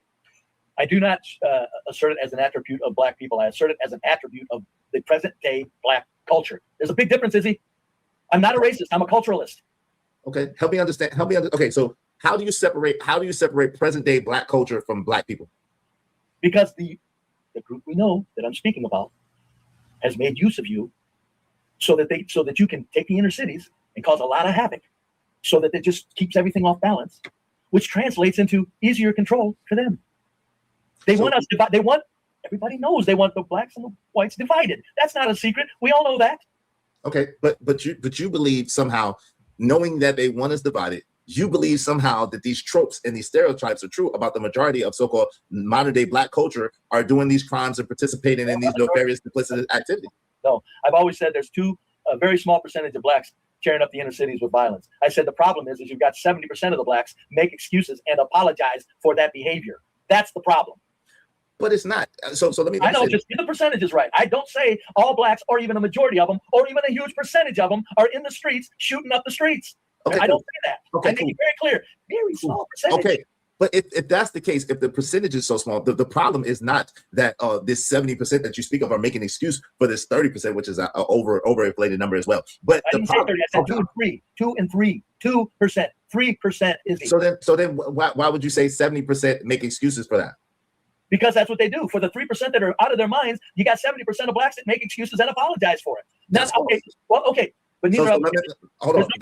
I can tell you emphatically that that's false. And let me explain why. So that's emphatically false. The thing is that guys like yourself and guys like John Galt get on these platforms and get on your soapbox, and you make it seem as if so-called black people are these horrible people, these horrific people in black culture as present is so horrific and so horrible. It's not clear from the listening ear, and maybe it's our fault, but it's not clear from the listening ear that you're only talking about 2 to 3%, because I would agree with you. It sounds as if you're talking about the majority of black people. And because it sounds like you're talking about the majority of black people, you get pushback from black people like, wait, hold on, wait a minute. This is a minority of us. This is not the majority of us. We do not behave like this. We do not act like this. And this does not represent us. And so that's the pushback you get. Not that we're making excuses for these people, not like we're celebrating these people or actually thinking that these people should represent us. No, it's that unfortunately a large percentage of white people or a large percentage of conservative people try to make the trope fit to us. I've been on CT's channel for 4 years, making it very clear. I don't watch CT like that. I know you don't. I'm saying I've been in the public. That's where I made my bones, on CT's channel. Bless his heart. It's 2%, 70%, 30%. I know that's 102%. I can do math. I just don't. 30% of blacks are fine, upstanding, well-reasoned people that are sick of what black culture is at this time. 30% of blacks are sick of it. The 70%, look, so our contention is we agree there's a small percentage doing some shit that needs to be dealt with. Got it. Now we disagree on the apologizing 70%. We're never going to come to terms on that, Izzy. And it's not me worried about their pushback. I'm going by what I've been saying this before I've said anything on air about this. I'm looking at blacks and I'm going, there's way too many excuses and apologies being made for such violent behavior. That, in the end, really destroys way more black people and affects way more black people negatively than anything white. That's what gets me. Because if I was a broke dude, because I'm not a go-getter, if I lived in a big city, I would be living around black folks. I would not have the money to move to where white people move to get away from black folks. So I'm very in tune with what would piss me off as a working man. Just, can I get up and go to work? Who's doing this shit? And all I'm saying is blacks are making life a nightmare for a lot of wonderful, low-income, trapped black people in their neighborhoods. Nobody can deny that. Nowhere can we discuss 30 days and we're still going to just disagree on that. I know what I see in life. I'm a note taker. I take notes all my life. Go ahead. Right, but you're a note taker with only 2 eyes and 2 ears and 1 mouth, right? So at the end of the day, you're only one person. So you only can see things through your own perspective and your own perception. So those things in and of itself would say that you couldn't possibly know enough black people and have observed enough black people to make that substantive, right? So now that's number one. The second thing is this. It's no different than the white extremists, the white supremacists, the white serial deleters, the white mass poppers that go around. It's no different than any of that. It's no different than the Asian gangs or the Asian gangsters or the Asian underlings or whatever the case may be, or the Hispanic. It's no different than that. But the problem becomes when people make it seem like so-called black people are that much worse than everybody else, which is emphatically not true, number one. But then number two, also when they try to overinflate the numbers and cast that net over all black people, which in turn would be an indication of their prejudice and their bias. Now, racism is a whole different topic altogether, but absolutely without question, it's an indication of their bias and of their prejudice. So that's the point. It's not that we are driving these conversations or we are driving these narratives. No, it's people like John Gawk and yourself and people like Chaotic Truth and the other Africans that's not even black Americans that don't even know what the hell they're talking about, that sit and they purport these tropes and these stereotypes.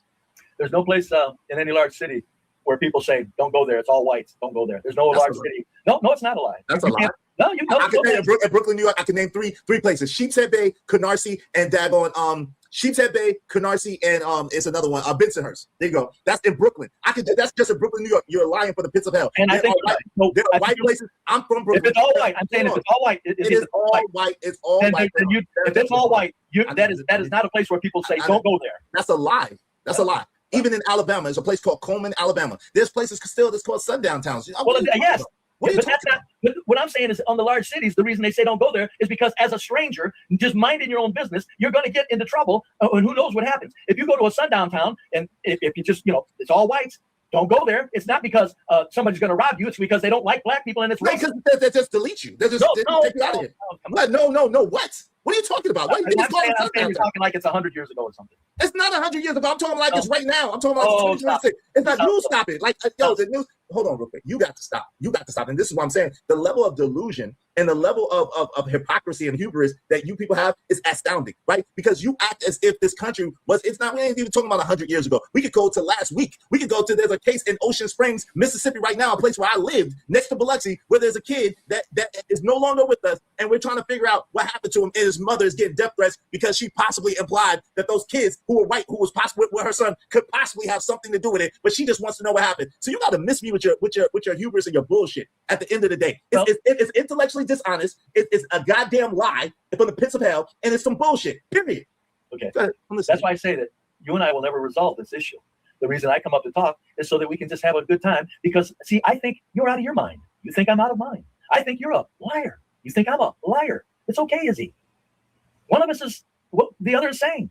It's just a matter of neither you or I are going to prove it. You got your people listening to you right now. They're agreeing with you. I could go over someplace and they would all agree with me. So the point is in the end, you got to go by empirical evidence. Look up Google any shootouts caught in the streets, any mass lootings, any carjackings, and see who's doing 95% of them in the city streets. It's not white kids. You don't have 3 white kids shooting at 3 other white kids in the city streets.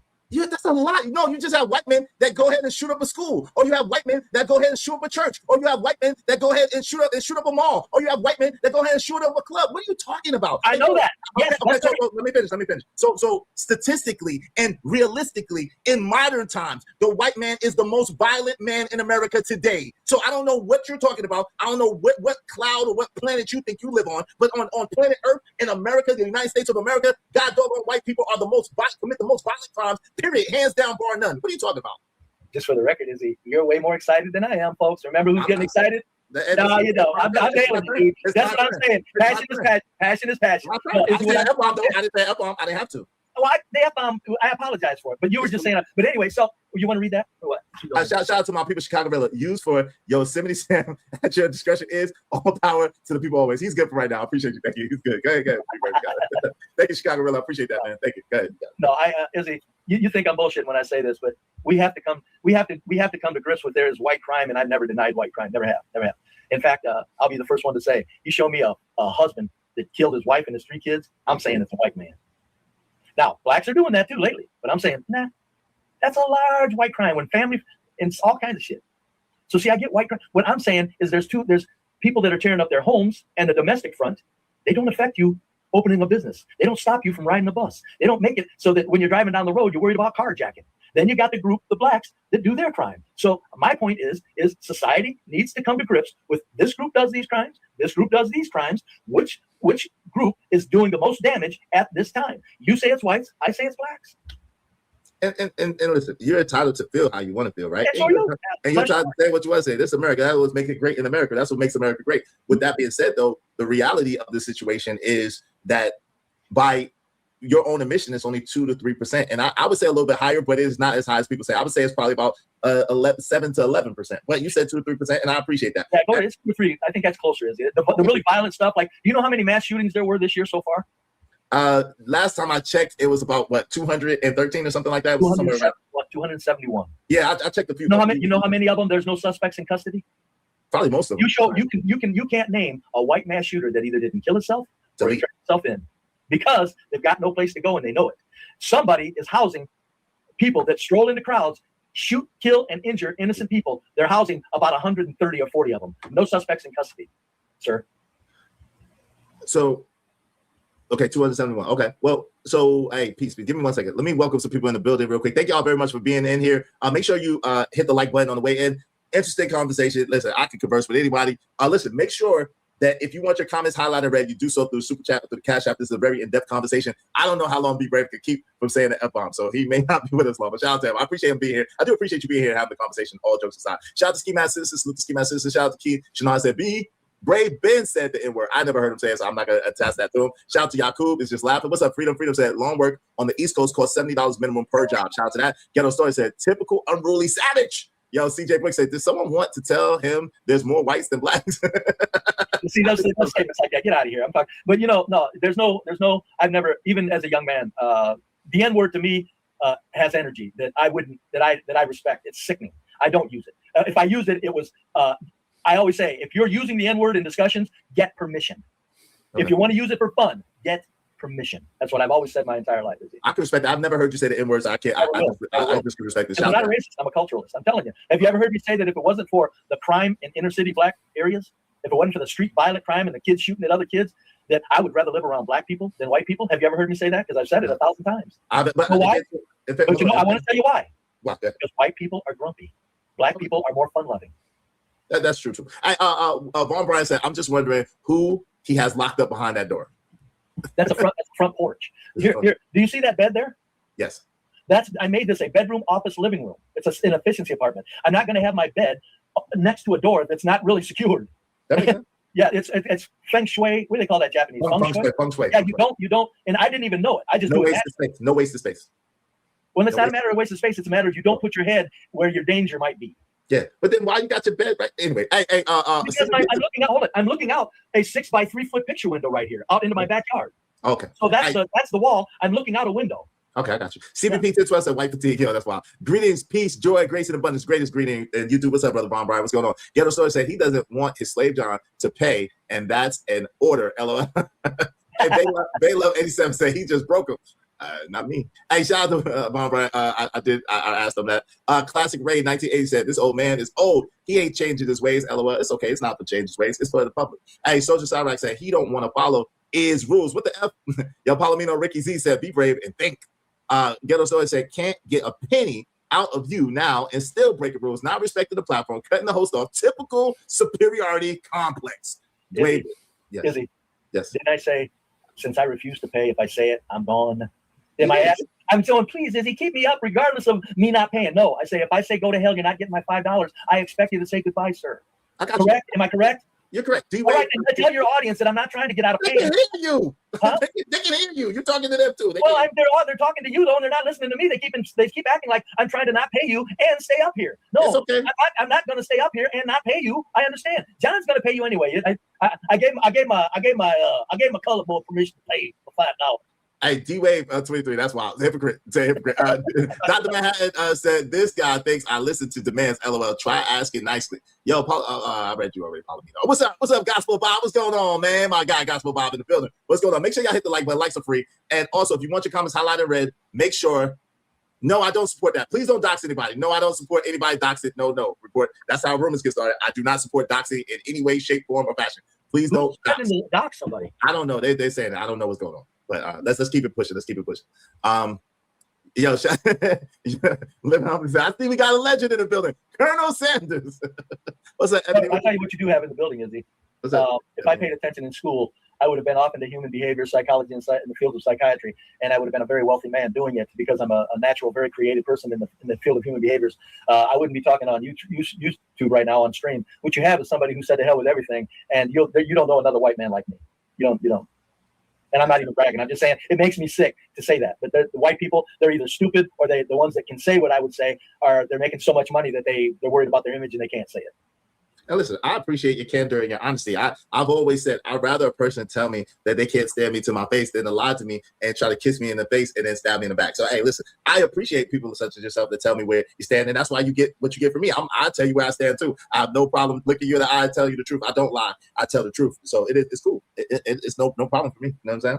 Yeah. I don't really judge things in that way. I'm a different type of person as well. I don't really judge things. Me neither. Like I said, I've been around I moved all around the city where I live, and all the white dudes that I hung around with were on the very rough. They were some mean ass rascals. They didn't lure me into no street fights with them. I would tell them, if you fight, you're on your own. I'm not fighting over this. I can't count the fights that I stopped. It's like, what are you doing? Stop.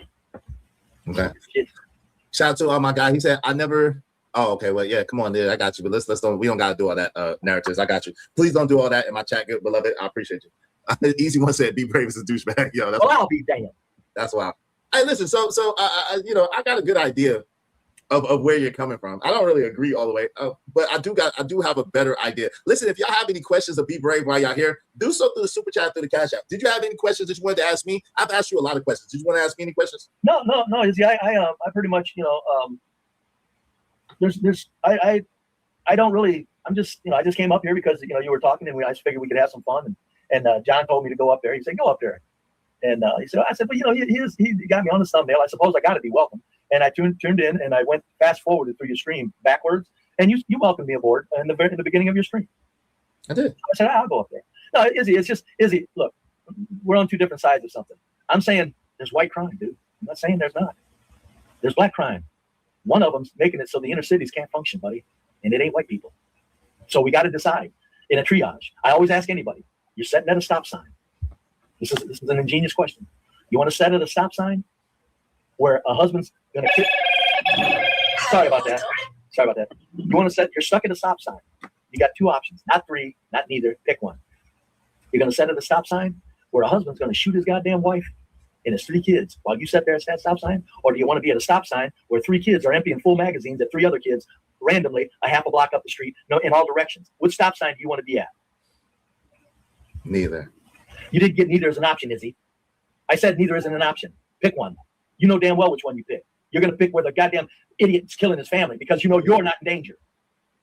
That's my point. These people are tearing up the cities. That's where we got to disagree, and that's where whites and blacks have to come together on. We got to decide. Nobody's saying, "Oh, whites are lily pure, blacks are." No, somebody. Some people are saying that. Huh? Some people are definitely. Well, they're saying crazy. It's not me. Right. Some people are I absolutely. even go into child PDFs stats. Blacks are in on that too. Let's do it. I don't care. Let's see what whites and blacks are doing. That's what I'm about. That's why I love what Taz is doing. He's proving my point. All of his 2 hours of videos that he's bringing white pieces of shit up, they're all in the house. They're killing their families. They're shooting up their house. Delete. Delete. They're deleting their families. They're deleting. It's all domestic stuff. Thank you, Taz, for proving my point. I told him. I called him. Him and I talked for about 10 minutes. I said, Taz, what you need to do is, for an equivalent, is get white kids on closed circuit cameras all over the nation, where 3 white kids are shooting at 3 other white kids, or 3 white kids jump out of a car and carjack cars. That's what you got to get your videos of. Find them. Yeah, we can't. But those are two tragic. I mean, again, school deletions, mall deletions. The numbers are so low. 271 mass shootings are doing them, Taz. 271 mass shootings. Why are you worried about? What's the difference between a graduation where 5 innocent people get shot and something at a mall? Because the place where the 5 people are getting shot at the graduation is happening every day, and you're bringing up once a year, once every 2 year occurrences. No, but the point. This is the point. What's the point? The point is that I'm gonna go get a drink. I'm not leaving. Yeah, the point is that the domestic is not only domestic with white men. It is domestic, and it's also other things with white men. Let me just do this while you coming back. But it's also other violent crimes with white men. It's not just that's the biggest lie that's only domestic. Now I'm not interviewing his best friend. I'm having a conversation because I was reviewing the video from John Gawk and Be Brave, where they was talking mad trash, and so I'm giving them the opportunity to be able to speak their piece and say what they got to say. You know what I'm saying? So it's cool. See, I didn't say it's only domestic. What I'm saying is white kids aren't shooting up the streets, buddy.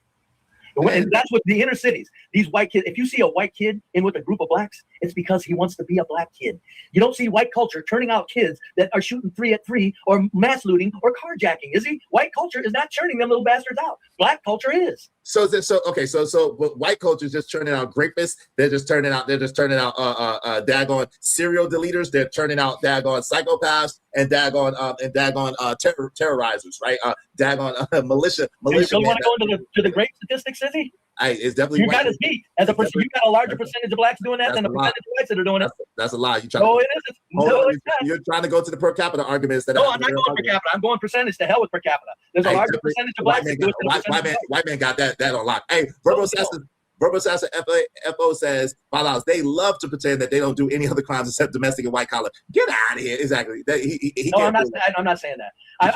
I'm absolutely telling you that if you got a school shooter, it's once every 2 years. I'm telling you, you got mass shootings every day every day in the USA done by blacks. Many times now, 271, 190 days. That means 80 days out of this year, there were more than 1 mass shootings per day. There were 2. And if there were none on this day, that means there were 3. Do you know how many mass shootings there were on the July 4th?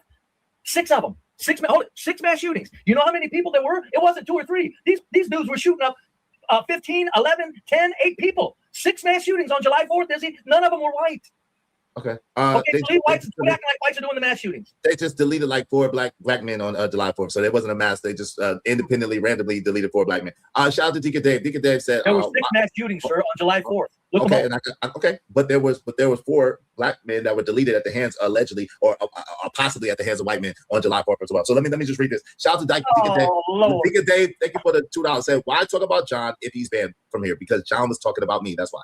John was talking about me. That's fair. Yeah, Izzy's got every right to talk about John. Right. John was talking about me. That's why. Izzy has every right to talk about me and John. Yeah, We're gonna roast that bastard from here on too. Yeah. I was the topic of I conversation. always say, Izzy, beefs can be more fun than people. Yeah, I'm not, but I don't take it that serious. I don't either. Just that's why me and Stanley used to go at each other. I said it's just fun. Yeah, it's just a bunch of people having fun and insulting each other, talking about life. Yeah. All right, Sato said you got to be more accurate, buddy. Shout out to no, I don't hold on. Shout out to well, you don't. I said look it up. Just gun violence archives. Look it up. 1 second. Just me said, as a psychiatric nurse, I can testify that we got more Caucasian patients. That's a fact. They up their mind. Because Caucasians have the money to go to psychiatrists. Hey, Coach Berg said this white man is lying as usual. Shout out to Coach Berg. I'm not saying it's a rumor. I'm just saying it's not accurate. No. So and again, this is back to Izzy on this matter. One of us is a damn fool. Yeah, it's not me. Hey, what's up, Mimi? We said my homeboy Palomino was timed out. Can we know why? So he could fix his mistake and everyone can be happy. I don't who timed Palomino Ricky out. Nobody could time him out unless you're paid. Did he say something that was against the TOS guidelines? Come on, y'all know how we do over here, man. Y'all making me look bad, man. If y'all timing people out without paying, because I don't time people out for just having a difference of opinion or saying some stuff I don't like. I don't just time people out. You got a super chat there. Do I ever coach that back at the desk? Did I just hear his old phone ring? You did. He had a moto. What's up, brother Numsi? Said they just do it in a different way. They absolutely do, brother Numsi. Shout out to thank you very much, Sasha, for the double. I appreciate you, my sister. She said, why white racists are attempting to change what a quote unquote mass shooting is to hide the actual mass shooters. We're not dumb. So just stop the cap. We ain't going, beloved. Yo, shout out to that. Let me celebrate her real quick. Thank you very much, Verbo Assassin. I appreciate you supporting the show. Y'all be like Verbo Assassin. Support the show. Support the stream. You know what I mean? Help us reach our goals today. Thank you. Hope you don't mind if I say this out loud. How wonderful life is, 'cause you're in the world. I love you. I love you. I love you. I love you. I love you. Hey, y'all are more than welcome to join the panel if y'all like. Please just know F-bombs. If you say F-bomb, it is to be paid immediately. John Galt absolutely paid for Beat Braves F-bombs. That's the only reason why he's still up there. Shout out to John Galt for being a good sport and paying for the F-bombs. I appreciate you, John Galt, for that. Thank you. The Emperor Salute. Where you been at, my boy? Good to see you, Salute. The Emperor, good to see you, man. Good to see you. All right. Hold on real quick. Give me a second. Digga Dave, I didn't ban John Galt. I like John Galt being over here. I did not ban him. I actually tried to warn him to don't be trying to shoot over his head, and he didn't listen to me. I told him that if he didn't stop, that woman was gonna snipe him, and he didn't want to hear it. He started talking big money, and she put up the money, and he didn't. So that don't have nothing to do with me. I like John being over here. I have nothing against John being over here, but it is what it is. Okay, now back to the super chat. What this thing about changing what mass shooting is? I'm going by what they call a mass shooting. It's 4 or more deleted or wounded in a single incident. I've been going by that. It's what it's been for 20 years. Nobody's changing anything. Get a hold of yourselves. Quit trying to cope. If blacks are doing the mass shootings in this country right now every day. Gang violence is not mass. No, they're shooting innocent people. I don't care if they look at got an ops they got to deal with. They're gunning down innocent. You know how many not intentionally. Innocent people have died, Izzy? How dare you act like they're innocent people that have been gunned down in these mass shootings are inconsequential? How dare you say that? You got to relax, because that's not what I'm saying. I am relaxed. I don't understand that. No, there's okay, so you got to be quiet so I can answer you, because that's not at all what I'm saying. What I'm saying to you is there's a difference between intention and unintentional, and that was what the definition of mass shooting used to be. It spoke to intention. When someone would go in a school with the intention of lighting up the whole school, or someone would go in the mall with the intention of deleting everybody in the mall, or someone would go into the church with the intention of deleting everybody in the church. That is the difference. So when you're talking about people being collateral damage, which is horrible, and may God rest their souls, and I pray for those people that lost their lives, that wasn't intentional. It was going after someone, and then somebody else caught strays, which is terrible. At the same time, there's a difference in intention. Well, you heard it here, folks. He's trying to say that somebody that sees an ops isn't doing it intentional when they're just shooting up the crowd to get at that one person. That's intentionally shooting up innocent people. That's intentionally shooting. Hold it. I let you finish. That's intentionally shooting into a crowd of innocent people. So he wants to take the word intentional out of it. Izzy, nice try, buddy. It's just what it is. I mean, at the end of the day, the truth of the matter is, if a person is doing, trying to delete this person, and then they don't know how to shoot that well, and they accidentally catch someone else, God rest the people's soul, and that's terrible. At the same time, when a person goes with the intention of trying to delete everybody, that's a different thing. You got okay. So when somebody goes and shoots up an ops, and 12 other, gosh, I can't remember the numbers. There was couple of shootings where like 18 people were hit. You think that was an accident? Jesus. I don't even know what you're talking about, though. To be honest, in a mass shooting of 18 other Time out. Where was this? Give me the incident where there was 18 people in recent that got deleted. July 4th. There was a festival where, like, oh goodness, it was like 18 people didn't get deleted. They got shot. They didn't get right, yes, that's what I said. If 18 people hold it. You mean if 18 people get shot, that don't count?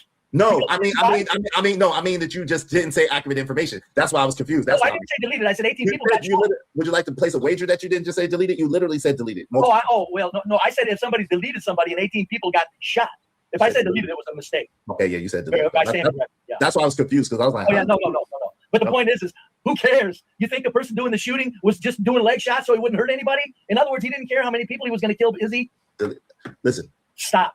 You're making yourself you got to stop. You got to stop. One of us do. You got to stop. At the end of the day, you're trying to, like she said, and it's actually factual. You're trying to change the parameters of the definition of that word, of that phrase, in order to try to justify white deletion. A white man. Hold on, time out. Let's just be clear. Let's just be ultimately clear. A white man is never in a position to tell me anything about, or any person of color about, mass deletion. Period. Because of your history and because of the history of this country. So let's just be 100% honest. I'm not thinking about what you're talking about anyway. For the fact that there has been this country was daggone predicated upon mass deletion and stealing and robbery and identity theft. So what are we really talking about? What are we talking about? I'm talking about hypocrisy is what we're talking about. Self-righteousness is what we're talking about. God doggone self-indignation is what we're talking about. That's what we're speaking of. For real, if you want to be honest. Yeah. Hang on to it if you need to. Your black people are tearing up the inner cities, buddy. And not mass shootings, 271 mass shootings. And I'm pretty sure. And blacks are Spanish in the Southwest. If they're in the Southwest, they're Spanish. Black people. I know that. No. They're all. Look where they're done. Chicago, Detroit. Come on, man. Chicago. So there's no white people that live in Chicago. There's no white people. The white people that do mass shootings shoot themselves because or turn themselves in. You think that there's no mass? There's no white people that live in Chicago and live in Detroit as a mass. There's none. Why in the hell would I say something that silly? Okay, I said if it's in Detroit and Chicago and it's a mass shooting, it's not a white person because the white person would get either they delete themselves or they turn themselves in. There's no white mass shooters on the loose, Izzy. There's not. Okay. You've got 130 black mass shooters right now on the loose. No suspects in custody. Do you know how many shootings constantly every day are done with no suspects in custody? What do you think? How are these people getting away with it? Because somebody's housing them and feeding them. How many of the 271 mass shootings? And this is the funny thing: if the people weren't caught, we don't know what race they were. If you got an absolute pattern that white people delete themselves after a mass shooting, or they get deleted, or they turn themselves in, and it's an absolute pattern. Now, do you think a white person can roll up on a black graduation and just go off into Never Never Land and not get caught? Yes, it happened. Yes. And they don't even. Yes, so let me answer. I mean this respectfully. Hold on. And that's fine. I mean it back respectfully. So at the end of the day, there was just a story that came out, and I believe it happened around 2024, 2025, where these two white men they just let off AR-15s in the midst of these people's family reunion, and 4 people were popped, and but they were letting off multiple rounds. So absolutely, and those 2 white men got away with it and didn't get convicted of anything. So that's another thing. So there are absolutely. What are the names if they're still free? Hold on real quick. Okay, give me a second. 2 white men got away with killing 4 people, and they're free. Hold on. I didn't say. Hold on real quick. I didn't say they deleted them. I said they popped them, meaning that they popped them. They didn't delete them. And they're out free. Yes, and I'm gonna give you the name in a moment. Yes, absolutely. What is the circumstance? See, again. No, I'm serious. I gotta know because I'm guaranteeing you're not gonna have 2 white guys go shoot 4 other people and just walk away from it. That's a lie. That's a lie for the pits of hell. That's a lie. That's not even close to true. No, it's not even close to true. That's the absolute truth. Whites are not getting away with no mass shooting. Yo, what are their names so I can look up the circumstance? Okay, I got you. Hold on real quick. Walking around free after shooting 4 people. Get out of here, man. Oh, it was one. Okay, so they said that it was suspected to be 2 men, but it was 1 man, and his name was Jeffrey Tyler Kinzer. Okay. And actually, it happened June 7, 2026. Where's he at? At home. Why is he at home? Because he got out. No. There was it what the heck? You don't just shoot 4 people and go home. There's something more to this story. Hey, listen, I'm just telling you what happened. I'm not telling you. You're not telling the whole story. I'm telling you what I know. I'm telling you what I know. I'm telling you this ain't the whole story then. Okay, well, I'm just telling you what I know. Okay. You asked me for a name. I gave you a name and tell you what I know. You brought up. You're bringing up bullshit. I'm not. I'm telling you. You said your first premise, and see, this is what you guys do. You constantly move the goalposts. You said, hold on. You said at first that all the so-called mass shootings in America was black on black or black. No, I didn't say that. I said all the mass shootings that were done by whites, the whites were either deleted themselves, got deleted, or are in jail. Whites do not get away with mass shootings. Is he? Okay. By a pattern. Look, they've got the names of every mass shooter that's been white for 30 years. Now, this is a good point. Kyle Rittenhouse did. Yeah, okay. Yeah, he got away with it. Right. Okay, now. You calling Kyle Rittenhouse a mass shooter?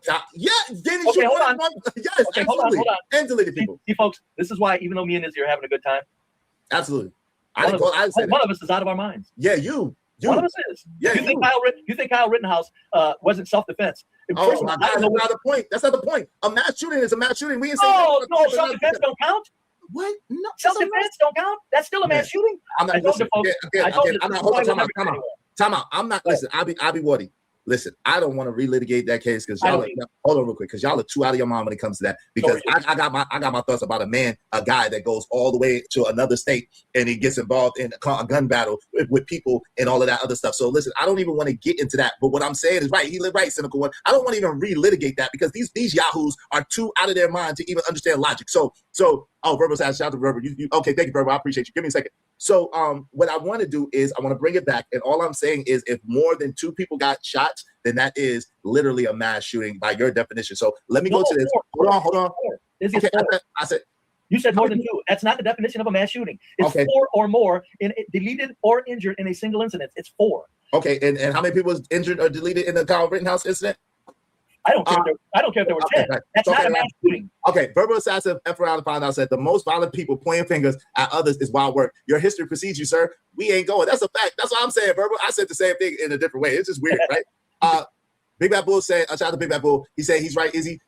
They squash white mass shooters ASAP, but they let Niggas mass shooters in the hood continue to run free, deleting our community folk. You missed the point. Just argue. No, I'm not. Listen. At the end of the day, the point is that it's not accurate what he said because they don't always squash the white mass shooter. He asked me for a case and I literally gave him the case. And I'm not talking about Kyle. What's the name of the guy again? What's the name of the guy? I'm gonna look at that. I'll look it up again. Give me a second. If that son of a bitch is free, there's way more than what you're saying to the story. What's that? I Ride Solo said white police delete people all the time. That's a fact too, but that's a whole nother story. That's a whole nother story. I'm having fun, Izzy, but this is what I say. Whites and blacks just need to separate and call it a day. You people are out of your minds. Go ahead. You are out your mind. But listen, you are out your mind. You're absolutely right. You are out your mind. What's the name of the guy? Hold on. Let me find it. I told you. Give me a second. Did I say give me a second, man? I'm sorry. Oh, wait, geez. Give me a moment.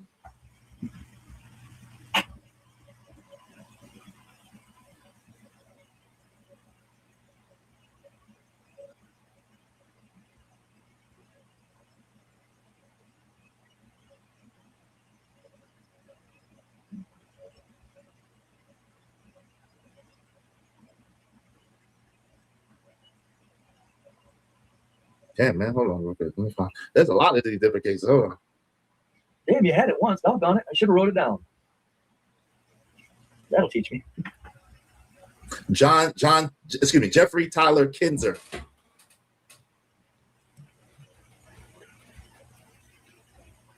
So he got out, but they're saying that he got a new attorney. So I'm not sure what's going on with that. He had got out, but they're saying he got a new attorney. So he's still going through it then. That's what it looks like. This ain't got no attorney. He acting like he's home with no charges and everything's dismissed. It just came in, man. Relax, because they did say that he was out, but this just came in. Just said Jeffrey Tyler Kinzer gets new attorney in Lee County family gathering shooting case. So, like I said, but it's not something I made up. Family gathering again, back to the domestic. I'm telling you. No, time out. It was black people. I told you, it was a family reunion of black people, and he pulled up and started opening fire on the family of black people. That's what I'm telling you. It was his family. It was a family of black people. That some bitch is going down. I'll guarantee it. We'll keep an eye on it. We'll see to it. If he did that, I don't know how he's out. He's going down. Hey, Taz, you want to come up? Everybody's welcome if y'all want to. Just know F on Taz. If you want to come up, He was singing your praises, but kind of like kind of in an underhanded way. Very valuable. What he's doing is very valuable because it can move the discussion along. Hey, you're more than welcome to come through, Taz, if you like. The panel is open if y'all want to come up because I don't know what Be Brave is saying is kind of ridiculous. What is he saying is kind of ridiculous. Yeah, it is. What Be Brave is saying is ultra ridiculous, right? It doesn't even make sense. What is he saying is he's out of his mind. And Be Brave is absolutely out of his mind. So y'all more than welcome to come up if y'all want to, no matter which position that y'all have or what you want to say, just as long as you respect the show and don't say any racially charged language or any. And if we get to this, y'all more than welcome to come on up, man, and let's chop it up. Go ahead, what you saying? And I'll stay up here with people, Izzy, but it's got to be time. I'm not going to say something for 30 seconds and then listen to a 10-minute monologue as a response. Yes, sir. Yes, sir, Mr. White Man. No problem. Well, as long as you understand. Shit, you're a lot after white man. You started it. I just played along. God damn. After white. You look mildly disgusted, Carolina. Well, listen. I mean, listen. I don't have no problem with B-Bray. I mean, I appreciate people that say how they feel, and I just don't have to agree because it's ridiculous, though. It is kind of ridiculous to me that he is trying to make it seem like I don't know what I'm talking about when I know what I'm talking about. Mass deletion was a white man's sport. Now they're trying to use people that's involved in gangs and try to say that that's mass deletion. It's not a mass. It's not the same thing. But it's just I'll tell you what, Izzy. You know what? If I was a black person and my mother was sitting in her porch and got shot by somebody, and you said that, man, I'll tell you what, I might look you up because that's sick. That is sick. Time out. Don't be virtual signaling and try to get no virtual signaling, trying to get nobody to come after me because I'm not negating anybody's life. I'm not diminishing anybody's life, and I'm not attacking anybody that lost their life. Not even in a little bit. That's not what I'm doing. I'm speaking about strictly the label of mass shooting and historically what mass shooting meant in America and how they're trying to change it in order to try to add black people to a role that's not necessarily the case. That's what I'm speaking to. You know what? I would agree with you on this. If they really refine the definition, I'm with you. I would be in favor of it. And if it came down to whites did this type of mass shootings, I agree, Izzy. That wouldn't bother me because the blacks are doing these kind of mass shootings. 271 of them this year. You got so again, that is not blacks. That's the whole number of mass shootings in America, and that's how disingenuous you're being, and that's why somebody up here, not named me, is looking like a fool because you're saying 200. You keep trying to say 271, and when I asked you, I said, "Hey, are you saying that only black people did mass shootings?" You said, "No, Izzy, no." So at the end of the day, either you're a liar, or you're just, or you're silly and can't understand information, or you're just downright disingenuous. So which one is it? 271 people, 271 mass shootings, and I'm saying 98 of them were done by blacks. 98% of them were done by blacks. And that's not, you don't have any way to substantiate. It doesn't matter. I'm just saying it. Is he okay? I know, but you can't just say shit. Well, I'm not lying. I'm just saying that by all patterns, it's a black pattern. Look where they happen. No suspects. Look at the patterns. Man, listen. So what you obviously don't know is there's a such thing called COINTELPRO, where they would have people that will come in a community that's not even of the community, and they would set off certain things to make it look like that it was an urban thing or inner city thing when it wasn't. So listen, at the end of the day, like I said, obviously I'm privy to some information that you act like you don't know. So clearly the disingenuousness of what you're talking about by making it seem like those 271 mass shootings that were all across America were strictly black people is a lot. It's a lot. Okay, so you got to stop saying 271, and you got to stop saying that then. So I said 98% of 271. 271. No way to 98%. Yeah, I do. You're just talking once again. It's a very quality opinion, and I can prove it. Look up the circumstances of the shooting. Right, Izzy. They are clearly trying to change the face of what we have always known as the mass shooter. He's playing a straw man game, and it's annoying. I mean, that's an actual fact. I know that. I'm very willing to change the mass shooting definition. I'm with you, Izzy. Change it to the way the whites do it. Change it. That way I can say whites do these mass shootings and blacks do these. I'm game. You should already be able to do that. They call them all mass shootings. Right. They don't separate them. Why did they start doing that all of a sudden? I don't care why. All I'm saying is why not? Why don't you care? It's a point. It's a reason. Because when 12 people are shot and innocent people are shot, I don't care what the hell it is. It's a mass shooting. You got 6 people, 5 people, just innocent bystanders shot. What are you talking about? You know how many random? Okay, who do you think dies more by random bullets? White children or black children? I don't know. That's not really substantial. I would argue probably white children because there's more white children in America, but I really cannot substantiate that. So I would not answer that honestly. I don't know. They put out a public service last year. They said they let people know there are 13 young children deleted in random shootings, random bullets. 13 children. They put out a PSA. Would somebody please stop? They said St. Louis, Missouri. Okay, that's not white people. How do you know? What are you talking about? That's weird. What are you talking about? So no white people. There's not a preponderance of white people that live in St. Louis, Missouri. I'm confused. What are you talking about? It's weird. You can act all dramatic if you want, but it's very weird. Shout out to Trump. It's very weird that you're trying to use a place in America, one isolated place, say St. Louis, Missouri, but you are substantiating your argument by conjecture. You're not substantiating it with evidence and facts. You're just saying, oh, because it's St. Louis, Missouri, oh, they had to have been black. That's not necessarily true. It was in the areas of St. Louis. 13 children, Izzy, in the beginning, before the summer was even kicked in. There was 13 random children killed by random gun flying, random gunfire. And may God rest their souls. I'm sorry for their parents' loss. Well, whatever. What was the ratio? Whatever. What was the ratio? I don't care. I'm telling you this. I'll guarantee you every damn one of them was a black child. And now you want to guarantee me. So yes, I am. Okay. I am. So That's way better than you saying there was half whites. There were no white kids that were randomly at the end of the day, here we go with the fake daggone outrage, with the fake hypocrisy, and with the lies. Yo, welcome to the show. Taz is in the building. Taz, what's going on, man? Hey, Taz, how you doing? You're kind of my hero right now. I don't know if you know it or not. Taz, you're muted if you're talking, bro. Taz, you're muted if you're talking. What up, though? What's up? What's good with you? How you doing, man? I'm good, bro. I can't call it. How you feeling? Man. Going back and forth with this guy over here, man. Jesus, Jiminy Crickets, man. Help me understand, Taz. Maybe you can help me understand, because I don't understand what this man is saying. Hold on. Let me talk to Taz for a second. You can get in there. Taz, this man is trying to espouse that at first, initially, until I called him out on it, he was trying to make it seem like the whole 271 mass shootings in America was black people. You know what I'm saying? And I was like, that doesn't even sound right. I said the Spanish shit on it. Okay, so you're basically, okay. But I said hold on, time out. You got to time out. You got to let me finish my statement. Sorry, man. You got to calm your ass down and let me finish. Calm down, old man.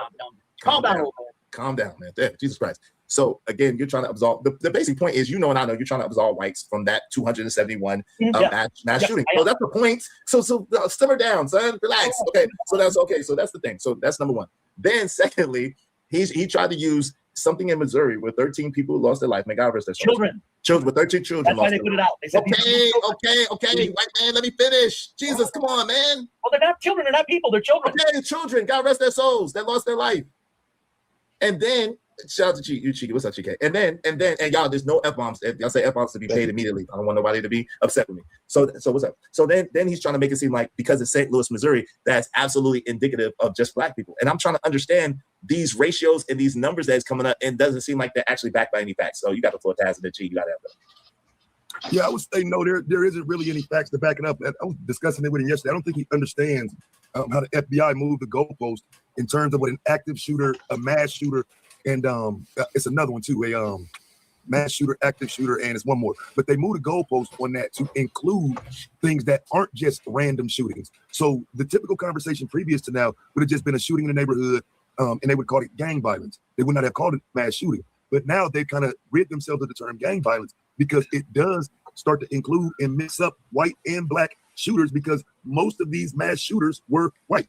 Right. When we look at all of the data, before they changed the terminology in 2012, 2013, there was a high volume of white school shooters going all the way up to, I think, Adam Lanza and the Newtown Sandy Hook incident. So most of them were white. It wasn't until after that moment the FBI started to include black people, and now mass shootings there's a greater number of them, but it's because they're including any incident with there more. I agreed with Izzy that they need to separate the two. They really do. They really do. But it's still the blacks that are looking for an ops and kills other people. I don't know how you guys just go, well, it was a gang shooting. Never mind that a mother and daughter got killed. Delete it. I don't think you account for what's really happening. I mean, I just got a notification right now. Again, a 16-year-old boy who was facing 55 charges for shooting up a school in Georgia just got a life sentence. He's white. Yeah. You're not going to talk about that for what it is. Oh, I did. I said they're caught. They're dealt with. White mass shooters do not get away with it. They don't. They just get McDonald's. They just get McDonald's after they finish shooting up school. They're caught. They're arrested, or most of the time, probably almost most of the time, they delete themselves. So what's the point? The point is there's 271 mass shootings. That ain't white folk.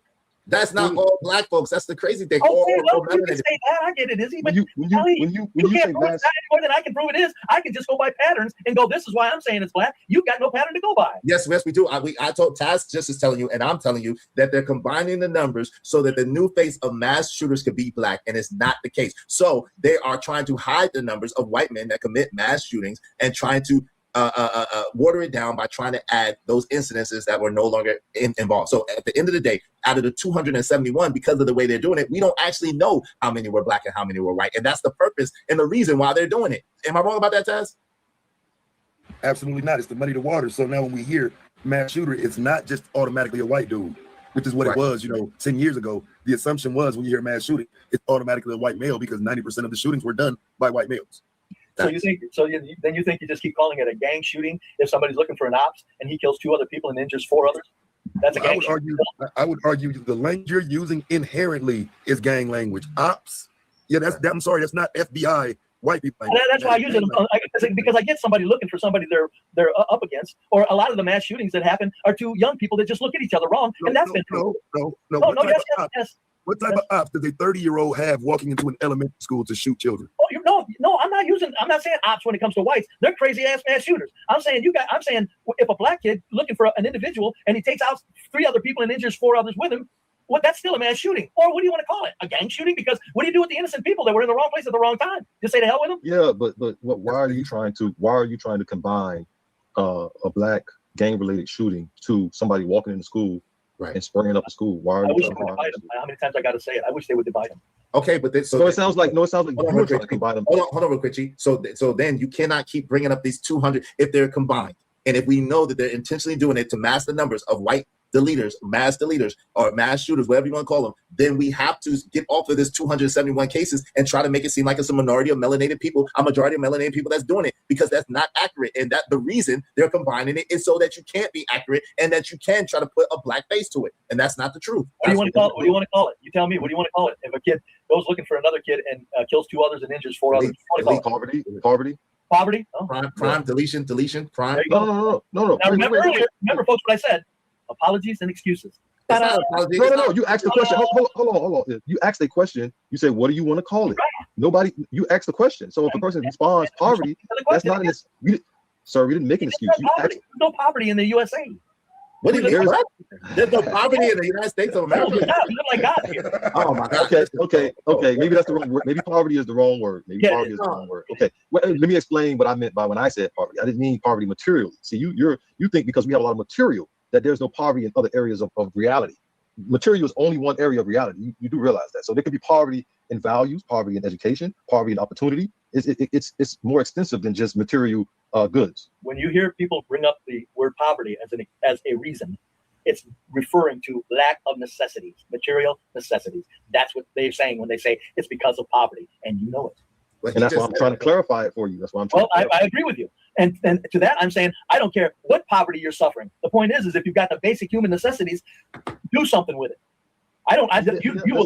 You will never hear me give any white piece of shit an excuse of, well, you had a rough upbringing. I don't care. Go, please, policeman, execute him. If he deleted somebody, please take that white piece of shit, fry him.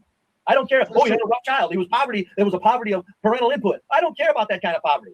Poverty, when it's spoken of as a reason, is always referring to lack of basic necessities. And that's what I'm saying. That's crazy. Everybody has basic necessities. Hold on real quick. You asked me not to allow them to do what you're doing right now. I finished. I just wrapped it up. Okay. I'm just. You went on. I didn't go on any longer. You got a timer?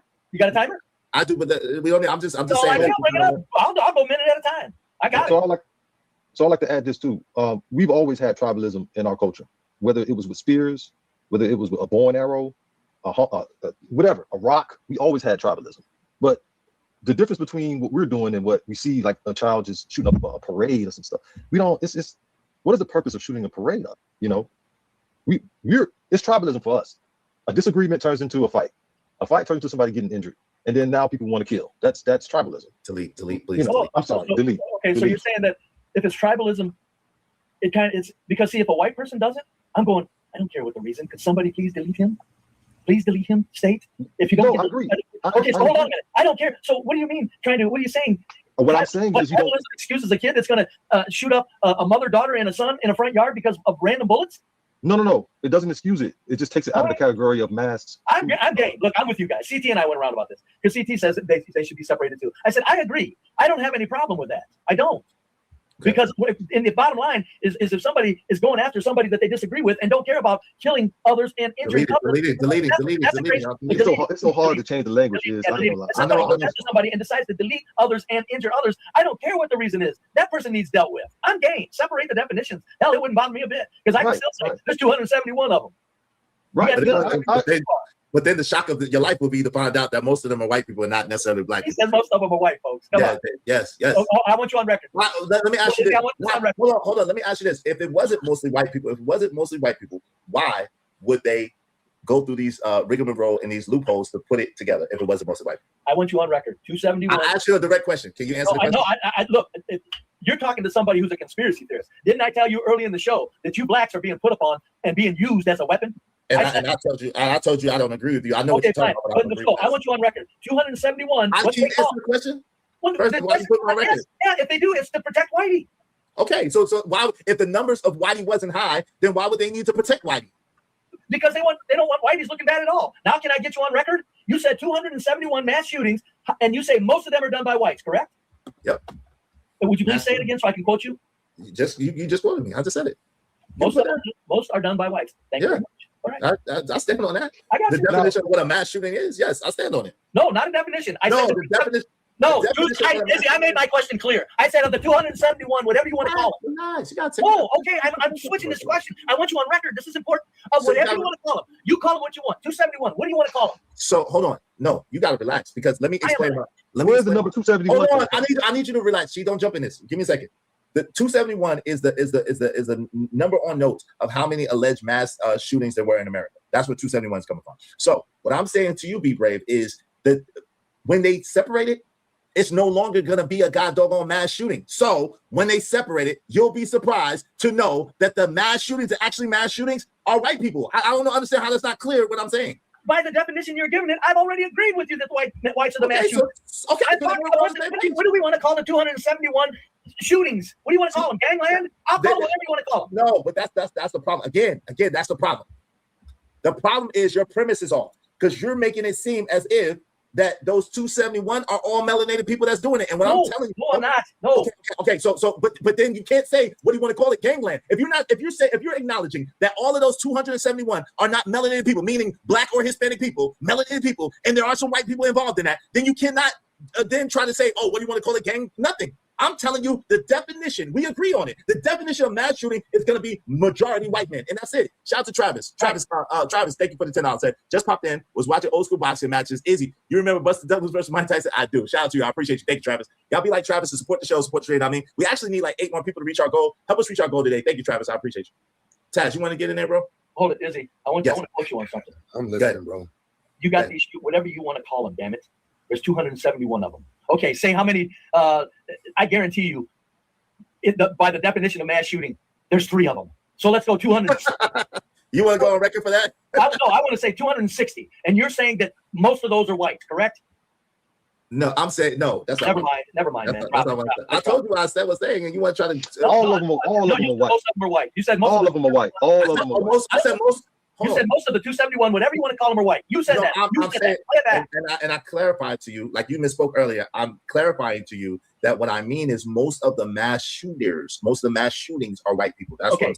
No, and you agree to that. You already agree to that. I'm going. If you want to change the definition, I'm saying all mass shooters are white. All 10 of them for the last decade. It's more than 10. But for the last decade, no, there's not. It is more than 10. Stop it. No, you have to go back 40 years to get the 78.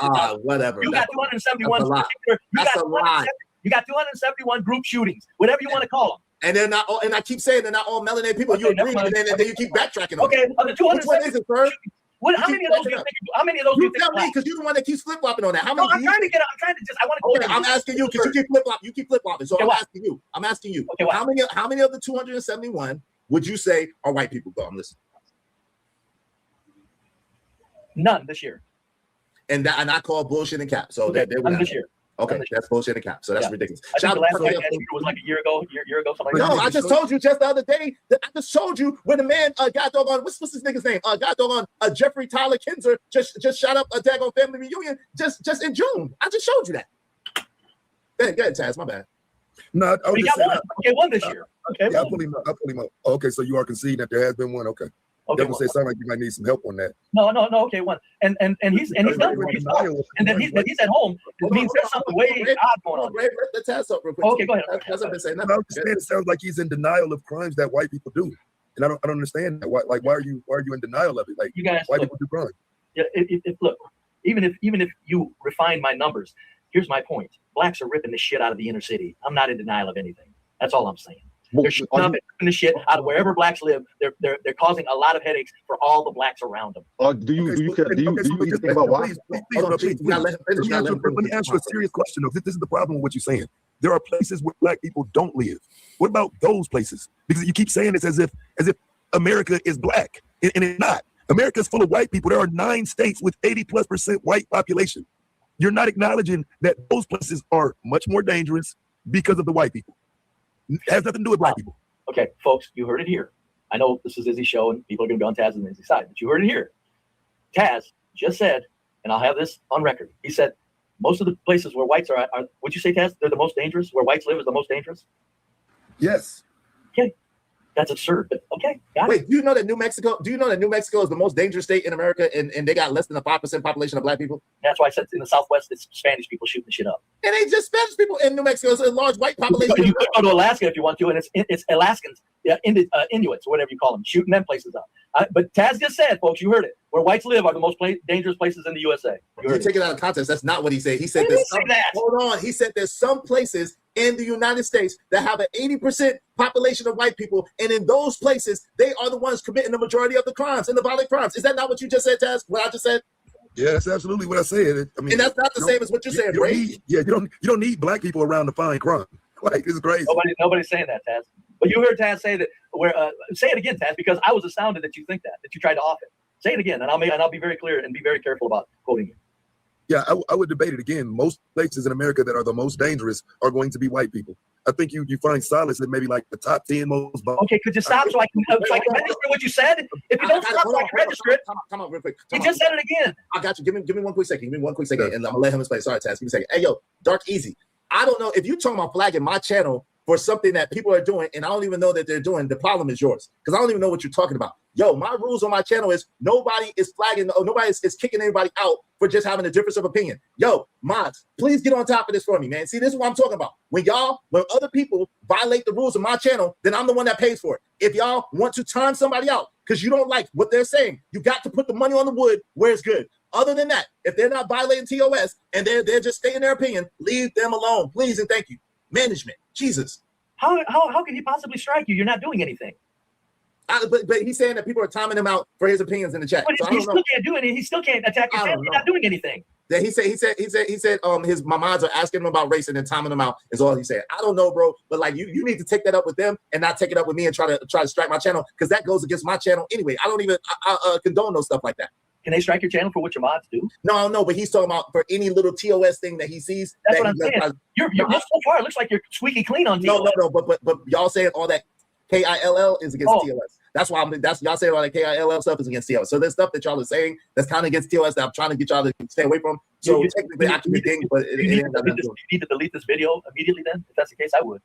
If he's going to use that, you might want to just stop it right now and get rid of this video, dude. Nah, it's all good. They trying to. Cole said he reviewed the chat. There's no nobody's being timed out. Now, let me say this: if you are trying to say words that are against TOS or against my channel's words that are banned, then the YouTube will automatically kick you out and not let you make comments. That's YouTube. That got nothing to do with us. So I don't know what you're trying to say or what you're saying. I'm just saying, if they're saying nobody timed you out, I don't know what's going on. But I don't like the fact that you're talking about striking my channel. So I'm telling you right now, I don't take kindly to threats. So all of that shit that you're talking, I'm gonna need you to chill out for real. Boy, I'm sorry, but if the word deleting in another word, man, if I was you, I'd shut. And he's crazy. I don't know. I'd shut this stream down, buddy. Nah, it's all good. I'm just saying. But Taz, I really wish, please don't just say what you said and let me write it down. And then that way, just say it again. Where most say how you said it. I don't want to call you no cracker, right? Because Izzy asked me not to do that, but I'm. That's okay. Quit playing with me though. But quit playing with me. No, I just want to quote you. Do me a favor, don't share my screen. No, you said most. Where most white people live. That's where the most danger is at. That's not what he said. That's not right. That's why I wish you would say it again, and I'll write it down because so this time we're gonna do it. This time we're gonna do it with the data, right? Can you see this? Can you see this? Can you see it? Go ahead. Can you see it? Yes. Okay, you can see. Okay, cool. So I want you to pay attention here to what this is, right? This is death due to firearms and death rates per 100,000 population by race, right? So when you start in a place like Alabama, what do you see here, right? You see a high. This is where you use your per capita argument, right? There are so many black people there because they should be close to the whites in numbers. But then when you get to a place like Alaska, how do you deal with that? How do you deal with Arizona? How do you deal with Colorado? Spanish in Arizona, Inuits in Alaska. No, these are white not people. Europeans shooting up Alaska. There's not Europeans shooting up. Hold on, he's saying those are white people, Brave. Come on. Yeah, these are white people. I mean, I know the chart says it. I know that's what I don't doubt at all. The Spanish and the Alaskans get lumped in with Europeans. Right, so they white people. So again, the question becomes, what is it that you're in denial about? Like there are places where black people don't even register. You see this? Black people don't even register in some of these places. Do you see that? Not applicable, not available, whichever one you want to use. We're not there. You're there. Do you see that? Deal with that. Stop making it seem like black people are the ones that are committing all of this crime when there are places we ain't even at. The data says it. You got a few places that, yeah, you can use for your argument. Not overall, though. You're lying. You can go all across the country. You are the one that only gets a few. This is Alaska and Arizona. You're the one that has to use the word few. You said where most whites live is the most violent. Yes. Okay. Places like Maine. Yes. Maine, you see it? Black people not available. White people, 167. This is what y'all do. You see 0 in New Hampshire. You see that 0. Not available. North Dakota, these are black people not even in your data. South Dakota, not available. Vermont, not available. 368 to 13 in Utah. Like, bro, get it together. Rhode Island, not available. Because what I've always said. When we talking white people, we talking about what y'all doing to each other. Right. And what I've always said, they're not stopping people from opening businesses. They're killing each other. God damn it, they're deleting each other in their homes. They're deleting family members. They're not in the streets shooting up the streets, Taz. Whites aren't doing that. They're not carjacking and mass looting. So I can't show you a white boy convicted of carjacking in the past 2 weeks, just randomly. You believe that? You believe I can't show you a white one? You can find one, I'm sure, but I'm telling you, the carjackings, the 700 carjackings in Washington D.C. weren't done by white kids. That's one white person, and you think that offsets the other 800 that happen across the country? But that's an assumption. They don't even show kids pictures when they commit crime. They don't tell us they're racist. What are you talking about? They don't tell us that stuff about kids. Right. That's a fact. Well, there comes a point then, and what plays out is where do people want to live? Around white people. And there's a reason for that. That's true. They just want to live in good neighborhoods. Thank you. That's what I mean. When I say that's not about white people. That's not about white people. Okay, hold it. I'm not saying blacks want to live around white people. I don't think that, Izzy. I'm saying they want to live in where it's safe. That's where white people live. That's not necessarily true, is what I'm trying to get you to understand. And I've been trying to tell John Gawk that for mad long, there are black communities that are just as safe, if not safer, and they are affluent, nice communities where nice homes and nice tree-lined yards and nice grass and nice bushes and daggone and roses. And there's black people, mostly black people that live there. And the crime is not. You said they moved to white neighborhoods for safety, Izzy. I did not say that. You said they're moving. When I said they moved to white neighborhoods, you said they're moving where it's safe. I said they moved to safe, nice neighborhoods. That's I'm not saying, and that's not white neighborhoods. That's what I'm trying to get you to understand. Yeah, that don't mean right. You can say anything you want. I said people are moving to white neighborhoods, and you said they're moving to where it's safe and calm. That means white neighborhoods. No, it doesn't. Only in your white mind it means that. It doesn't mean that to me. That's what I'm trying to tell you. It don't mean that to me either. if you go to Vermont, you go to Maine, you go anywhere where the whites are deleting. There's no black people there. He just showed you that. Correct. And that's why I said, that's why I like what Taz is doing. Taz is running down white pieces of shit, doing all kinds of stuff. And I'm going, thank you, Taz, because that proves my point. There's only one group shooting up the streets, carjacking, mass looting, and tearing up city streets. It ain't white. You must not be watching my content then. That ain't what I'm showing. White people are destroying property and everything you're referring to. I don't know where you're getting this idea that they're not doing it outside. The whole BLM conversation were white people. I literally showed it the other day that these were all white people out destroying property, vandalizing, even going to jail for it. It's on their criminal records, but somehow y'all still saying it was black people. How? No. What I'm saying is there's one group of people where their kids are shooting at 3 other kids all over the country. There's one group of people carjacking in huge numbers. There's one group of people mass looting. It ain't white people. And that's what's so you got to decide what is worse, white filthy crime or black filthy crime. That's where we're at. Teen takeovers are happening in white communities too. I live in Las Vegas. The teen takeovers that happen here ain't black kids. They're white kids and Mexicans. What you talking about? I'm telling you, there's black street crime violence and there's white violence, and we need to divide them and say, well, who's doing the worst? Let's get down to it. When you divide them, what you find is 70+% of crime is done by white people. And what you find also is those white people aren't stopping you from riding a city bus, the subway, or opening a business. And everywhere blacks are at, everywhere blacks are at, it's what you see is boarded up businesses and Walmart's putting product behind cages. Hey, this is the thing, Taz. That's not even true about the thing of what he's saying about businesses, because we know that even on a structural foundational level, daggone within the judicial system, there's all kinds of gerrymandering, doggone redlining, and all kinds of other stuff that keep blacks from owning property, getting liquor licenses, getting certain permits that they need. Come on, what is he even talking about? What's he talking about?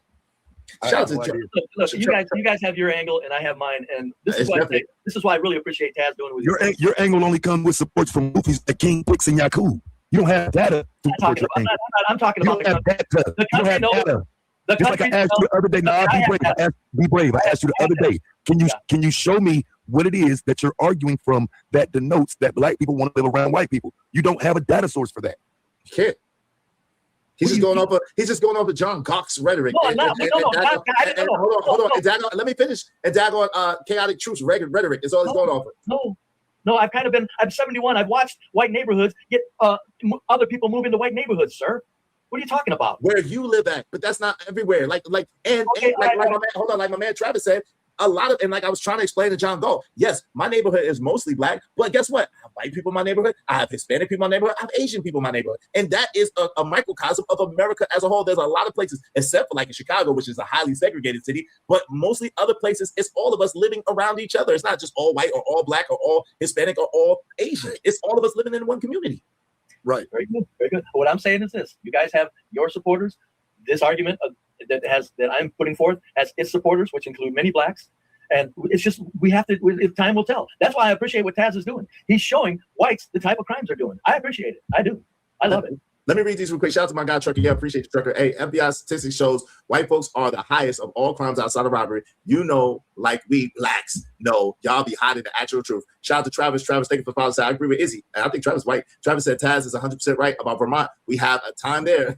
Shout out to Travis. Thank you for the triple up, Travis. He said, I live in good neighborhoods. They're literally all races here and part of Long Island. Shout out to Long Island, man. That's the same thing with me. I'm thinking of B Sneeze. Thank you for $2. Said Smart Moves doesn't have a race. Shout out to Travis at 100%. Izzy, my area of Long Island is Korean, black, white, and Pakistan. Shout out to that, man. I appreciate you, Travis, for the quadruple up. Y'all be like Travis and be like B Sneeze and support the show. Thank y'all very, very much, man. I really appreciate y'all. I think we only need like 5 more people to reach our goal today. If y'all would help us, we just need 5 people, $5 piece, and we'll reach our goal. I appreciate you. Go ahead. Y'all got the floor. Yeah, no, it's just this is what I'm saying. That's why I appreciate what Taz is doing, because regardless of us up here, everybody knows nobody wants to live around low-income black people. No one wants to live. Who wants to live around trailer trash white people? No, I can show you all across the country, entire communities where wealthy people live right down the street from white trash. No. I'm saying no. See, there you go with the wordsmithing. What I'm saying is, what black people do you know that move into a trailer park with all inbred white people? Like what? Who? No, black. I didn't say blacks move in. I said everybody knows that blacks have to move away from their trash. White people do not have to move away from their trash. That's a lie. Listen, down the street. Never mind 71 years of proving it. No, never mind. Listen, because you obviously, I don't know what part of what state do you live in? Because I don't even know. It don't matter, Izzy. I'm telling you. Okay, Utah. Izzy, wherever I've lived around white trash all my life, right down the street, right down that way, right over that way. If it's all white people, there's been homes, $500,000 homes, right down the street from. And they don't have nothing to do with no white trailer trash. They do not. They don't run. If there's white trash in their midst, they don't scatter like scared. You are lying. You are lying because you think I'm lying. Okay, hold on. You're absolutely lying because listen, down the street does not implicate down the street because I live down the street from some multi-million-dollar houses and I don't live in a multi-million-dollar house, right? So down the street does not imply a god doggone thing. I'm talking about within the same neighborhood, within the same vicinity, within the same place at the same time. Those two group of people do not even hardly interact with each other, and I know that for a fact because I've lived around white affluent people. I know I'm right. They don't interact unless it's at a county fair or an event, but they live within blocks of each other all over the country. And so the hood, listen, you do know, Taz, that most of the major Duke University is in the middle of the hood. Did you know that, Taz? Duke University, the prestigious. Did you know that Carolina is off of Franklin Street? UNC Carolina is off of Franklin Street, which is basically the hood of Chapel Hill. Did you know that, Taz? So to say that daggone to say that poor people living down the street from affluent people is something that's everywhere in America. What you talking about? It's not just reserved to freaking white people. Like God doggone, I can tell you for a matter of fact. Listen, the daggone hood in Raleigh, North Carolina was one thing, and then right down the street is multi-million-dollar houses. Like that's not, and there's black people that live there. That's not anything different. What are you talking about? Come on, man. Let's be for real. Shout out to Travis. Travis said, I'm not living next to a trailer park. I'm whiter than snow. Shout out to, I know a bunch of white people that ain't playing no shit. Like, I don't even know what he's talking about. They don't even go to the same school. Like, what is he talking about, man? He tripping, man. Someone said, B-Brain's mindset is so loopy and warped. His 70-year-old brain needs a hardwired reset. He's an agent in the Stuck in the Matrix. Shout out to Zone 864 TV. Yeah, y'all got it, because that's crazy. Yeah, a lot of D1 colleges are exactly like that. Tato. Now, I didn't even mention all the daggone HBCUs is in the middle of the hood. I didn't even mention that. I'm talking about like prestigious colleges. They be in the middle of the hood too. What is he talking about? Yeah, you want to hear the problems they're having? The ones that are in the middle of the hood, you better look up their stats, man. So now Duke has a bunch of problems. Shout out to J-Man. The temples and stuff like that are really close to. Look, I get it. You guys, look. I think you're full of shit. You think I'm full of shit. What I'm saying is, there's two sides to this. You don't have no data. That's all there is to it. What I've got is people are moving any chance they get away from inner cities. Blacks. That's all. That's what I got. And then there's a reason for it. They're not running away from white trash. White people are not. That's a lie. They don't even be next to white trash in the begin with. What are you talking about? They don't even be next to white trash in the begin with. You want to think that? I understand that. Izzy, I understand. It's the truth. I understand you need to think that. I don't need to think. But anyway, by golly, as I said, I grew up around affluent white people, so I understand. I know how they think and how they operate, and they do not interact with no white trailer trash. That's why I said what I said. I didn't say they interact.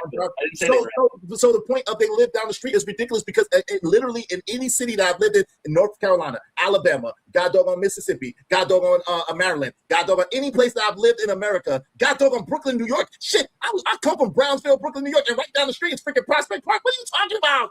It's anywhere across America, there is poor people right next to really rich people. Like, what do you mean? Okay. Like it's some like they just want to be next to God doggone white trailer trash versus black poor people. No, they don't want to be next to poor people anyway. But because there's a limited amount of land mass in America, there's only so much land. Okay, so on the record, Izzy says there's no circumstances where millions of people make damn sure they don't live around low-income blacks. That's what I know, and that's not what Izzy is saying, that there's circumstances that millions of people don't want to live around low-income people, period. But in America, because there's only so much land, low-income blacks or low-income whites could live in close proximity to people with money. That's what Izzy the saying. issue is low income. Like if you're saying that like people would move from a low income black community to a low income white community. And hold on, let Taz finish. Go ahead, Taz. Yeah, just like I say, the issue is low income, and if people are moving to change their status, they're moving to where the income is higher. That doesn't mean that community is white. I think that's what you're telling yourself, and maybe some others would say it to feel better. But no, all affluent communities aren't full of white people. It's just reality. It's not 1951, bro. Facts, and there are definitely black affluent communities. Shout out to Anarjal said, "Why are you a very poor white thinking you have a privilege even over well-to-do and wealthy black people? Your superior complex is wild." Shout out to Anarjal, appreciate you. No, the country knows the John Galt labeled it very well, the black tax. Everybody knows of the black tax. Many blacks know of it. Nobody's in denial of it. You guys are denying it. It's okay though. I get it. You guys think I'm crazy? Hey, I think you're crazy. Or even. But listen, again, I'm saying what you're failing to realize is, and I think maybe what you're not understanding what I'm saying. I'm saying that you're under this delusion that rich people want to live around poor white people. And that's a lie from the pits of hell. So let me clarify what I'm saying. Just like rich black people don't want to live around poor black people, rich white people don't want to live around poor white people. So it's not exclusive to a race. What I'm saying. What I'm saying is that rich and affluent people don't want to necessarily live around poor people. However, because of how America is in most cities, especially inner cities, you can have very rich. Matter of fact, there's a very famous song that depicts this perfectly. I grew up a block away. I grew up in hell, a block away from heaven. Get Rich Town. Got it. Get Rich Town by 50. Hold on real quick. Get Rich Town by 50 Cent is a perfect description of this. And anybody that grew up in New York or really anywhere knows this very, very well. What's up, Irvy Fatal? That there are very, very poor people that live in places, and then there's rich people that live in close proximity, and kind of it's called gentrification as well. So that's a whole nother thing. But yeah, that's investment. Okay, so all I'm saying is I didn't say white people love their white trash. I said that they don't have to move away from them out of danger. Black people have to move away from their low-income blacks out of danger. That's what I'm saying. Now, hold it. Never mind. Let's just leave it there as a disagreement. And you can say it. I'd be proud of you to say it, Izzy. Just say one of us is a damn fool. Come on. I'm not saying which one. It's you. What's up, love? Oh, see, he won't say it, folks. Izzy, I got to get going though. Dad, it's been a good time. Call me. Let me know anytime, Izzy. I'll come up here and I'll go around with you, and you can kick around an old white man anytime. You too, Taz. Doggone it. Keep up the good work, Taz. Though you think I'm kidding you when I say the value of what you're doing, because you're proving my point. Whites do particular crimes. Blacks do particular crimes. We as a nation need to decide which one do we need to take care of first, and then go after the others. There's one particular type of crime that's violent and in the streets that's stopping businesses and people from riding buses and carrying on businesses. The other type of bullshit is destroying their personal stupid hillbilly homes. But Izzy and Taz, thank you so much. Salute. Hey, Taz, I would love for you to be here. Talk to that. Go ahead, Taz. Annihilate that that crazy nonsense he just said. Yes, I mean, it's a delusion. And I was talking to him the other day, I think it was yesterday. I'm just like, I really think what this is an attempt to make it seem like white people are just not out in public doing crime, like we don't see them. And it's like, I understand where it comes from if you're just looking at headlines, looking at news, looking at memes, and you're not actually digging to find out the levels of propaganda that are used, because white people are not put on Front Street for the crimes they do in the streets. So he's assuming that these crimes aren't happening because he's not seeing them at the frequency he sees some black people in a store or, you know what I'm saying, a shooting with gangs or something like that. And some of that is us. Some of that is the stuff we promote. You know, he'd be around Chaotic Truth and all of them. So, you know, they promoted type of content, and that's all he's seeing about black people. I would argue nobody shows the amount of crime white people are doing. People don't see it. They don't even know. Right. But then even when you're showing it, right, he's trying to spin it and trying to say, yeah, but it only affects white people. Like, what? Like, how is that even possible that the alleged dominant society could have that much crime and be that much crime ridden and it only affects them? How is that even mathematically possible or logical? Yes. It's not. It's not. It's not. That's the thing, man. Man. So some of the things that they were saying, I really was like, and I'm not. I need to get better at my statistics. You know what I'm saying? I could be better at that. Shout out to Raw. What's up, Raw? I could absolutely be better with my statistics, right, Taz? But it just doesn't even make logical sense. And I asked him a question, and he didn't seem to be able to answer this question, Taz. The question I had for him was, look, if you're saying that a man asking for $50 or $60 to do yard work, right? What the man actually asked was, hey, you want me to do the yard, right? And then you say you have some stuff to move and stuff like that, whatever the case may be. How much would you pay me for an hour? $50 or $60? So these fools try to flip it and say he's asking for $50 or $60 an hour. And I'm like, how could you be that ass ignorant that you don't understand the difference between saying, hey, look, I'm gonna do this job. This job shouldn't take more than an hour, but it is a labor position, and pay me $50 or $60 till I want $50 or $60 an hour. Yeah, that's wild. Yeah, that's wild. Then they tried to say, well, that's indicative of the black community and how the black community operates. They want something for nothing. They ain't even worth $50 or $60 an hour, but they want $50 or $60 an hour for doing nothing. Jeez. So my thing is this. What up, Taz? I'm not staying up here long. What up, that white man is the problem. What up with the white community, right? And man jungle is indicative of white culture and white thinking. Because they believe that people of color and minorities don't deserve to be paid at all. Did you see that link I shared you earlier? On average, across the whole entire state of United States of America, you're going to pay $50 to $55 to get your lawn done.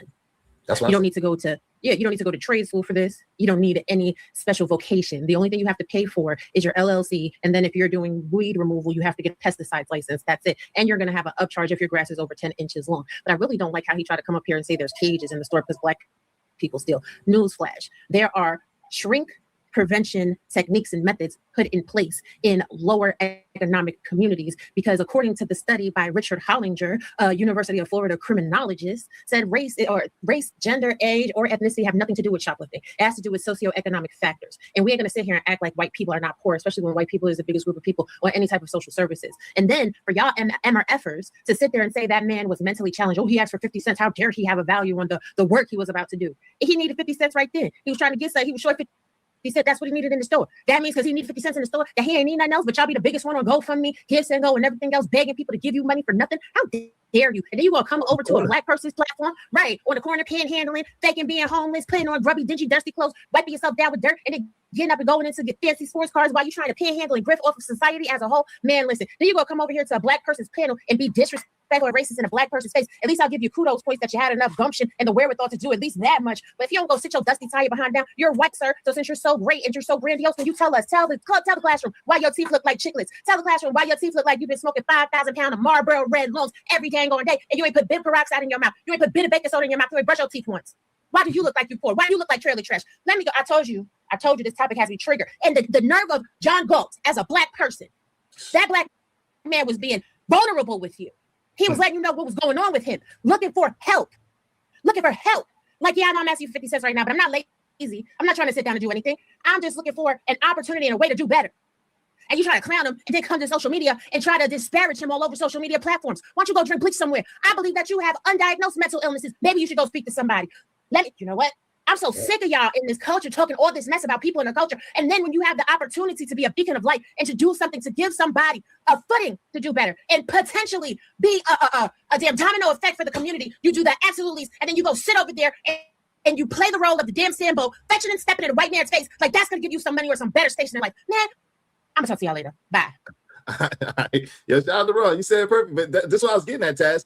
Then they got I'm like, yo, how much do you expect the people to work for? If you are talking about blacks at the lowest station, what are they supposed to do if you are belittling whatever they're trying to earn? What are they supposed to do to be able to change their station in life? I mean, it seemed like the goal, man, for a lot of these cats is to just make somebody look bad, bro. Like not even to be of benefit or try to be a benefit to somebody. Just you got a moment with somebody down bad, use it. I mean, make the person look bad. You know what I'm saying? I hate it because it's like, if you are in position to change people's lives, like John presents himself, why are you bitter about it when, you know what I'm saying, like, you know, everybody ain't gonna come along at the same moment. But if really offering them opportunities and whatnot, and you really mean that stuff, like, why are you so bitter at people, bro? I don't get it. I don't understand that. Yeah, I don't get it. Hey, shout out to Travis. Travis said, is John Galt still banned from it? Yeah, he didn't pay his money. But he paid some money. So let me see. I'm gonna take this off. So this is 35, 40. This is 30, 40. Okay, so 45. So he needs $1,015 to bring him back. He needs $1,015 to bring him back. They put $1,060 on his head. He just gave me $45 for Be Brave. So I will take that off. So he needs $1,015 to come back if y'all want to bring him back. But yeah, he's still banned. Shout out to Travis. He's still banned. What's up, B-Love? Good to see you. B-Love is in the building. Good to see you in the building. $50 an hour is wild, but listen, he wasn't asking for $50 an hour. He was asking for $50 basically for the job, which would have took less than an hour, but it's lawn care. So that is pretty much across the board. That's kind of like the lowest that a person would pay for some lawn care, especially with extras. Come on, man. It's like a haircut, right? We all know some people charge like $200. Some people charge like $30, $40 in America right now. So the baseline would be, if you say, yo, I need a cut. Yo, how much would it be for an hour to give me a cut? Well, shit, it's $30, $40. It's not $40 an hour. That's how much a haircut costs. Why is that so hard to compute? I don't get it. I don't get it, man. Why is that hard to compute, man? It's not $1,100 though. It's $1,015, Cole. It's $1,015. What's up, ADS? What's going on? He said, holy smokes, yeah, they put that money on his head. What's up, Wall Street Willie? What's going on, man? Hey, the panel's open if y'all want to come up. Shout out to Raw. Give me a second, Raw. Shout out to Raw. Shout out to, who's that? Leonard Roy. What's up, Leonard? What's going on? No F-bombs, man. Say F-bombs to be paid immediately, Leonard. What's up? Shout out to the Nighty Bishop, said Bradford. What's up, DK to Ellis? Said Washington. George Washington teeth? What's up, B-Love? What's going on? Raheem Ali in the building. Good to see y'all. What say you, Raw, and then Leonard? What say you? I just came up here Raw? to. Yeah. Hey Ryan, I just came up here to drop that link so you can show the audience so they can stop thinking that $50 an hour is wild. Like that's a average costing for that job. I think because people don't have lawns, they really have no clue as to maintenance and upkeep of how much it costs to keep your house looking great. Like people have to stop this. It's straight devaluing your own community. It makes no sense. And especially like when we're talking about theft and different things like that, like, do y'all actually know how much money is spent in shrink? Do you know that the average family in America spends an extra $400 in a retail store to compensate for shrink? And it's not Black people doing it. We're only 13%. We cannot possibly steal enough goods and services that costs $400 per family in the United States of America per year retail. Like, come on, now be for real, be serious. Go ahead, Izzy. I was just filibustering while you was handling. Oh, no, you good. I appreciate you. All right, let me try to pull this up real quick. Let me see. No, sorry, sweetie. Let me get back to this. You're gonna put me on Front Street. And I'm trying to let me find this jet real quick. Give me a second. My son just threw me off. He was talking to me about something. Shout out to my son. All right, let's pull this up real quick. And where you been at, Leonard? How you doing, man? Good to see you. Hey, Leonard Roy. Oh, I'm great. All right. So yeah. So typical, and I said this, and I didn't even have this, but I said it. Typical cost per Mo on 2026. Most homeowners pay $30 to $85 per visit, with the national average around $50. Scroll down, Izzy, because they can't see that part. Oh, they can't see it? Oh, hold on. Oh, okay, like it's showing, but it didn't scroll down with them. You're probably on a different page. Yeah, I got that on. All right. Yep. All right. Yeah. So the typical cost per Mo, can y'all see it now? Yeah.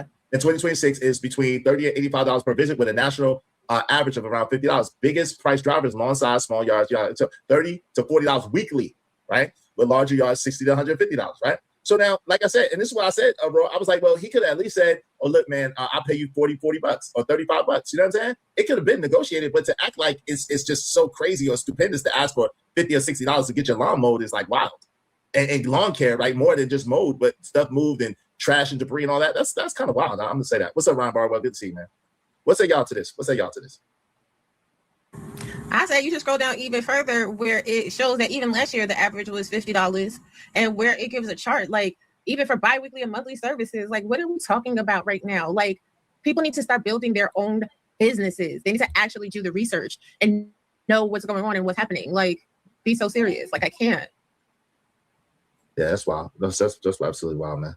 It's absolutely wild that they was trying to make it seem like, and then to put it on Black people, like Black people are just these people that are just like, terrible and just, they just want something for nothing. It's ridiculous. It just doesn't make much sense. I'll be honest with you. And Yo, Leonard, go ahead. I'm sorry. no, Leonard, what's up, man? What's that you, man? And look, me, I wish Taz was still up here and he could have been giving you the business on all of that. You know, I would myself, it's just me now. You know how I am when I'd be like, hey, everybody do what they do. I wouldn't have gave him a platform. You got this doggone 71-year-old albino living in a wood shack, and the doggone cable is not even going in properly. You see it's going all around the door in the house for the internet. That's not a proper install. I used to work for AT&T. I know a proper install and an improper one when I see it. And all that stuff he was talking about as an electrical work and electrician and this and that, I would have asked him one question, and I know he would have got it wrong. I would have been like, what's the standard height for an outlet? When you put the conduit to run the wiring in the wall, what's the height from the floor? He wouldn't have been able to answer.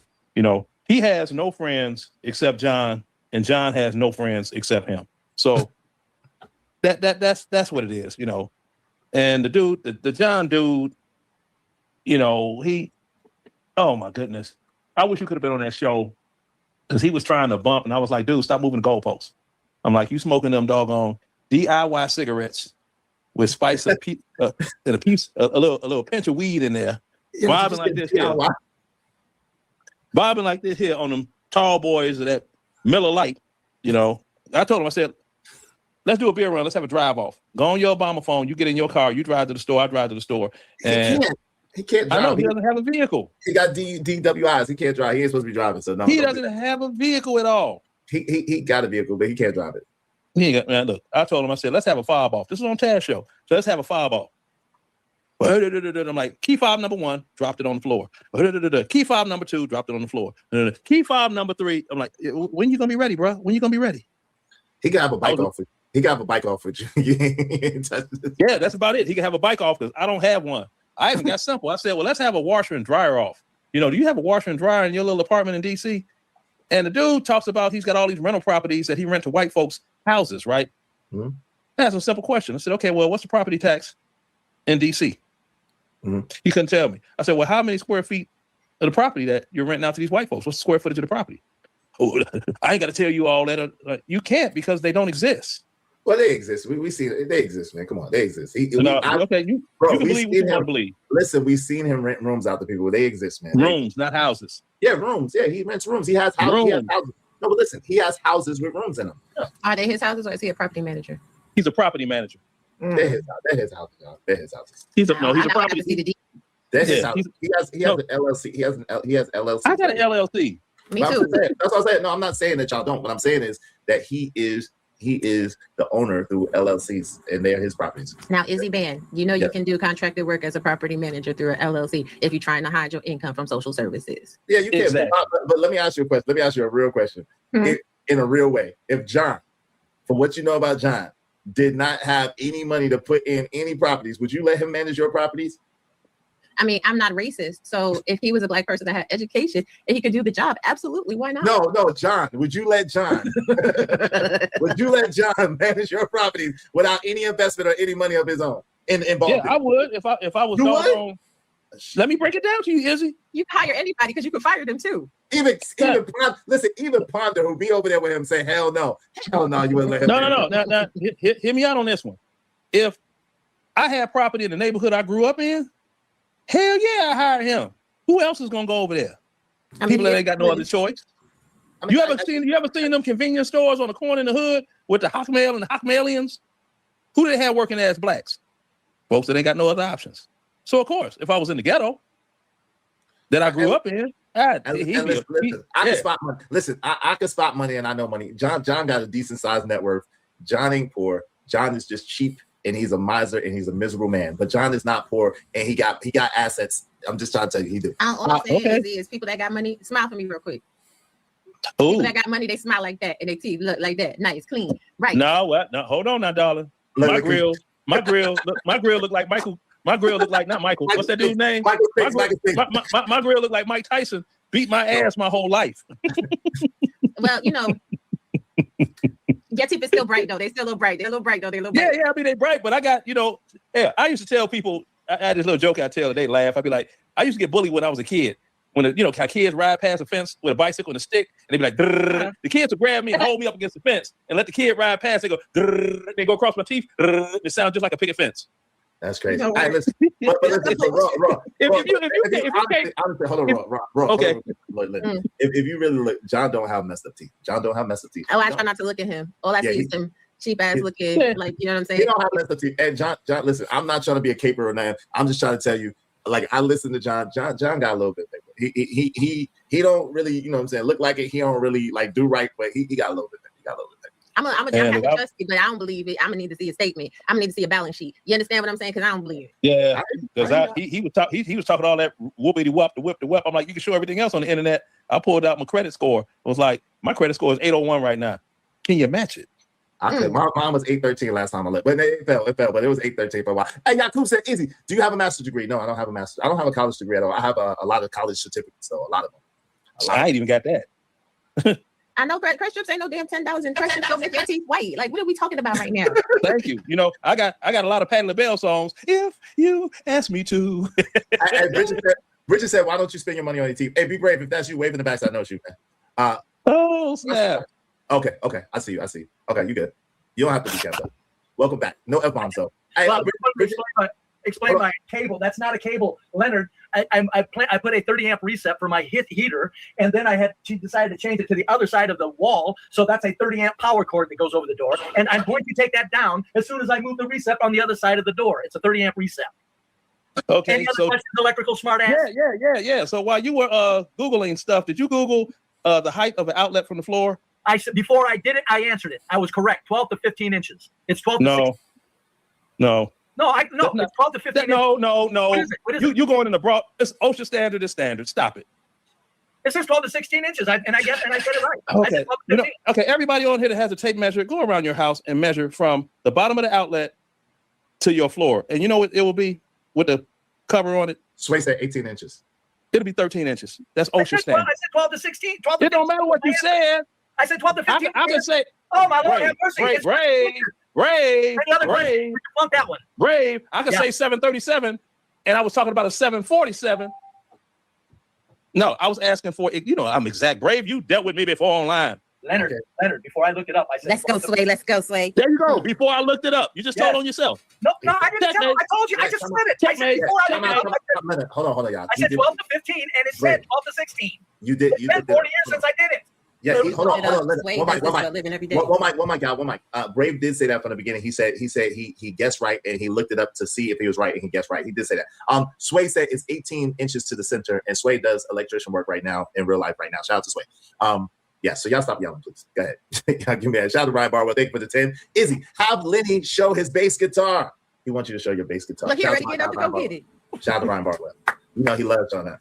Mm-hmm. Okay, there it is. Let me see. What's your guitar's name? Okay, that's dope. What's his name? Does your guitar got a name, Leonard? No, that's some BB King blues, old before my time action. Oh, okay. Your guitar don't. Yeah, that's just another bass I bought. Okay, shout out to another bass you bought. So OBB. yeah. There you go. Hold on. Let me hit mute. I gotta go outside. I got some ribs on the grill. I gotta look at them. Just look at them. All right, do your thing. Hit mute. Why does what matter, Bridget? I don't know. He was just saying that he don't know. He was trying to prove that that Brave don't really know about electrician work like that. He's saying that Brave is just capping. That's what Leonard's trying to say. But I can't say that. I don't believe that. There's no reason to. Why would I lie about something that's silly? Electrical work is easy. It's not rocket science. I mean, really, you got a 12 gauge to a 20, a 14 to a 15. You got a 30 isolated. You just plan out your circuits. You map your circuit. I'm telling you, it's not, Leonard. It's not rocket science. I mean, I get if I was claiming something. Electrical work. You're questioning electrical work installation. Any other questions? Jeez, bub. Didn't I tell you I'm a bottom feeding 2-bit loser in the end? You did, but I know that you were putting on a little bit, but you did say. No, I'm not sitting up here trying to flex on some shit. Jeez, Leonard. Yeah, usually you trying to flex on flex on what? That's what I'm saying. I have nothing to flex on.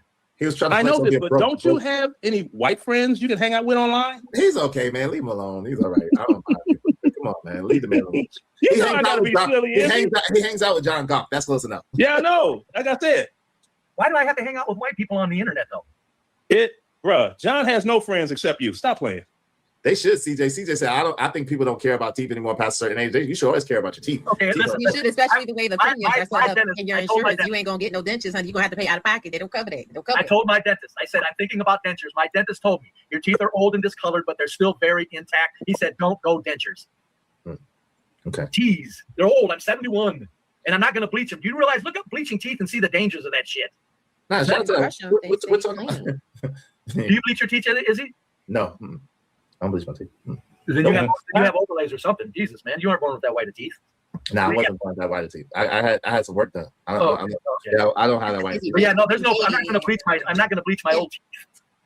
Nah, well, me, as long as, you know, whatever type of meat that I cook, they chew well, I'm cool with it. That's what my dentist said. He said. My dentist told me, don't you dare think about false teeth. You got your teeth there. Most of them are still intact. He said, you'll regret it. He said, just don't worry about the looks. And I said, well, I really wasn't. I was just wondering, you know. So, nice. And my ugly red face, that's in the last 5 or 6 years. I'm ugly, old, red-faced, ugly-ass bastard. Jeez, ow. Anything else you want to insult me on? The young lady that was on earlier, man, she tore me to pieces.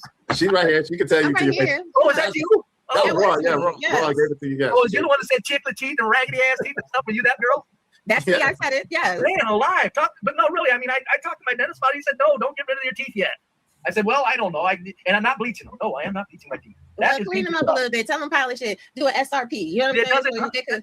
I brush and floss after every snack. You can't polish old raggedy ass discolored teeth, ma'am. Look, put some peroxide in your mouth. Let it sit there for 20 minutes. Do that 2-3 times a week. No, that's not going to do it. You got to get this kind of old ass discoloration. You got to bleach them, and I'm not doing that just for you. You don't have to bleach your teeth. Also, bleach charcoal. I don't think Cellulite would like it. I never. Oh, I didn't know. I never. I appreciate you back here. Thank God.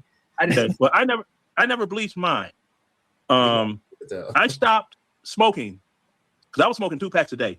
I stopped smoking in 2020, and just from brushing alone after stop smoking, it whitened my teeth up dramatically. I was just like, damn. So cigarette smoke was doing that to my teeth. Thank God I'm not a coffee drinker. Yeah. Exactly. It's cigarettes and coffee, and you can easily lift those. I don't drink that much coffee, and my teeth aren't as horrible as you're saying anyway. They're just old and discolored. It's not yellow, scummy ass teeth, man. Hey, Travis said my dental insurance got my info. Shout out to Travis, a good dental insurance. Yo, Ryan Barwell said teethers? Insane. Hey, Leonard, you got any other electrical questions you want to try to trip me on? No, I really don't, because my nephew is a electrician. He's been doing that since 19. Damn. Yeah. I don't call myself and he's coming. He works seasonal now because he was upset with all the taxes he was paying. He's like, forget this. I just work seasonal and just go long during the year. I sit at home because I'm not finna. He's one of them. Just the taxes ain't worth when he pay into the job. What he get paid, the taxes. I'm like, I don't mess with him. I'm like, you do what you do. Okay, this is your life. You whatever. Shoot. So, but yeah, he had the master plan. You know, the family was thinking he was going to be the college one, right? Well, one of the college ones, because he was like a brainiac. He dropped out of high school at 16. He was going to one of the best schools in Chicago, Whitney Young Magnet School. Wait, how did we I don't know. How did we get Okay, I'll just he's an electrician now. So he looked. Hold on. If I could, he looked at how much money he can make as an electrician, and then he said, okay. And they're going to college, and they're not making a damn thing. So I'm going to drop out of high school, get my GED at 16, because I could actually take the test for the electricians union at Washburn Trade School, IBEW 134, and become a union electrician. And he did that. And he's been killing the game since he was 17 years old, making ridiculous money. I didn't see it yet. Shout out to Bridget. I didn't see it. Y'all might have to see it. Shout out to you, Bridget. I didn't see it yet. I might have to check it out. Shout out to Corey. I know he do dope. I know he do dope videos. His music ain't as good as mine though. Tell him I said it. Shout out to Corey. No, but he does really good. The one he did for Kojak was kind of really nice too, actually. Oh yeah. His videos is off the chain. Hey, what's your last words, man? I gotta get something to eat. And Leonard, I love you. Oh, you talking about nothing to do with the subject. Leonard, if you insult me, at least make it of substance. I know my electrical. I didn't insult like you. I said, I didn't know what you said. I didn't know about electrical work. You said like I didn't know. And that's the insult. Well, of How's course, that an insult? Because if I can tell you how to wire a house, and you're saying I don't know what I'm doing, I'm going, geez, thanks, Leonard. Golly. I mean, come on. I don't mind you insult me like the young lady said, that raggedy ass teeth, ugly ass face. Okay, you got me. I didn't say you were ugly. I said your teeth. I didn't say you was ugly. Hey, Ryan said commercial electricians make $500,000 a year. So shout out to that. What's y'all last words? I appreciate y'all coming up. Shout out to you. Be brave for being a good sport. Even though I agree, I had a damn good time, Izzy. Anytime, like I said, you want my email? Anytime you want to email me for a hell of a discussion. Anytime. $5. See? Pay me my $5. Y'all money. Pay me $5, babe. I mean, you say the black steel, so don't steal from the blacks. You say the black steel, don't steal from the blacks. Right. So, or Izzy, this is where you go. See ya, white. See ya. All right. Look at that. What's the last word, man? What's the last word? Appreciate it. Well, I can say it without using the F bomb. I could just use the F word, right? If you pay. F Brokies by Benzes. F Brokies by Benzes. What song was that? That was some rap song. You know, I don't like rap either, but some of the stuff is catchy. Lil Kim, with Biggie. Something. Get money. There you go. Yeah, you know, I'm old. I don't, you know, it's. You know, I remember rap when it made sense, but then again, I'm old, so it was built for my ears. Like Self-Destruction. The most prolific line in that song was Kool Moe Dee. I never had to run from the Ku Klux Klan, so I shouldn't have to run from a black man. That's poetry in reality. It don't get no better than that. Shout out to those wise words spoken. Salute to you. I appreciate you coming through. Thank you, man. What's your last person? Child, listen, now I done came up here for 2 seconds. I got the people in their feelings. Listen. Izzy, I had a great time as always. Even I was only here for a little while. People do better. Let's stop being prejudiced and racist and assumptions and simply give people the opportunity and the chance. If you don't want to pay something, you have to always the opportunity to say, I don't want to pay that. You don't have to disparage someone because you're cheap. Just admit that you're cheap. Facts. That being said, have a great day. Thank you for having me. I appreciate it. Amazing. I don't know, man. I love Leonard, but Leonard's favorite, who said that Leonard's favorite subject is Leonard. And his people, Leonard. Like, Leonard, what was you talking? Shout out to Leonard, man. I miss Leonard. But hey, man, thank you very much to John Galt, man. John Galt came through. I appreciate you, John Galt.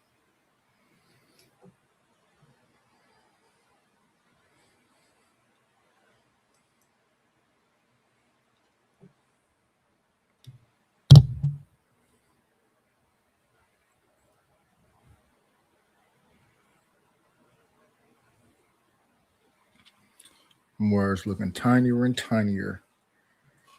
We got 18 people in the building. What up, OG Sigma? Now, what is his name? I can't see. Oh, that's Anton. What's going on, Anton? American Tradesman.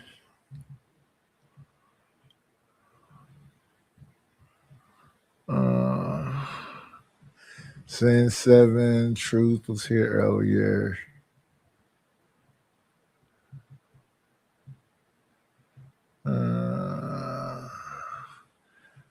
That's Smitty acting for the link. No link today, guys. Yaku. Palomino. I'm not going to go through all these names. Shout out to everybody that was here. Appreciate y'all for coming. We've been on for 5 hours. It is almost 9 a.m.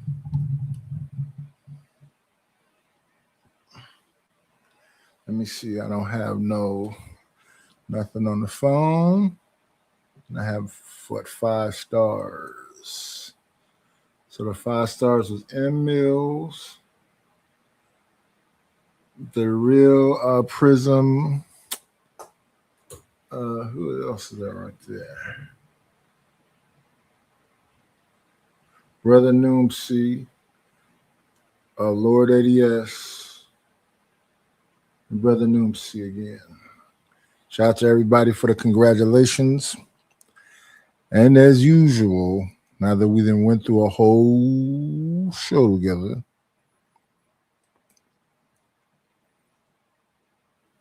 be great.